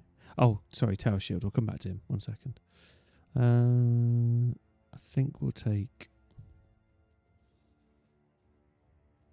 I think I'm going to take a gamble on the resolve. We'll lean into that, even though it's only a 2. We'll try and get that as high as we can. Yeah, why is he low health? I think we had no Colossus. And we've just been pushing other stats, so this thing goes leveled. Yeah, it definitely is short. We didn't get Colossus. I don't know if Colossus is something we can get in a treatise book. I don't know. Giant, Large, or Berserker. I'm pretty sure Berserker is a book. I think Giant and Large, if they're in a book, that's hilarious. You shouldn't be able to read on how to get bigger. Unless it's muscular, I guess. I'm pretty sure I've seen Berserk in a book. I don't know if I've seen Colossus. That'd be pretty huge if it is. But yeah, we are definitely shorter hit points on this guy.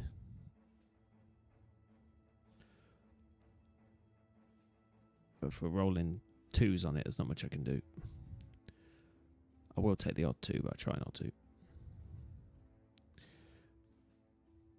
Alright, we got our big melee defense on the flanks. Weaker in the centre.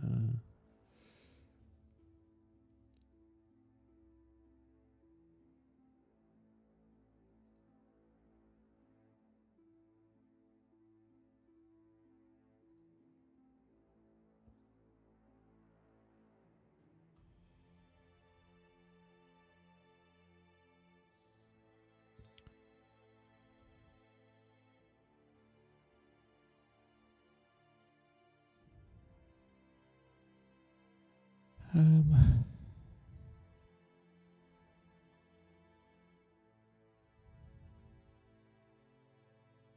so, Theodwin. I thought we already did. Oh, we didn't do his stats. It doesn't really matter because he's never going to fight. He actually had good stats, but we didn't hire a servant for good stats.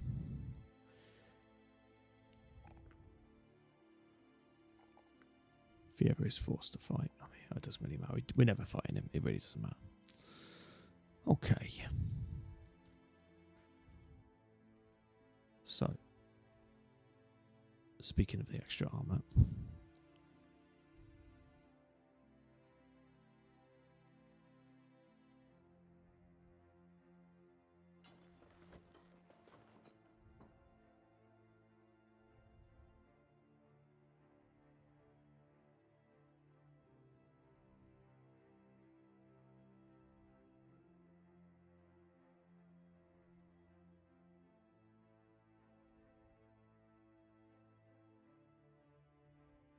Oh, it's actually lighter.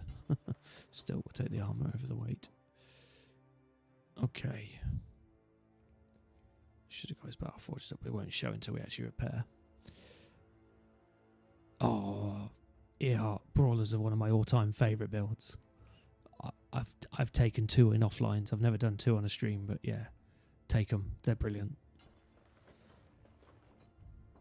So their main use is disarming. And their secondary, well, no, I've overstated that. Their 2 main uses for me anyway are disarming, which you can do on a chance with grapple. But if you take the grappling skill, you get it up to, or I think it's unarmed mastery, you get up to 100%, as you'll see there. And then the second, they used to be good at using kick as well, so you could use kick like shield bash, you could like knock them backwards. But unfortunately that doesn't work anymore. And choke, which once their fatigue is reduced, which you do through a combination of grappling, netting, that increases choke, and also punching them, which does extra fatigue hits once you've got the right perks, like this one. Then their fatigue maxes out, and they then choke them, and the more fatigued they are in comparison to your fatigue, so it's really important. So it's the difference between yours and theirs, I believe, that multiplies the damage that choke does. Basically, you use a combination of grapple, nets, and whacking them, and then you choke towards the end. You'll notice the percentage chance of it hitting goes up as you do that. They'll also do more damage, I believe. And then it basically works like puncture, like a dagger. So you're bypassing the armor and just choke them out. It's particularly useful on really strong, heavy hit points characters that you can wear down and then just strangle, basically. Yeah, so you use them similar to a whip character, but in a different way. But yeah, so it's a combination of that. You can use tackle, which is probably less used. But if you used, I would use tackle on the really big things. So think, Orc Warlords and things that have got like 500 hit points, big on holds and that sort of thing. So you can tackle them, and that makes all your mates or your brothers in arms attacks do more damage. So that's more for when you really need to maximize the damage. Lindworms, things like that. I've never tried to tackle a Lindworm. I don't know if it would actually work, but yeah. So it knocks them over and everybody else wails on them. But yeah, they're really fun. I'd recommend it. You just build them with, usually you build them dodge lithe, but you can build in the old Legends, dodge balanced worked really well. So you have like a medium dodging brawler. But in the new one, I'm pretty much been building lightweight ones with really high dodge. This isn't a good example because it's too much armor. But yeah, recommend trying them. Similar to Dagger guys, Dagger Bros and Brawlers I think are really fun. And yeah, it's not always about min-maxing. It's about builds you enjoy playing. Right, who needs this kettle helmet?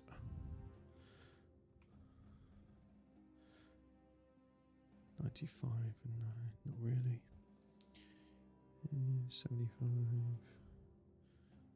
95, 75.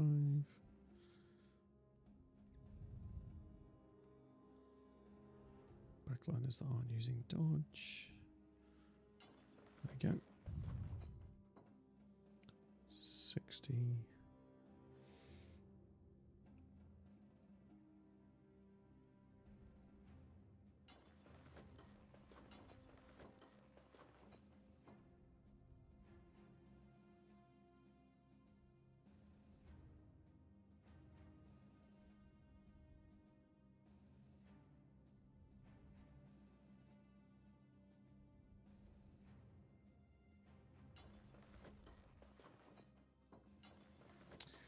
There's a balance with the banner. We want to be able to actually use his skills.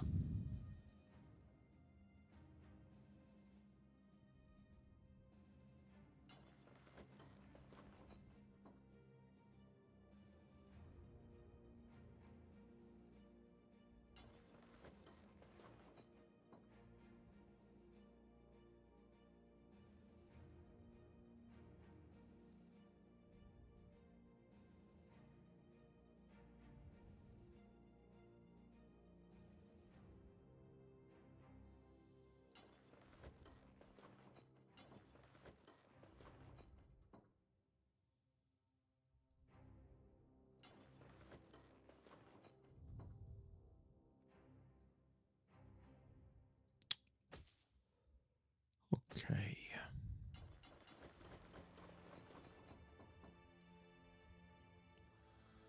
I'll wait for the weight monster.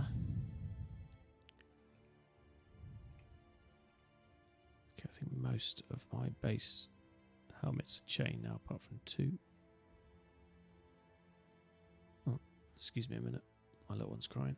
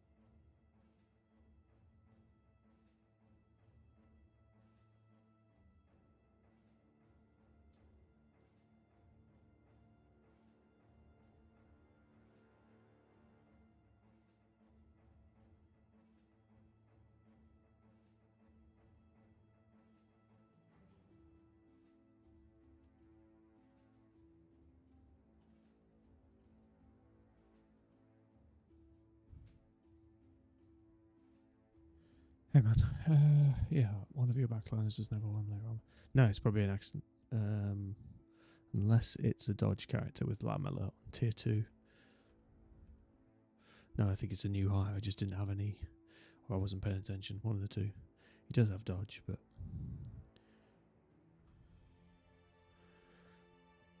he doesn't have nimble. So yeah, he's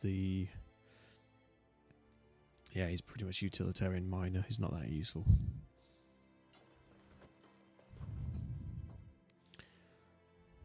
Thank you for the heads up.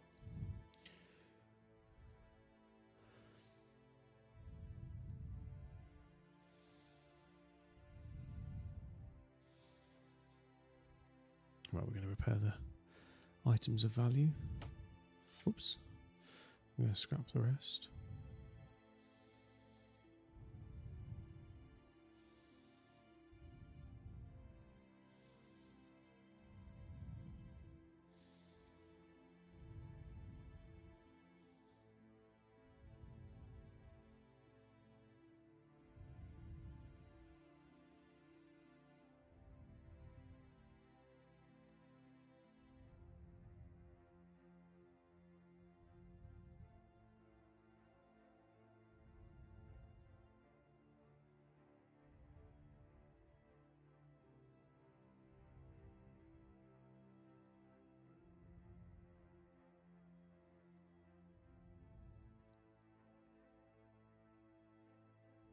Yeah, it was a new thing they added, right? I think they always used to be red, right?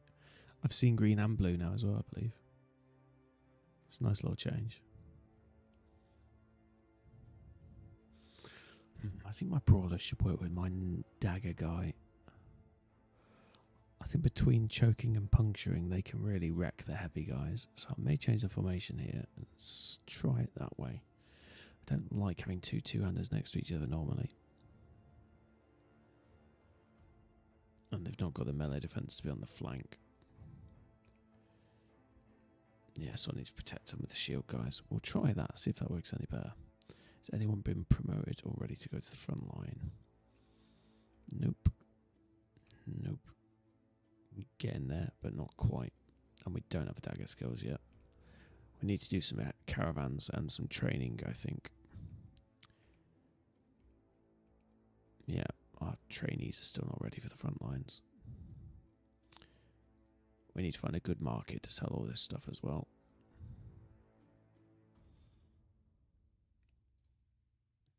It was Dodge, wasn't it?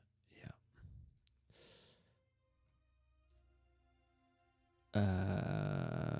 Yes, for the fighting line, 14. Yeah. We can have more in reserve. Oh no, I tell a lie. We can only have 15. I didn't realise that. Oh no, that's because of renown though. 14 is the fighting line cap, yes. But the roster will increase once we got another 60 to go, and then we'll hit 18, I think is next. But they'll all be reservists, if that makes sense. Green, blue and red, yeah, that's right.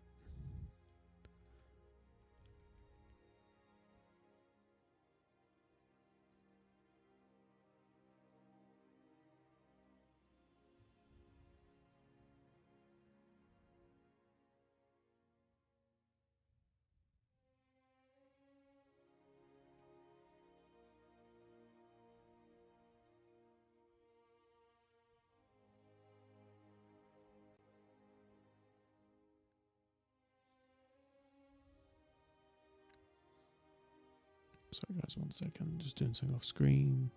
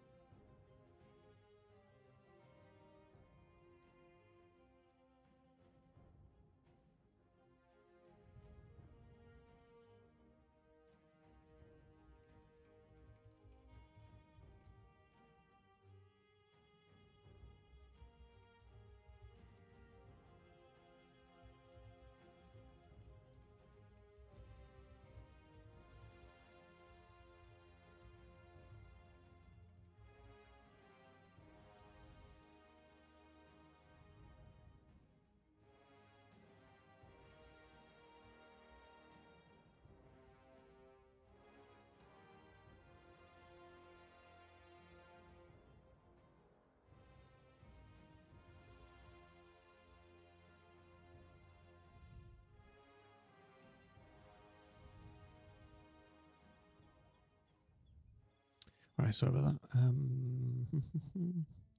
Come out tomorrow for another match. Right, so we could hire that gladiator, but we need some more renown. I was wondering if we should test the other one. I would like to see some melee attack skill. He's not bad. I'm being picky. He's not bad. Who do we want to drop as well? Let's go through them all again. Right, look at our threes. I'm going to upgrade this one to a 2.5. It's still not amazing, but I think he's better than a lot of others, so we'll call it that. We need a new brawler, but we already knew that. We need a new dagger guy, but we've got one. He's in training. He's ready to be sacked, but the trainee is not ready to take the front line, so I will keep him until he is ready.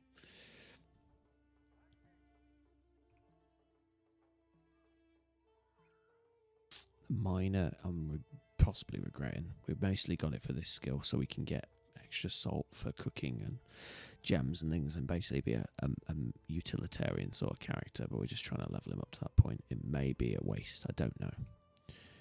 And then I was hoping it'd be a half useful 200 hammer guy, but again, without the melee defense, I don't know if this dodge balance is going to work.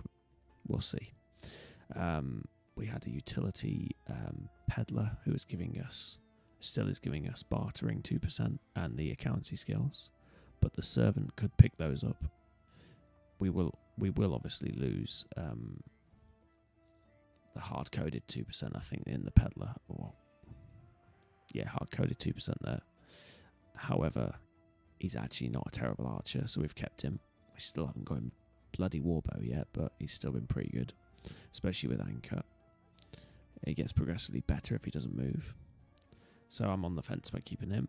Net guy is in training. He's just a utilitarian character. I'm not too picky about the sort of background of a net guy. But we're using his throwing skills. Bannerman's really strong. Dagger guy is... Hang on a minute. Yeah, he's in training. We're waiting for him to level up. Cleaver guy was supposed to be tempo. We just haven't found a replacement, so this would be one we could sack. We don't have to have a cleaver guy. The idea was to get a cleaver whip, but this just hasn't got the accuracy for him to be an effective whipper. Or a two-handed cleaver guy at the front, as this guy would have been with a melee defense, but he's just not amazing. And then this guy similarly is, I think, again, we can upgrade him from a 3 because he's going to be super accurate, but he's sort of squishy.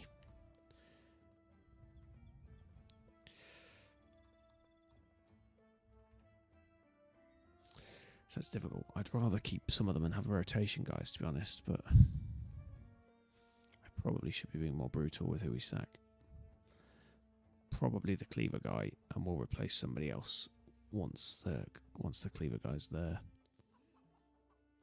Yeah, I'd say this is probably our most likely to be sacked. I've been enjoying exploring some of the bleeding skills though. I wish there was a button in the hiring new bro screen. Just pay 1,000 crowns for a random brother with random gear you couldn't take off or change. I think it would be cool. So it's a bit like in an RPG game where they have an armor that they love or whatever and they won't take off. Yeah, I mean, I get the logic, but I'm not sure how it would work. I mean, people do challenge runs where they refuse to. Somebody actually asked me for a challenge run. I can't think who it was now. My suggestion was do one where you don't do any check in the background, and you hire them, and you don't sack anyone, and you don't intentionally get them killed. So part of the challenge run was you don't just strip them naked and charge them forwards and let them die. And even if they take injuries, you can't sack them. So the only way you can lose a brother is if they die of natural causes. And you basically have to roll the turds in glitter and do the best you can. The reason why it's a really mean challenge run, and you may want to add a mulligan, is for, I think it's called snake-tongued or whatever. It's one of the worst because it can debuff the morale and piss everybody off. So it's one that I really, really hate as a trait. So you could maybe mulligan that one. But yeah, and the true spirit of it is to do it. You could also add in extra rules, like if they get 3 permanent injuries, you're allowed to sack them because they're just like so haggard they want to quit. But yeah, I've not done that challenge on myself. I think that'd be too painful. But if you like a challenge, so you can do that sort of thing, which is similar to what you're saying about keeping their gear. You could also just choose to do that as well. Yeah. And once you've hired them, you could just put it in the title. But I think you'd find it close to impossible if you're forced to keep that gear the whole time. Right, anyway. Do we sack someone or do we come back for him? I really am torn. Let's see if we can do another arena fight. If we can do another arena fight, that might push us over the limit.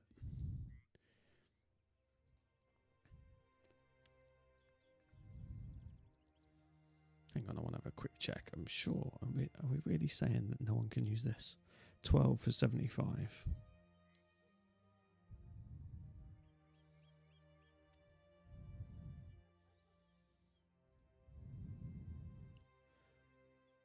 These two are dodge guys.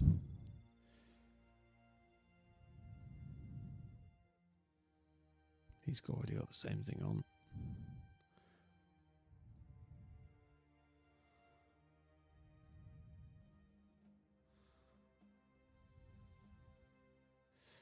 Dodge guy, dodge guy.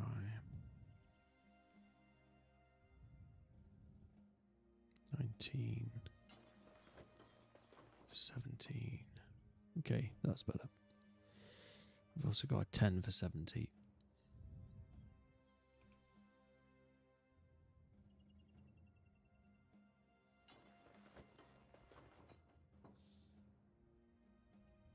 Nice.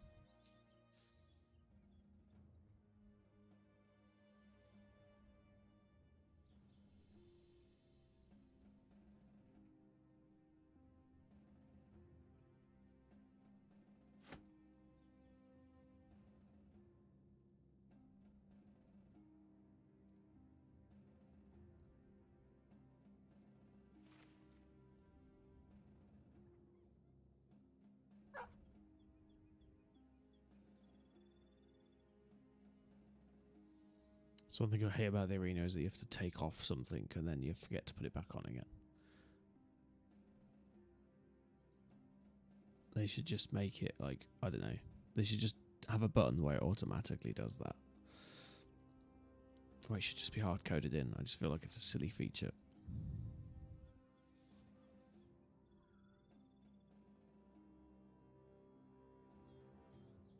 Your guy might be on the chopping block.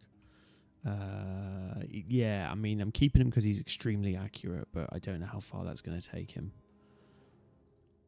We'll see. I don't mind an accurate backliner. If he dies, he dies. Like, it's not the end of the world.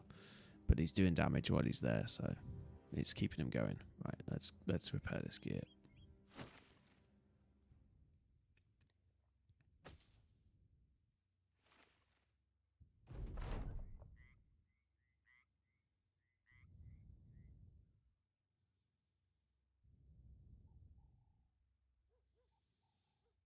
Okay, I don't really get involved with the Holy War most of the time. But we'll see. What am I doing? Sorry. Let's see if we can scavenge anything. Which I think there's a decent amount already in there.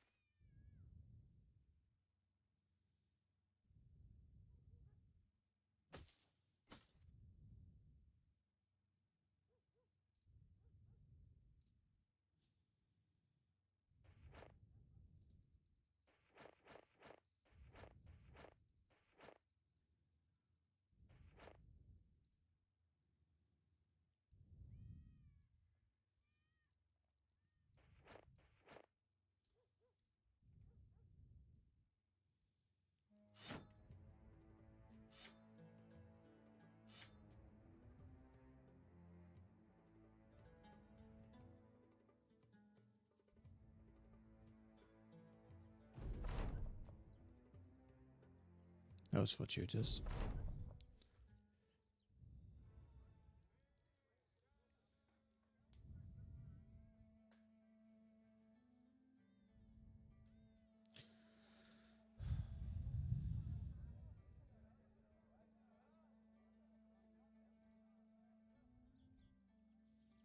For nomads, it can always go both ways. It depends how good the nomads are, but that generally isn't too bad. I've been owned in the arena so many times, it always makes me nervous dabbling in it. I think that the trio that we had last time are pretty solid, though. I would like him to get the resolve bonus if we can. Quite like this as a mix. Although saying that against desert guys, this doesn't hurt. Disarming the brawler can really come into his own.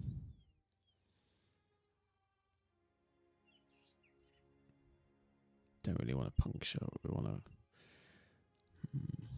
32 is not going to cut it. 42.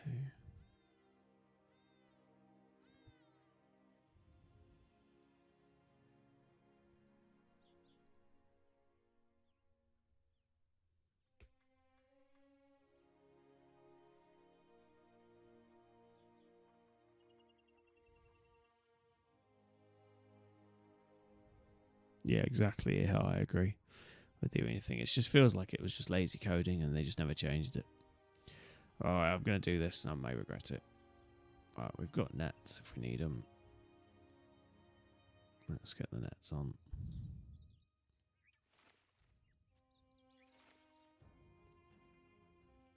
Should probably risk putting him on the flank as well so we can get sweeps, but I think he's safer in the middle so he can't get surrounded. Yeah, I think we'll do this as is.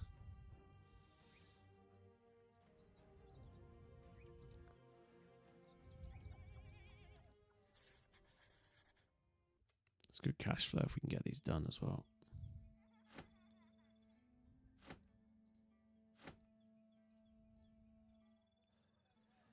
Come on, be kind, game, be kind.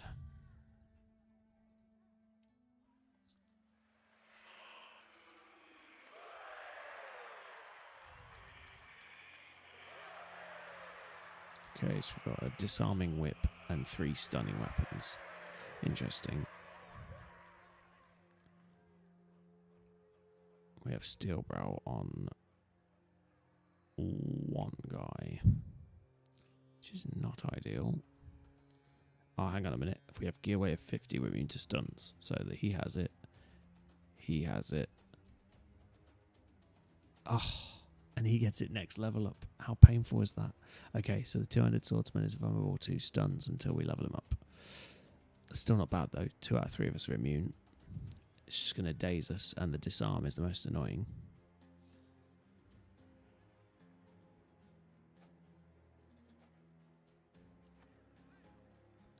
Yeah, the solution is flails or brawlers. So that's the other thing that kick does. Sorry, it disarms the shield wall skill once they've activated it. Shield bash, hooked blades. There was a few solutions. Flails is the obvious solution.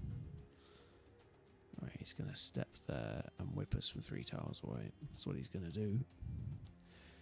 We can charge him, but he goes first. I think we'll take a half step back. If he wants to play this game, we'll play this game.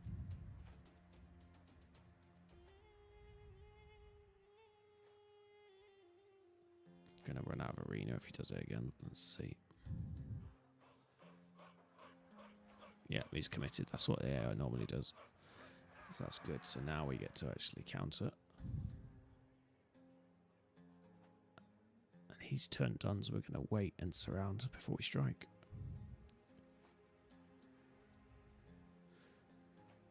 Because I assume he doesn't have underdog, which he doesn't.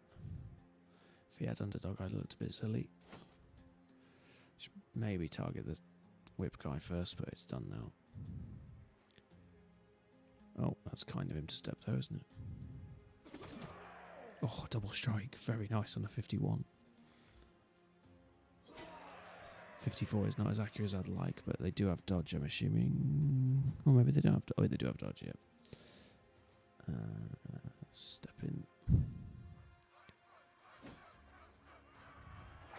They can't target. Oh, they can target one. Hit this guy was stunned, but he missed. We will wait for the surround bonus again.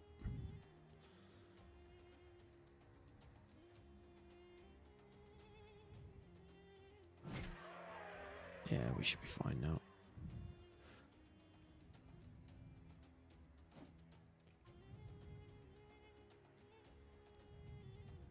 Oh, I've just noticed with the tower shield, we get fortify and safeguard, but you can't shield bash.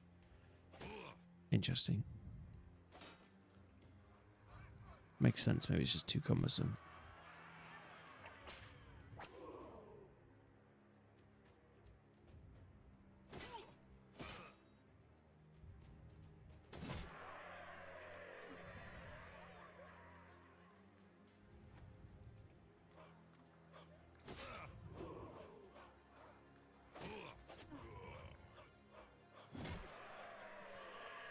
Easy game.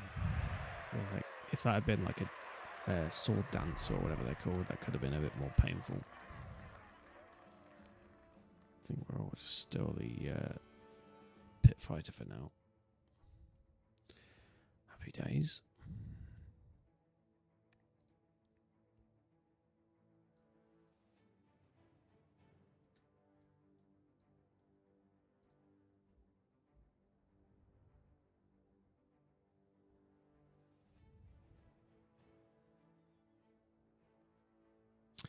Yeah, so my advice for brawlers, although you don't have to take this advice, it's definitely ignorable, but I tend to take brawlers for brawlers, and that's not me being sarcastic, it's because of that bonus you can see on the screen, the 5% bonus damage, hand-to-hand and choke. I think that's worth its weight in gold if you're going to make a brawler. So I tend to only make brawlers into brawlers. However, you can definitely make other characters into brawlers, so give it a try. I think the nomads start with that. I could be wrong. I don't really hire them very often. I think it's these guys. I think they start with it, but I'm not certain.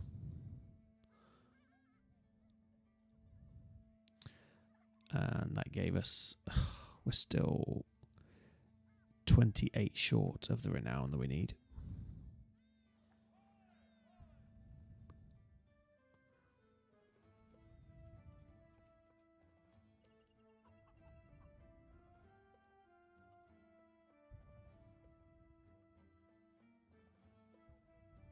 Oh, we didn't look for the gloves as well. Oh, there's bugger all. Warehouse burned down. Great. No, there's no gladiator gloves for us here. Hey.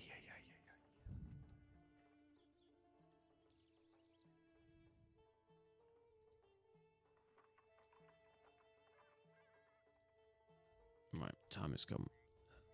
62 is not going to cut it at level 6. You can get bros to start with 62, so that's pretty bad. Never mind.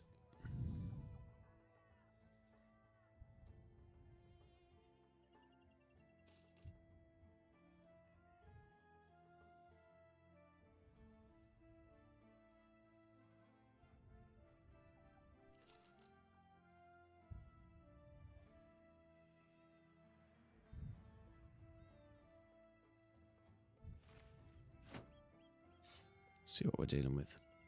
107 fatigue. 64 health. 62 starting attack. See what I mean? This guy's almost as accurate as the guy we just sacked. And he's level 2 instead of level... Well, he's actually level 1 because we haven't even leveled him up yet.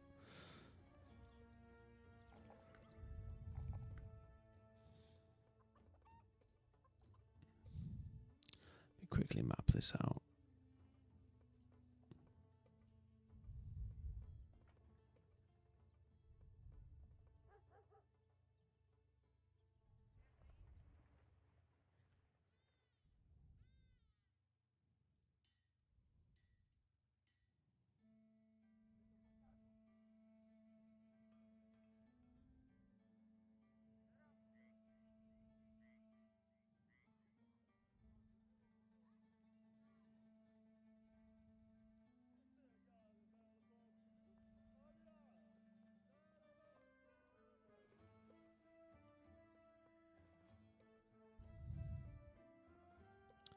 Something like that.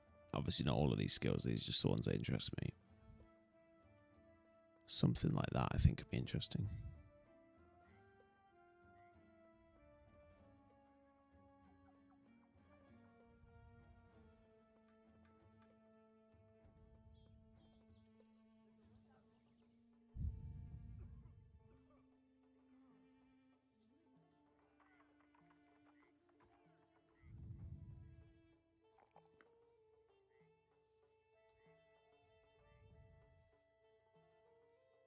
We'll fix the fatigue straight away. And then we'll take Colossus. Nice solid star on any character, really. Right, this is 10, 4, and 15. You're going Battle Forge, so that's not going to happen, kiddo. Let's give him something chunky. It's more like it. Shove a pot on your head. You can make yourself feel like a gladiator by wearing that.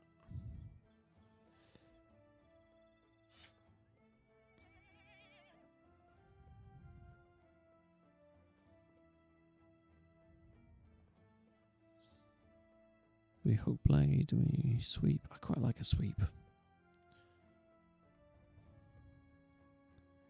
I've got a couple though. No, maybe we'll hook blade. See how it goes. For now, I mean, I may invest in something else. It's not terrible. We may just give him those for the sake of it. Carry those for his mates. Shove a tier 3 on.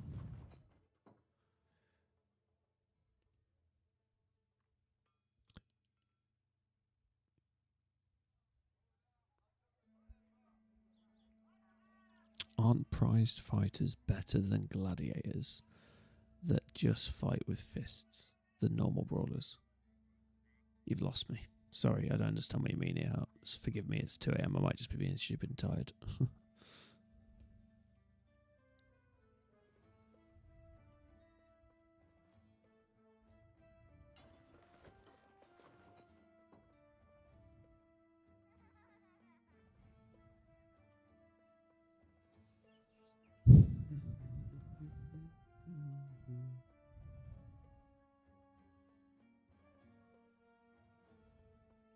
You think he's a two-handed hammer, this guy?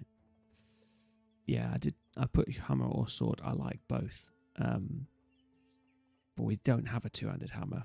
But we do have one in training, but I don't think he's going to make it. So, yeah. You may be right. We don't have a two-handed hammer yet as well. We have a two-handed axe, so we end up maybe using that temporarily. And we do have a shitty longsword, but probably end up selling the longsword, to be honest. Oh, speaking of which, we were looking for the right market, weren't we? This is probably not one to sell in. 23%. Okay, we'll sell the clutter. We'll keep the super valuable stuff.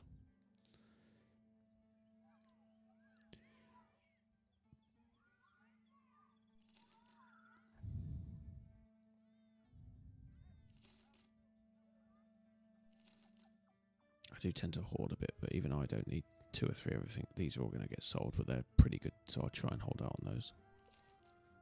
Oh, shoot. I love the added buyback. It's one of the best things on Legends. Doesn't cost you anything. I need to keep that because I can make the fancy helmet if we get the right conical helms.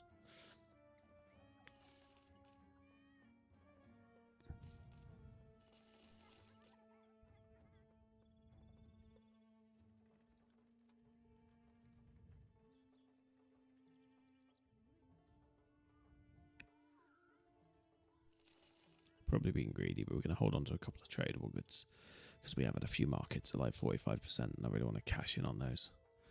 That's what made us rich in the first place.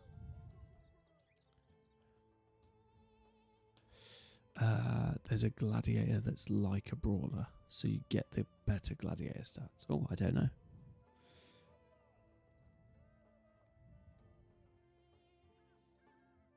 I've only ever seen gladiator. Is that something new? Or maybe I've just not been paying attention.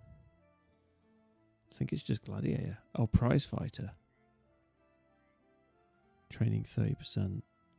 Steps, deserts, oasis, 5, 10, 10. Let me just see. I didn't think there was any variety in that sense. Adult the lion.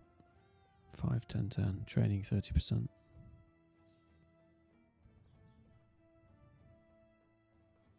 I figured they were just titles. They are called prize fighters. Oh, it's here. Prize fighter.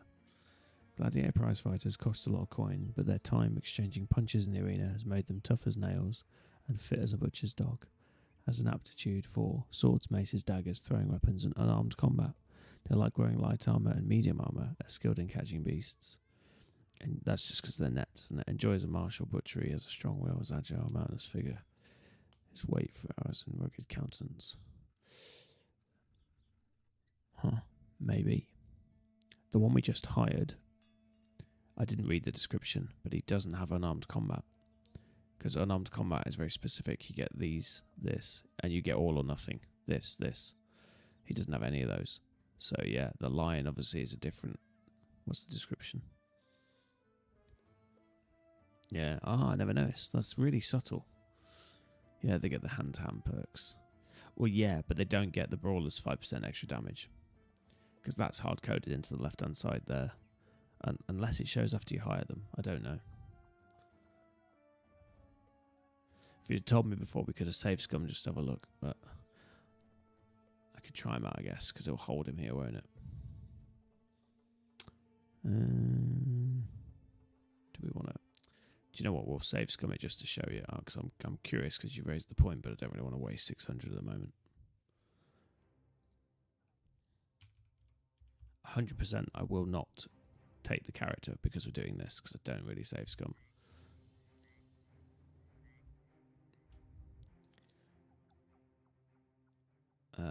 So. Oh, it's still not going to tell us until we hire him. The tryout's not going to do it. We actually need to hire him. Okay, we've saved Scummed anyway, so we'll be able to do it. We'll just do it in a roundabout way.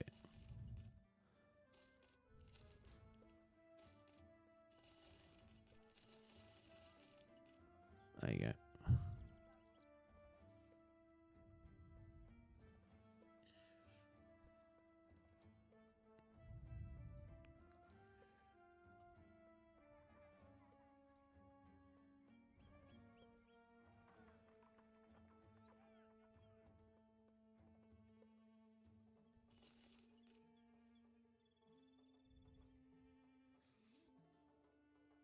Oh, yeah. So once you hire them, it appears. How stupid is that? That used to not happen in the old game. They used to be able to hover and it would show you the hireable skills. If for some reason it only shows you after you hire them. That's really daft. Okay, so they're exactly the same stats as a brawler, only starting with decent melee skill and melee defense numbers before you even started leveling them. This guy's got health as well, resolve. Doesn't have fearsome, so can't really maximise on the resolve. Doesn't have mind over body, which would have been a nice addition. Good attack, good health. He's not terrible as a brawler. So you'd build him something like this. Berserk's a big one on brawlers, so that was good that you got that. And you could either do so you probably do a dodge, medium, lithe, something like that. Or the punching skills. And you probably want to take steel bow, muscularity. If you don't take swift second wind, you do want recover. You want one or the other. Both is greedy. Double strike's huge because he punches 6 times. Perfect focus is a really fun one. Oh, he did get it. Oh. Perfect focus brawlers are just silly. You could punch a lot.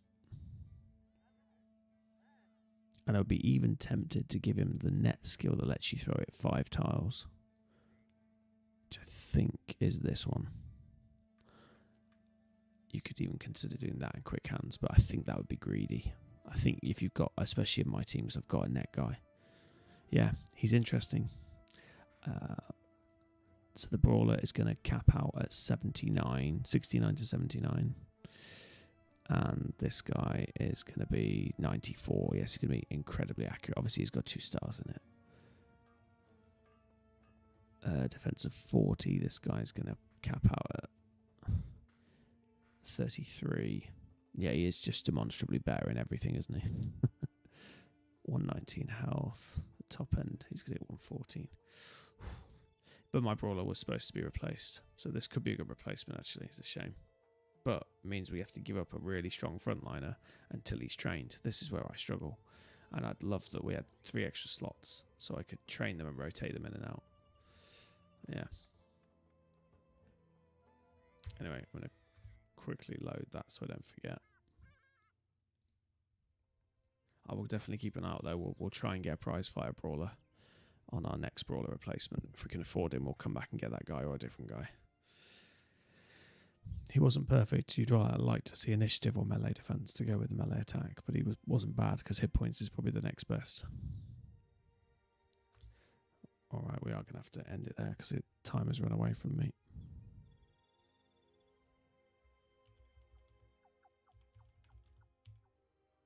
I think we're on 7, but forgive me if we're not, it doesn't really matter. Okay.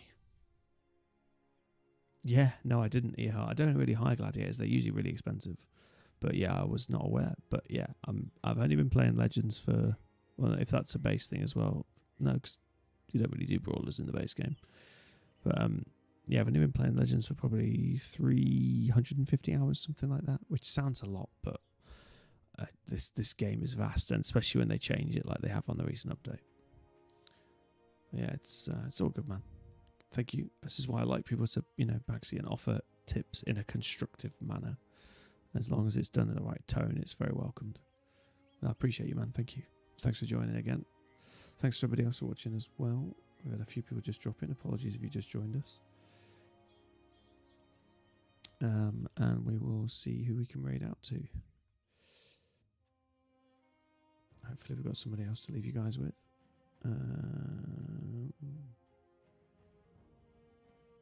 Oh, we might have some new people that I don't know.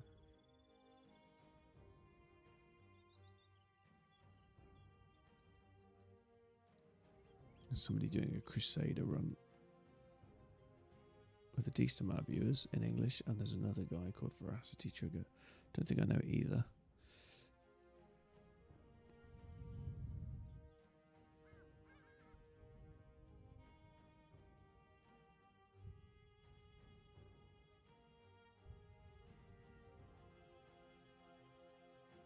quick check before we line out.